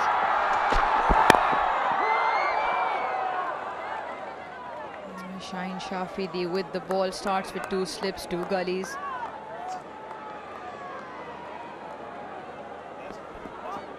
You're absolutely right, Athar. The way they've played their test cricket, it hasn't been easy. They've had to work hard. They've had to toil very hard. First they started well, picking up 3 wickets off Pakistan. They had them at 16 for 3. Pakistan, after declaring tired legs, a tired Bangladesh side came out, led by Mushfiqur Rahim with bat, got 565. Take a couple away from the 30. Bangladesh off and running and require 28 now. I think this win, when that moment arises, it will give a huge boost, not only to the 11 that has played this test match, but to the nation back home. 180 million people will be glued on their TV sets, watching and waiting for the history to be created. And what a moment, what a glorious moment that would be for everyone involved with cricket. The passion, the hunger. I mean, if you look back in Bangladesh, whenever the Tigers go on the field, there's so much support, so much hope they carry on their shoulders to give them some smile. That's one of the reasons why this test match will be of immense importance, to carry that flag higher and higher, to ensure that not only this is the moment, but this should give them the confidence to do well in future. More recently, they won a test match at home against a full-strength New Zealand squad. November 2023. That's gone past, and it'll be a boundary, trying to flick off his legs, leading edge in the gap. So I think they all need to understand how important this win will be to go further in the right direction. You talk about Shadman Islam not supposed to play this test match because of the fact that Mahmudullah Hassan Joy was injured. Look what he has done with the bat. He has smashed. He's at the non-striker end. He scored 93. Laid a solid foundation. What about that catch in the slips? Salman Ali Aga, that was a brilliance behind the stumps. Terrific. So it all adds on. It also adds so much value for teams to realize the fact, yes, they are capable of doing it. The question remains, can they stay consistent enough to do it over and over again? Absolutely brilliantly put by Atar Ali Khan. Sums it up to perfection.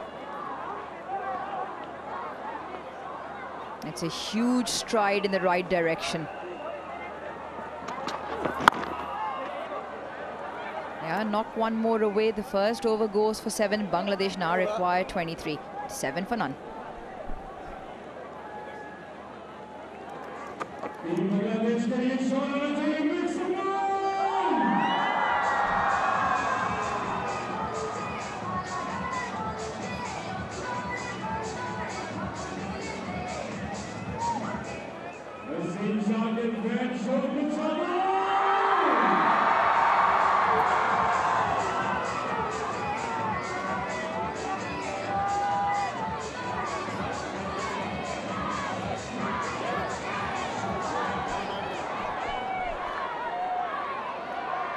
Records Bangladesh can be very proud of in terms of overseas wins. The latest came a couple of years ago in 2022 against New Zealand in New Zealand at Mount Maunganui. They've beaten Zimbabwe twice, West Indies twice, Sri Lanka once. And very soon there'll be another addition to that column.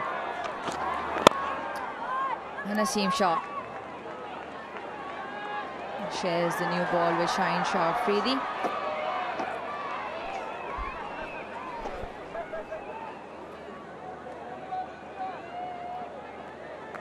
It's been a hard toil. It's been a hard toil for the Pakistani quicks. And the 21-year-old will have felt every bit of that.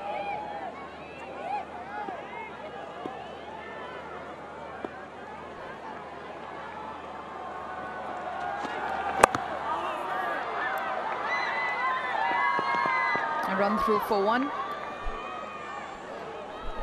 You talk about consistency. You talk about having that belief in your team to go and win tests, especially overseas. That's the biggest challenge, not just for Bangladesh, but also for each and every team when they go on tour overseas. So they picked up a couple of wins in the year 2019, but they had to wait for 4 years. 2013 against Zimbabwe, again 4 years. 2017, again 4. But now, after winning in 2021, they've also picked up in 2022. So they're getting better.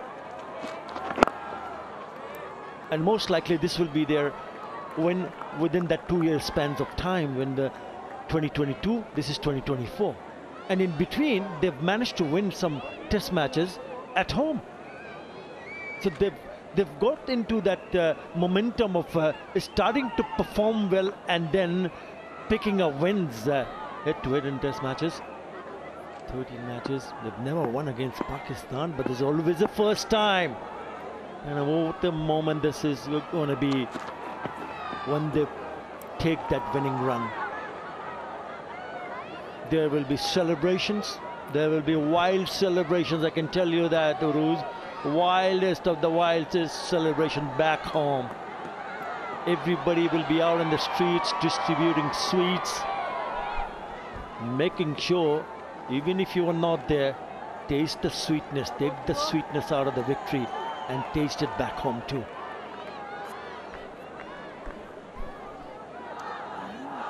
Bangladesh will celebrate, all of Bangladesh will celebrate. I'm sure Atar Ali Khan will join the group as well. In what has been an extraordinary outing for Bangladesh. It's been a hard-fought test match, and they've been the better side, and they had the liberty to set it up. And for you guys, Invest Solar Energy, for the fans, QR code, you can scan that, answer questions, win prizes. Surely, Atar Ali Khan, you'll be invited to those celebrations. wild celebrations, as you call them? Yeah, wild in the sense that everybody will be out in the streets. Everyone will go out of their houses and homes and will be hugging each other, giving them the sweets to enjoy this flavor of Test match victory. 9 without loss.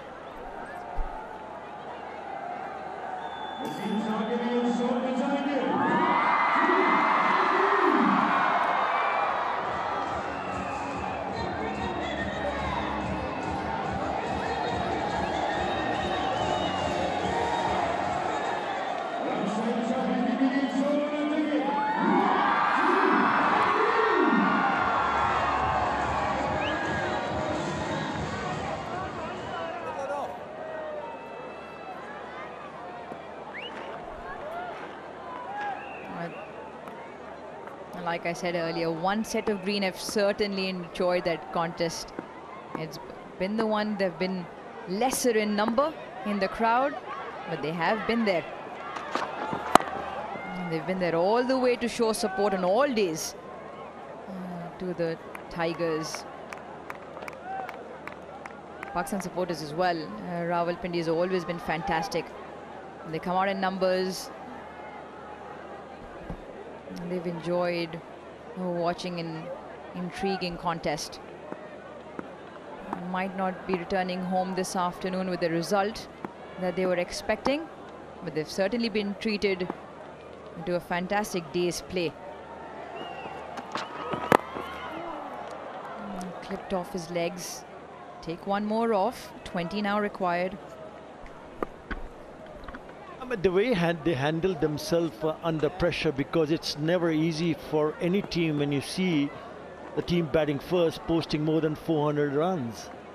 So they would have been under tremendous amount of pressure, and two youngsters walking in and looking at what can they achieve from there on, and to be able to come to what they are right now, it's just an incredible, simply incredible transformation of fortunes, and also the way they handle themselves. It's something that they will remember for a very, very long time. You're never out of Test match cricket. That's the belief that one always needs to have. Doesn't matter what the team batting first has scored. It's more about the third and the fourth inning. Just remember what they did with the ball. They bowled out a strong Pakistan team which scored more than 400 runs for just a mere 146 on a surface for 4 days, which looked like a batting paradise. Outstanding. Mind-blowing stuff here. And they dominated with the ball in the second innings, and they've given no chance whatsoever to the opposition. They've been calm. Not while just batting, but also I thought the bowlers, especially the spinners, played a big role. Mehdi Hasan Miraj, the right arm off spinner, picking up for 4 for 21. Shakib Al Hasan once again producing the goods with the ball. 3 for 44. Yes, a wicket apiece. Everyone, the 5 bowlers used among the wickets.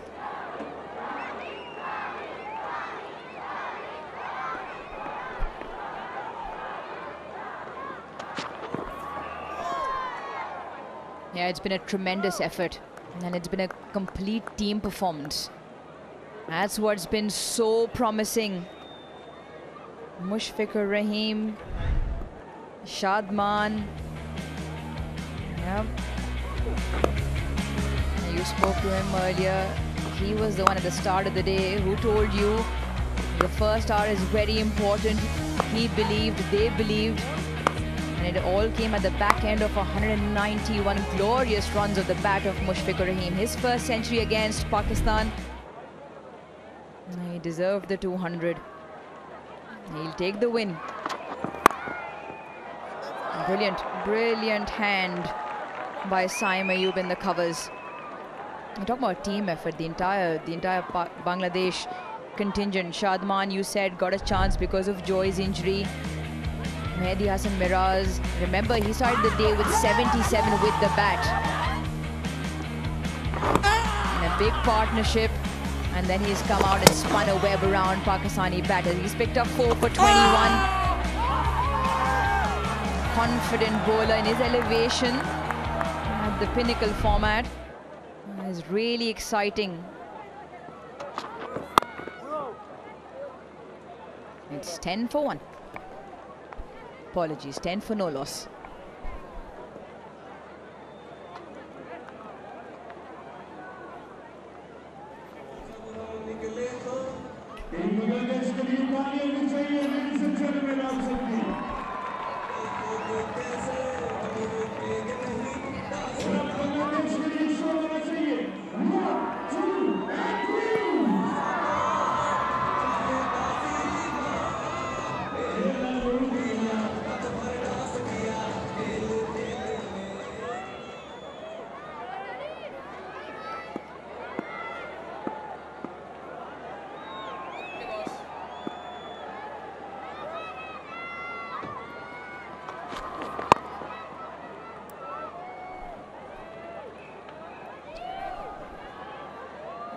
For no loss, Bangladesh require another 20 runs to win. In the meantime, Pakistan's first purpose-built tourist city, Blue World City.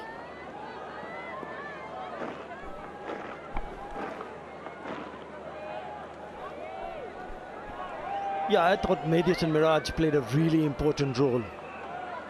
They're once again proving to be a genuine all-rounder. He scored 77. And with Mushfiqur Rahim, he added 196 runs. The partnership is turning out to be a match-winning partnership, and he didn't leave it there. He's come back and he's picked up 4 wickets today. He's been outstanding. A player who puts his hand up all the time whenever the team needs him. I think it's also shown while the others, we spoke about the opening pair, then you have the middle order where you see players like Momin ul Haq, who's picked up a 50, Mushfiqur Rahim, Shakib Al Hasan missed out, but he got involved by picking up 3 wickets. So everybody contributed to the team's cause. And it makes such a huge difference, doesn't it, Uruj? It's a team game, and it has been a team effort.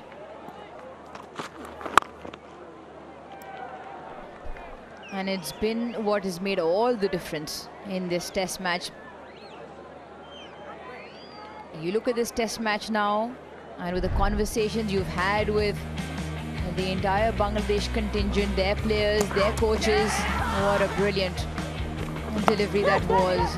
2 big scalps in Saud Shakil and Abdullah Shafiq, and then a couple in the tail as well. So they've all stuck their hands out and they've all grabbed the opportunity.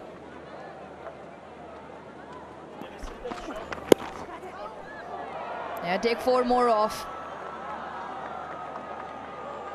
What Bangladesh now require is 16. What about Nahid Rana? One of the quickest, I think he was the quickest, not just one of the quickest, one of the quickest from Bangladesh. He was the quickest bowler in this test match from both sides. It's just 21 years of age. Hassan Mahmood, I thought, was brilliant with the ball. Doesn't bowl with that kind of pace that Nahid Rana bowls, but his immaculate line and length has been eye-catching. Shariful Islam, dangerous with the new ball. So it's all falling in the right place for Bangladesh. Brilliant. Nicely clipped off and has the timing to trickle into the fence. Strike 4 more off. Bangladesh now require 12.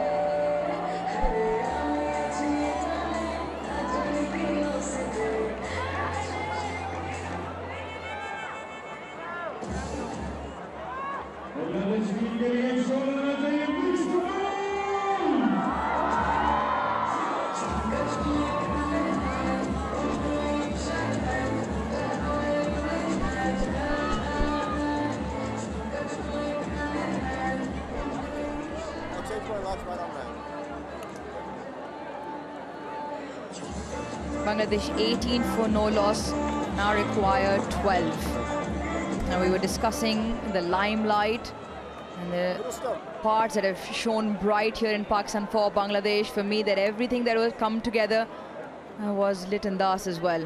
He was prolific. Yeah, you just took the words right out of my mouth. Liton Kumar Das, don't forget his efforts. Not only with the bat, what about that catch? Also behind the stumps, very neat. Yes, couldn't latch on to one from Babar Azam, but he was very, very good behind the stumps.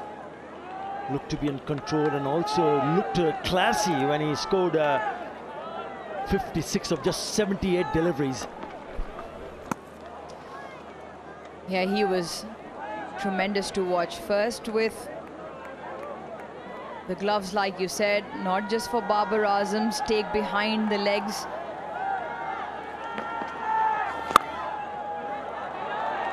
Shot. Punched away through the covers, punched through the gap. It's in single figures now for Bangladesh. They require 8. Yeah, they look so calm in the middle, both the openers.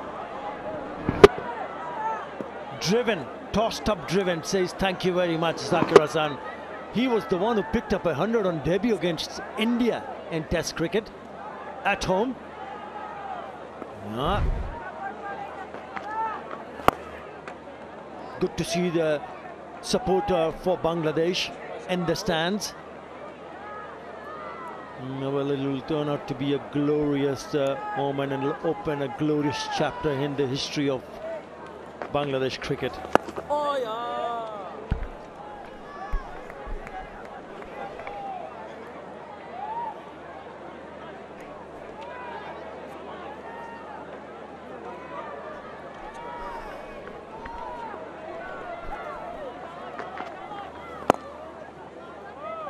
When Bangladesh will go on to hit the winning runs, they will become the 9th different team to beat Pakistan in Test cricket.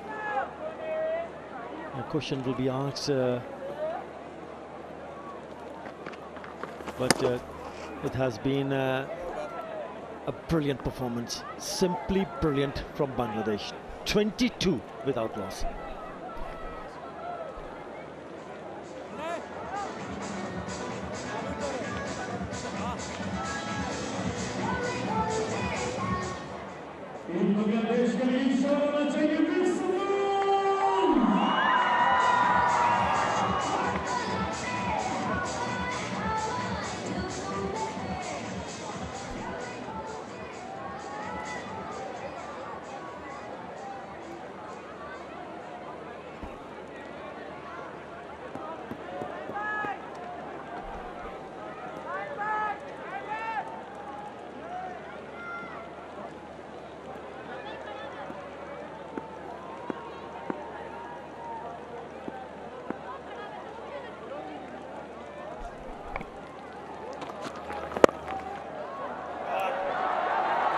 Once again, a gloriously timed stroke. Shaheen in pursuit. Bangladesh will look to run 3. And they complete it. It's now down to 5. Bangladesh on the verge of something extraordinary. Their captain came to Pakistan and said, records are meant to be broken. What a way he will celebrate his 26th birthday today. The captain of Bangladesh, Najmul Hassan Shanto. There will be some party. Well, that would be some present from his teammates, I can tell you that. Some present to entire Bangladesh. Absolutely.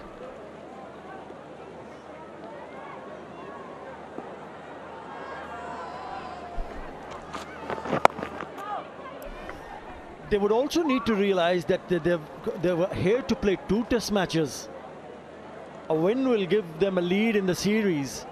So they would be, when the time comes when the winning runs are made, they will go 1-0 up in a 2-match series and they'll be here.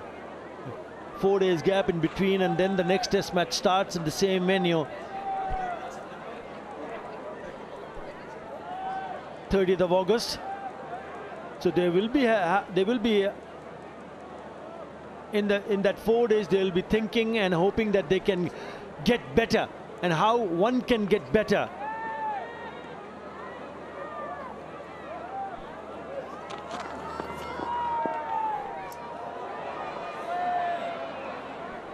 Recently appointed captain in all the 3 formats of the game, Nazmul Sen Shanto, already has a win. That was against New Zealand recently in 2023, November. This is his 5th test match. Looking like he's going to get another win under his belt. That is good. These are really good. Because you can realize the fact that when you start winning matches, that means he's doing something right. No. First outing as captain away from home. In his very first test match, under all that responsibility, challenging situation in Bangladesh. They came here early. They practiced for a couple of days in Lahore, had a bit of a net in Rawalpindi. And now they are 5 short of a massive celebration.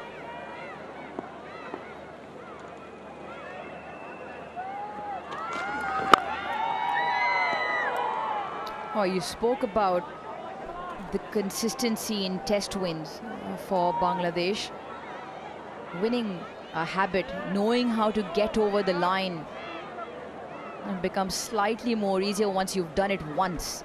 So against Bangladesh versus Pakistan, next time when they walk out into the middle, they'll know how to do it. They will have experienced that situation. They would have gone through those challenging conditions, periods, the ebbs and flows of test cricket. And with everything stacked against them, they will have done it once. And then comes that consistency that you're talking about. No. It's 25 for no loss. Bangladesh need 5 to win.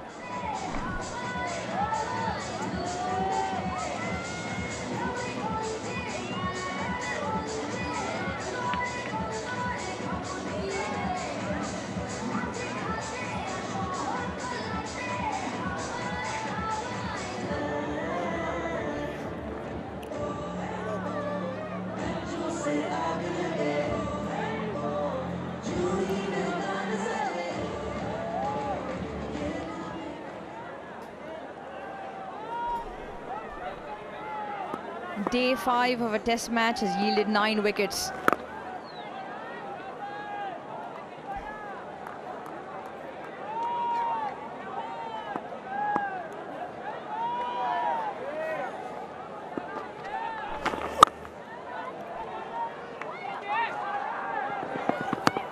Run through for one more. Yeah, where does Pakistan go from here? Because we've spoken about how well Bangladesh players have handled themselves in this test match. But as we mentioned earlier, it is a 2-match series. So Pakistan will need to find answers, and find answers quickly.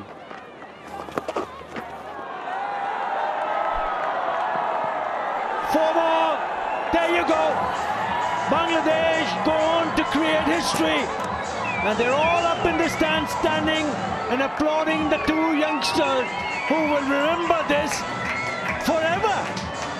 Incredible, simply incredible. It's a sight to behold. Not only have they dominated this test match, but they've gone on to beat Pakistan for the very first time, would you believe it, by 10 wickets. Congratulations to Bangladesh. Congratulations to Nazmul Sen Shanto. And obviously the senior campaigners, Mushfiqur Rahim, Shakib Al Hassan and company, will certainly enjoy this for a very, very long time to come. Yeah, Shanto and his men shine bright in Pakistan. They write a new chapter in the history of Test cricket, and they write it permanently. They become the first side in history to beat Pakistan by 10 wickets at home. It is something they can be very, very proud of.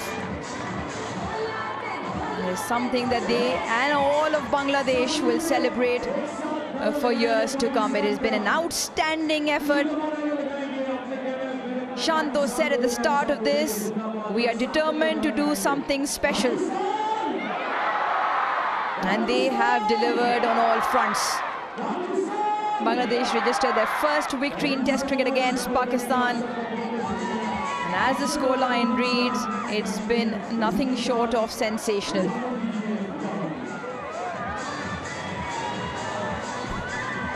The winning run coming from the bat of Zakir Hassan, the left-hander, who came to the test scene with a bang. Picked up 100 on debut against India, but this will certainly remain in his memories for a very, very long time. What a role model he has been, Mushfiqur Rahim. He's a class act and he's been a great ambassador for Bangladesh. 191. And the longest career among active cricketers at present. 19 years and he's still got the hunger. What a win this has turned out to be. Incredible.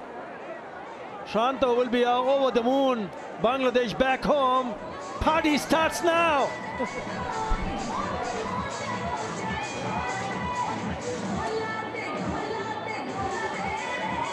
There you go, that tells a story.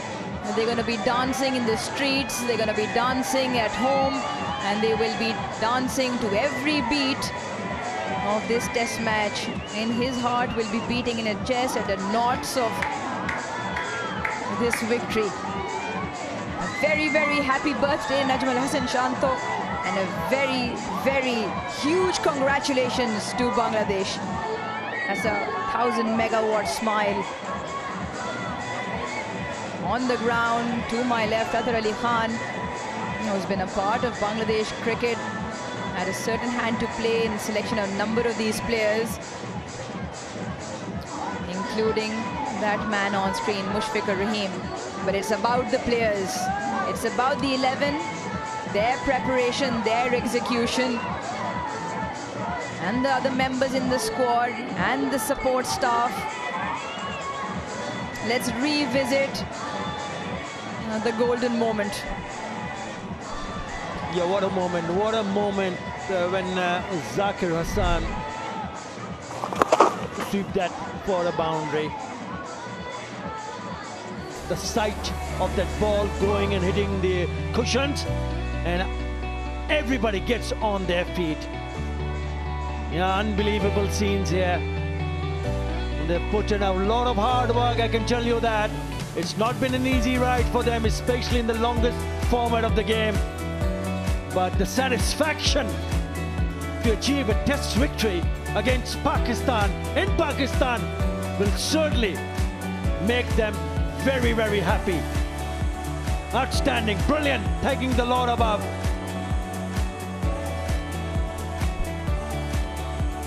Some of these pictures will be posters, will be background screensavers for years to come.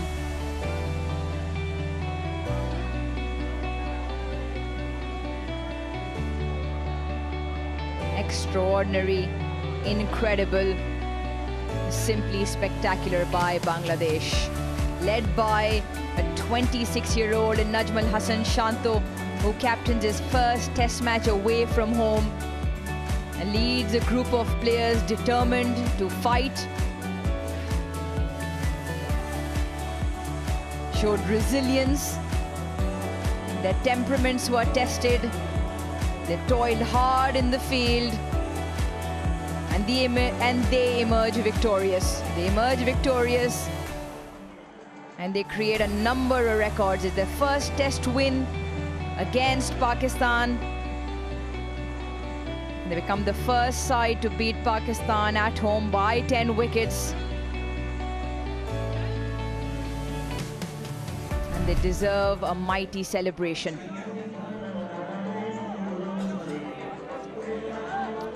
It's a 2-test match series, and the first test match goes to Bangladesh. Let's have a look at how all of this panned out. Remember, the coin fell in the favor of the Bangladeshi captain who put Pakistan in. 2 big centuries, 171 from Rizwan, 141 from Saud Shakil, as Shan Masood decided to call his men back in at the end, near the end of day 2 at 448 for 6 when they declared. Bangladesh, they were always in for a fight, led by the most experienced campaigner in Mushfiqur Rahim, 191, his first century against Pakistan.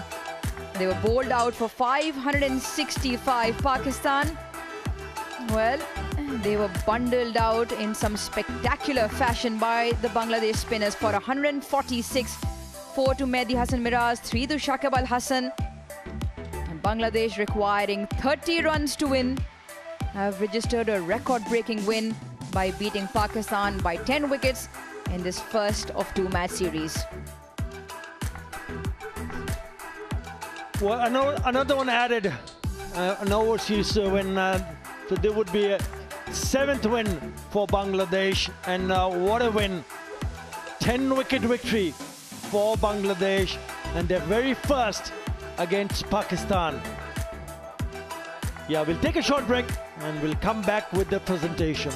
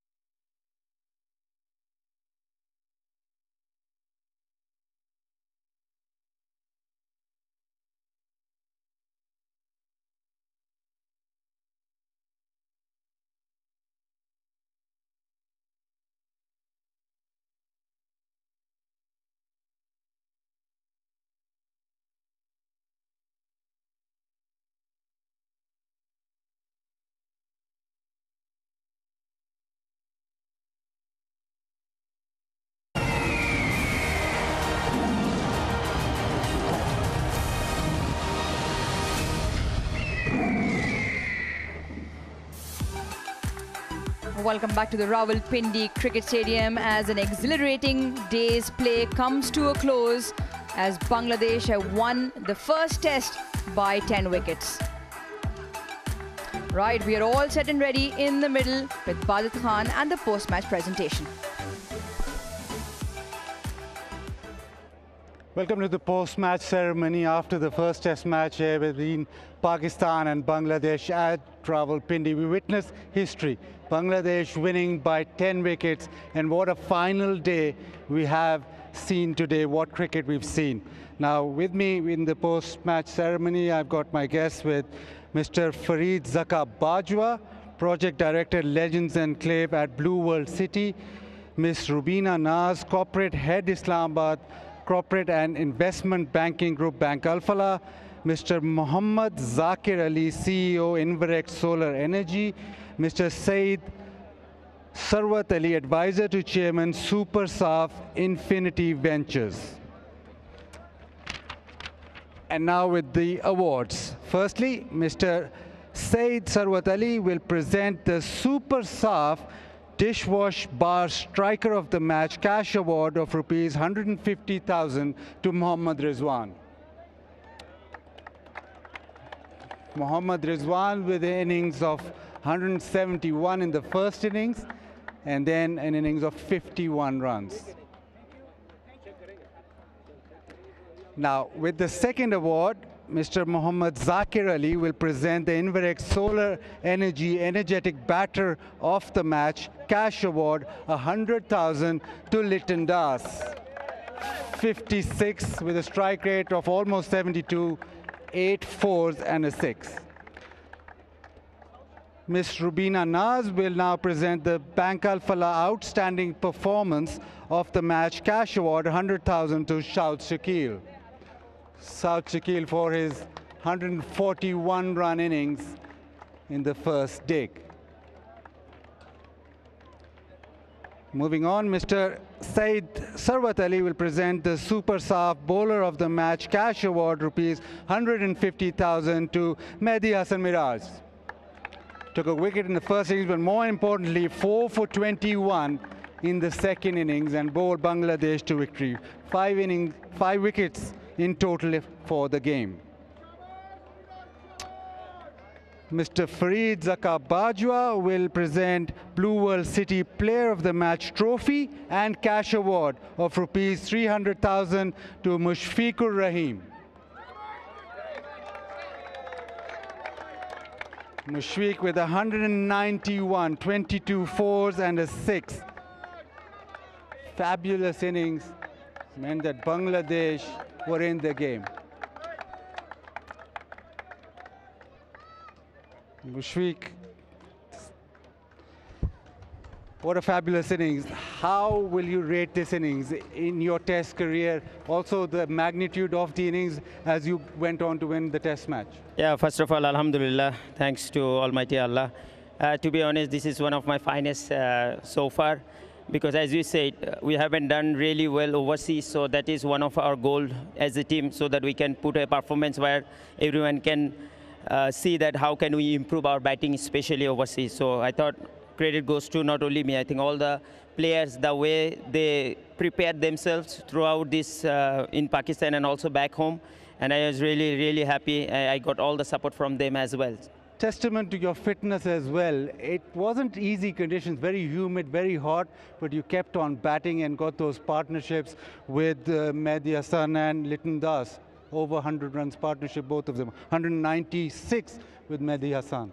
I just want to share a few thoughts from myself. Like before the test series, there was a 2.5 months gap prior to that. So we had a pretty special camp back home with our Bangla Tigers camp, and all the local support staff and management was there, and that was really beneficial for all the players to prepare, especially for the test guys, because other white ball guys, they are playing the T20 World Cup. So that was really, and back home it's pretty similar weather like this. So that was mentally, we were tough enough from that experience, and I was really thankful to all my support staff and coaching staff in that camp. Talking about experience, you're the most experienced player from Bangladesh. Is that an added pressure on you when you bat, or you take that in your stride? To be honest, I never think that I am the oldest or I'm the most experienced keeper, because when I meet all these guys, this is my luxury and the opportunity to play another test for my country, and I just try to give my 100% and in the field, so that if I contribute for my team, and all the boys will inspire from that. So that's only the reason that I am here, and that's only the passion that drives me every day.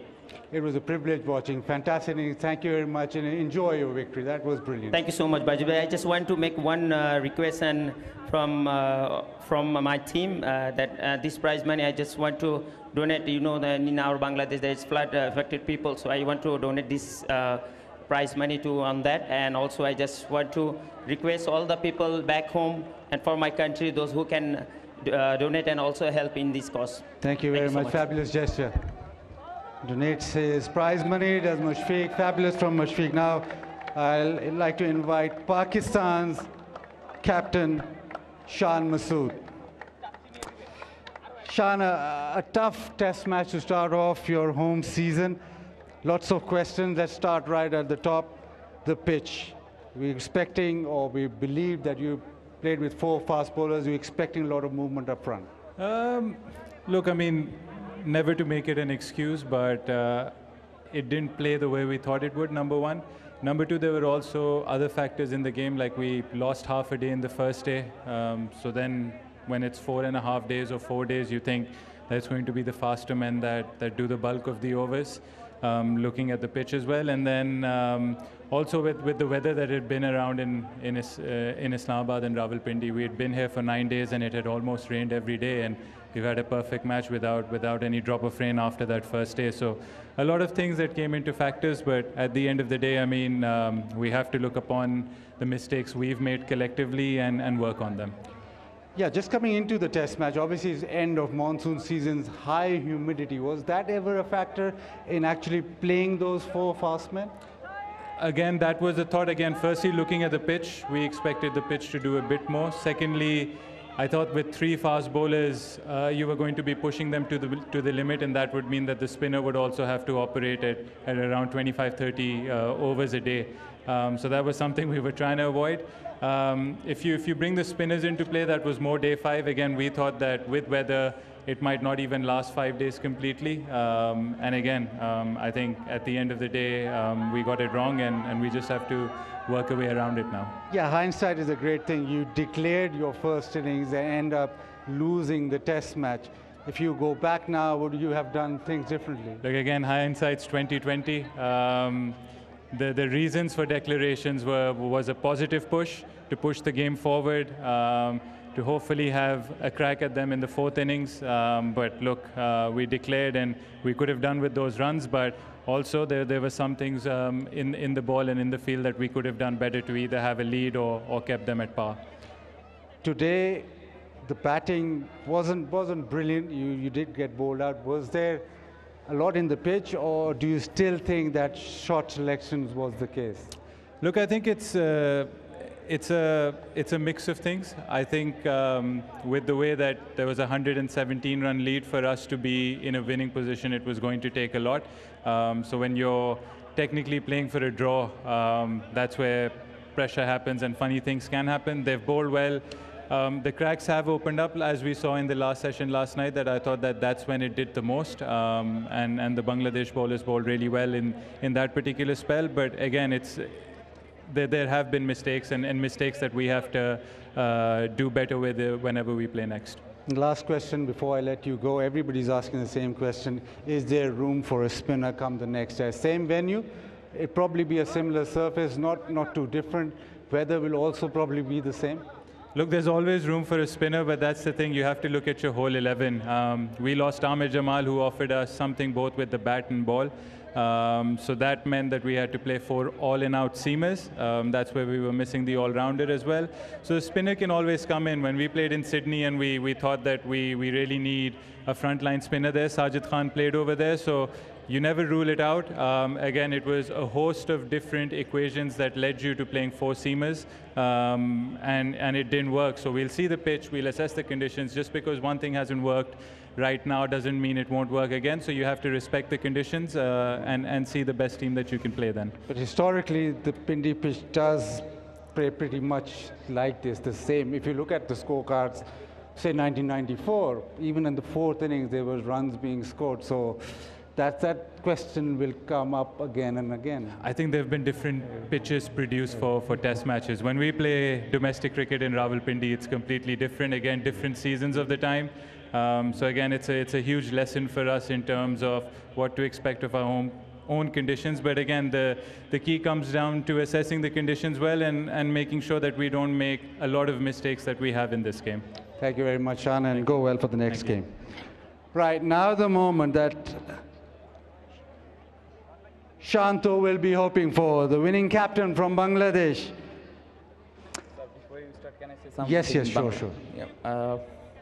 আলহামদুলিল্লাহ, recently বৈষম্য বিরোধী ছাত্র জনতা আন্দোলনে যারা প্রাণ হারিয়েছেন, এই জয়টা আমরা তাদের উদ্দেশ্যে উৎসর্গ করছি এবং তাদের জন্য অনেক অনেক দোয়া। You dedicated your win back to the Bangladesh people. Firstly, your birthday, could that have gone any better? Yes, it's very special. Last night I spoke with my wife. She said, if you win tomorrow, it will be very good day for you. Luckily, alhamdulillah, we win this match. It's a historic day. Obviously, you've just won now. It'll sink in a little later, but do you know the magnitude of the win? You've never won against Pakistan, never won in Pakistan. It's an overseas victory. It is massive. Yes, it's very massive. I think we never win here, but before we start this series, we believe we can win this time, and I mean it, and everyone really believe that we can do something special this time. And the way everyone shows their character, really happy, and especially last, I think, 10-15 days, the way everyone worked hard on the field, really happy, and that's why we made this win. We'll start off with the bowling. You'll be very happy the way that they bowl. First innings, it was a little bit helpful up front, but it became exceedingly difficult. But you still held your own. And then second innings, it was fabulous for all the bowlers. Yes, I think credit goes to all the bowlers. With the new ball, Shariful Hassan and Rana bowled really well. And spin, we all know Shakib, how he is experienced. Miraz played a lot of test matches. He knows how to control his line and length, and really happy that they shows a lot of character and bowl the right area for long time. A word from Shadman. He batted beautifully up top for Bangladesh as an opener. Brilliant defense, and then just rolled on. Yeah, outstanding. I think playing after a long time, quite difficult as the opener, especially in this format. But the way he batted, especially I mentioned first 12 overs that day, him and Zakir, the way they batted, it really helps our team to bat second day. So really happy. I hope they will continue their form. And just a last word on Mushfiqur Rahim, how well he played and what a contributor he is, and then I'll let you go enjoy the moment. Outstanding. I think Mushfiqur last, 15-17 years, the way he doing his preparation and every day doing his job rightly, not tiring, doing repeatedly same thing over and over. So that's why he played, I think, 15, 17 years with same intensity, and the way he batted in this hot condition, really happy, and that's why we probably win the match. And I'm not giving only credit to him, as well as I'll give all the credit to full 15 members, and it's all came out because of the hard work. Thank you very much. Go and enjoy this historic win. Thank you so much. Thank you. So a historic win for Bangladesh here at Rawalpindi Cricket Stadium. We have all witnessed history, and that is all we have from the presentation ceremony down here. Thank you, Bazid. And a moment to remember forever. Bangladesh, they registered their first win. Remember, there are 2 test matches. We will continue to bring you live action on the 30th of August as day 1 of the second test commences, 9:50 a.m. local time from the same venue, Rawalpindi Cricket Stadium. For Pakistani viewers, we have plenty to dissect and discuss on our post-match studio show. For the world, hope you've enjoyed watching. Till next time, it's goodbye.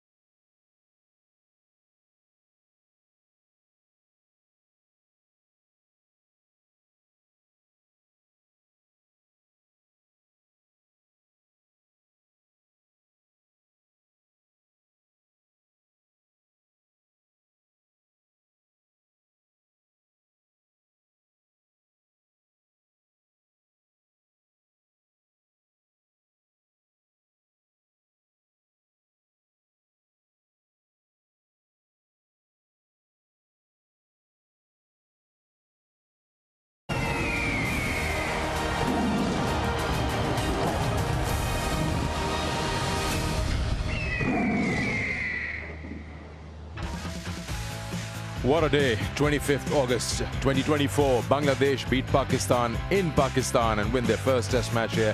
First time Pakistan have been beaten at home by 10 wickets in a test match. These are the pictures that will be remembered and kept for times to come. The two coaches do shake hands. It's been a good test match and it's been a hard-fought game by Bangladesh, and surely looked like and did come out as the superior side amongst the two. It is a moment that any side will wait to cherish and enjoy. A test win and a first test win, and also away from home, to stamp their authority and to mark history. What a game it was for Mushfiqur Rahim to get first 100 against Pakistan in test match cricket.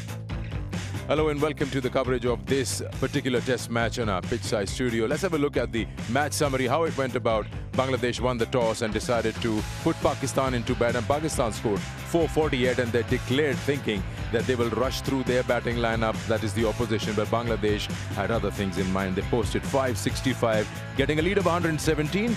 Pakistan then collapsed and only managed to get 146, leaving a 30-run target for Bangladesh to win this, and they did so, and they managed to grab it by 10 wickets. A lot has been spoken already and lots to be spoken about this test match. I've got Athar Ali Khan, Bazid Khan alongside me. Athar, it's got to start with you. The test match, of course, we know who scored, who was the standout performer. But as a whole, how do you see this test victory? Oh, incredible, incredible. This will live on forever. Not just for me or for Shanta and company, but people back home, 118 million people, something to cherish for a very, very long time. It will put a big smile on their face. Yes, they're going through some devastating floods. Thoughts and prayers for the victims and for the safety. But this win will certainly give such a big smile on their face, knowing that they've never won against Pakistan. And there have always been hope for Bangladesh. When do you start winning matches, especially test matches, and when do you win overseas? Yes, the last overseas win in a test match for Bangladesh was in Mount Maunganui against New Zealand. That was a great win. Ibadat Hussain took a 6 in the second innings, and now coming to Pakistan, putting in the best ever total against Pakistan in test cricket, 565, bowling them out. I think that's the cheapest total. That's the lowest total by Pakistan against Bangladesh, and going to win by 10 wickets says a lot about what they are capable of. Well done, Bangladesh. It does indeed. Bazid, if you look at this test match as a whole, again, I'll put that question to you in a different way. What, according to you, has been the key factor that Bangladesh looked like a more prepared side for this test match? Yeah, they looked as if they were here to play, and Pakistan were of the theory that they'll produce a green pitch and roll them over, which did not happen. And they lost.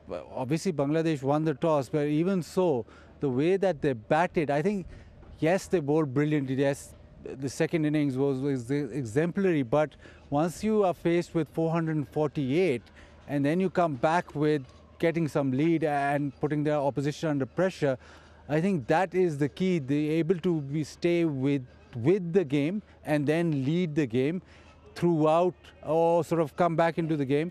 That meant that Pakistan was always under pressure. It is quite a moment for Pakistan now to realize that at home they cannot find a way to beat any opposition. All oppositions are coming and dominating them, and it's, although it's just the first test of the home season, but suddenly you're looking around and everybody's asking questions, and mostly those questions goes unanswered. You keep on asking the same question to the Pakistan team management, and you don't get a satisfying reply. So I don't think they have an answer right now on how to construct a win at home against any sort of opposition. Okay. Coming to Bangladesh, I mean, you look at the young captaincy of Shanto, and then you have someone like Mushfiqur Rahim standing out, putting his hand up with his experience. Just seems like a perfect blend. It is a perfect blend of youth and experience. Experienced cricketers like Mushfiqur Rahim, Shakib Al Hasan. It is also, if you look at the top order, you have Shadman Islam and Zakir Hassan, the youngsters going in with a really big heart and playing a really good inning. But what an innings! What a lovely innings this was. Knowing that He's staring at a big total, 440 odd runs from Pakistan, but he never shied away. And he understood the fact that when he came to bat, there was a bit of a pressure, but the surface was good, but you still have to grind it out with the grit and determination and ensure that when you get set, you convert those start to a big one. 50 to 100, 100 to a 150, and then closing on to a double 100. Already has 3 double hundreds. Really set up the match, and it is a great feeling for everybody from Bangladesh, but a very special feeling for someone like Mushfiqur Rahim. Basit, you just mentioned a while ago, first test of the season, but we keep repeating the mistakes, and maybe the management or team don't have the answers. I'll ask you if you have the answer. Either it's the conditions of the pitch, or is it the lack of skill to extract anything out of the conditions, because then it is what it is. Conditions, you can blame the conditions of the pitch, but Bangladesh win by 10 wickets. So whatever you say, they have beaten you fair and square and beaten you in every department of the game. You play 4 fast bowlers, which everybody, before the game started, they selected their team, everybody was questioning that. How can you play 4 fast bowlers? Not only because of the reputation of the Rawalpindi pitch, but also because of the fact that it is so humid. And if you expect your fast bowlers to come back for the second, third, fourth spell, it is going to be difficult, and it showed. It was difficult. Once you weren't getting purchase off the surface, you cannot go back to your fast bowler expecting a different result. Maybe a specialist spinner in that squad may be where Bangladesh got 550. They might have restricted them to 450. That's a little bit of advantage you have to take in a test match, which you know on a surface which will go a long way, or which will play out over 5 days. Yeah, questions will be asked for sure, because you being the home team, you would want to go with knowing the home condition, you would want to pick up the right selection, but take nothing away from Bangladesh. Exactly. They have absolutely outplayed Pakistan in all departments of the game, apart from the fact that they scored 448 in the first innings. I mean, they took 45.5 overs to bowl them out.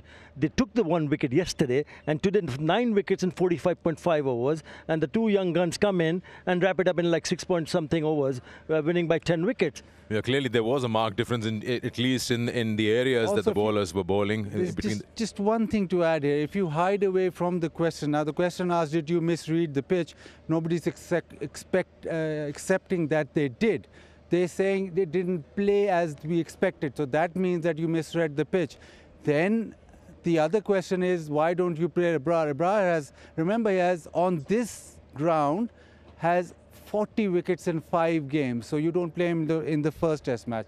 Then humidity. We all know that it's going to be humid. It's the back end of the monsoon. How can you expect 4 fast bowlers to carry on? So the acceptance right now isn't there that we made a mistake. Maybe we misread the pitch. Maybe we played the wrong playing 11.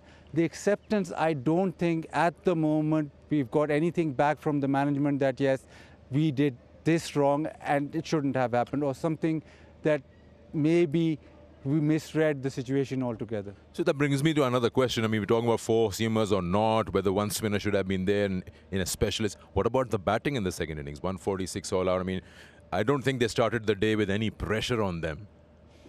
Yeah, absolutely. You can question the shot selection. Once that batting liner was under pressure, and don't get me wrong, Bangladesh put them under pressure. They didn't give them anything to hit, but 5th day you expect to be put under pressure, and you expect to then come out of it. And you look at most of these shots, almost all the batters got out trying to play expansive shots. Shan Masood, Saud Shakil, Babar Azam, Abdullah Shafiq, Saud Shakil walking out of his crease. So it's not like they've tried to defend and being nicked off to slip or caught at short leg. It's them trying to get after the bowling, and that's how most of your top order got out. So you look back at it, yes, you want to be positive, but if you don't have the right shot selection, then there's a fine line between being positive and there's another word which I won't. There are two use. dismissals out of the dismissal that you see here. There are two dismissals which has caught my attention. One was Saud Shakil because he got 140 and he went down the wicket early in the innings. Such a lovely, beautiful delivery from Shakib Al Hassan, moving with the arm, and then he gets stumped. The other one, which was a really shocker, was Abdullah Shafiq, but that was stroke of lunch. You know, he had to play I think 1 or 2 overs, and he went down the wicket, never reached to the pitch of the delivery, and tried to heave it out of the ground and getting caught in at point. I mean, you got to take the responsibility. It's about responsibility. Pakistan now, already on the back foot now. What do they do next? Under tremendous amount of pressure. So there'll be loads of questions asked. Just one more thing. I talked about this on a show during the World Cup. The acceptance now has to come with Pakistan. They're not in the top tier of international cricket. So they're almost like a second tier in white ball cricket and in test match cricket. Yes, we can say yes, very talented side, but they're nowhere near the likes of say, South Africa, say even in New Zealand, say in India, say in Australia. So we're actually in the second tier, and that acceptance hasn't come either. We're still thinking that we'll reverse swing a team out. That is not happening. We don't have express pace. We don't have quality spinners either. So red ball cricket, we've been struggling for a while. The acceptance has to come to really look into this and make sure that not only your goals should be set realistically, also the fact that you have to pay extra attention on red ball. White ball also, one-day cricket, you're lagging behind. T20 World Cup, that's in front of you. So the acceptance of you not being a top tier side, which we always associate Pakistan with, that also has to come. Okay. Well, for those who've just switched on, Pakistan have been beaten by 10 wickets at home by Bangladesh in the opening test of this series. There's a lot to talk about. We'll come back after this break.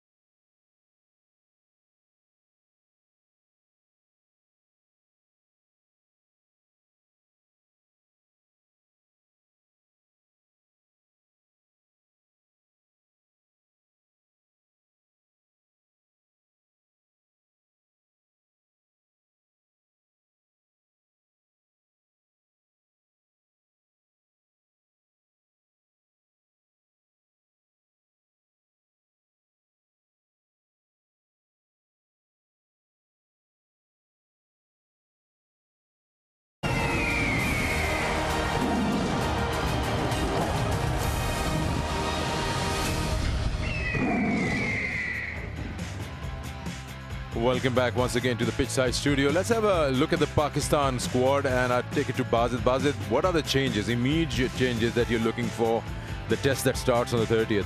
Look, with the squad, you've got only Abrar to come into the side. Now, the decision will be to play 5 bowlers, or do you play 3 and Abrar and Salman Ali Agha? Now, with the bowling that Pakistan have had, there's a lot of questions on how they can get 20 wickets. Now, because of this collapse, now Pakistan will be reluctant to drop a batter. But if you want to win a test match, you want to get 20 wickets, I would go with the positive option of sort of bringing Abrar as your 5th bowler.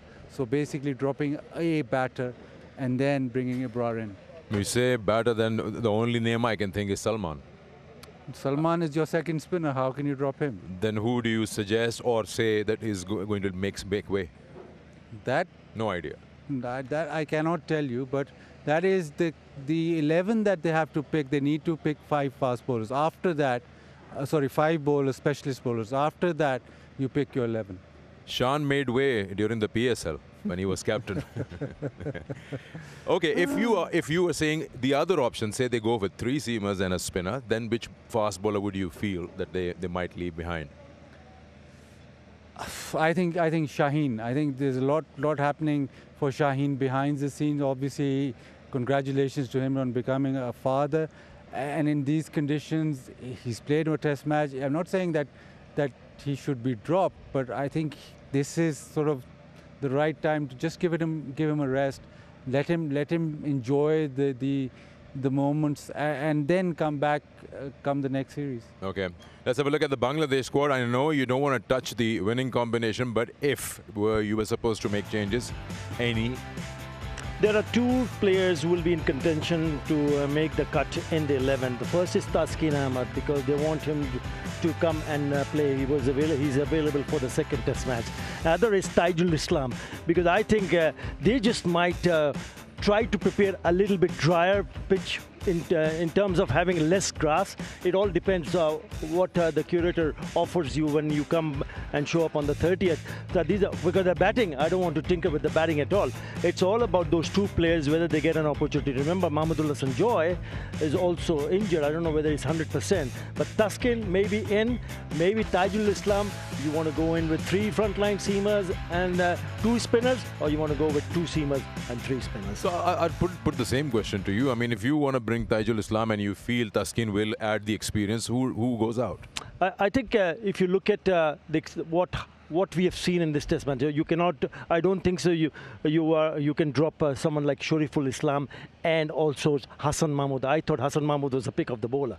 So maybe give rest to Nahid Rana. Still youngster, still learning his trade. He was the quickest of the lot, yes, but it hasn't helped, has it?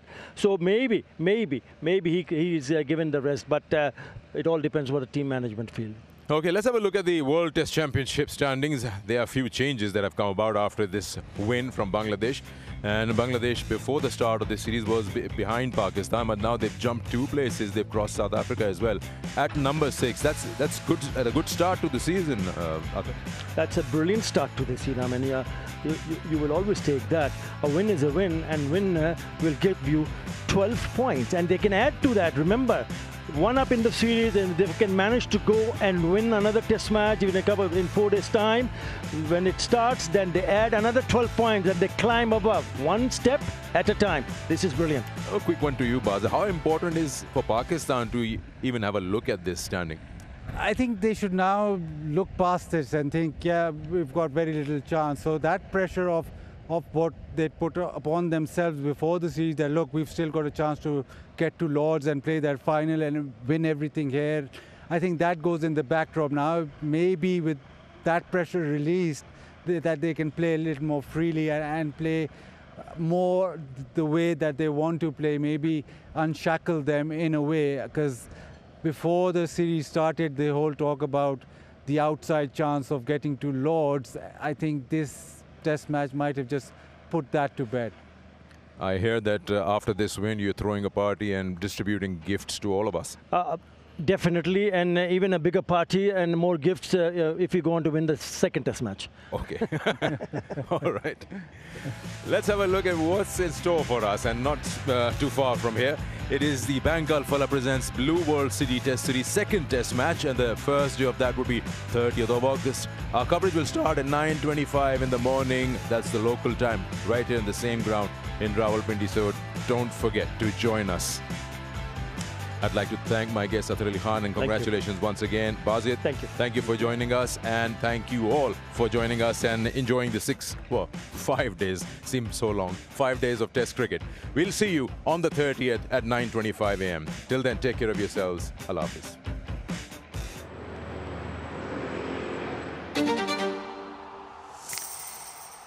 Hello and welcome from Rawalpindi Cricket Stadium.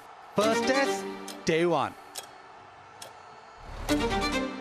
And it was Bangladesh who won the toss and elected to field first.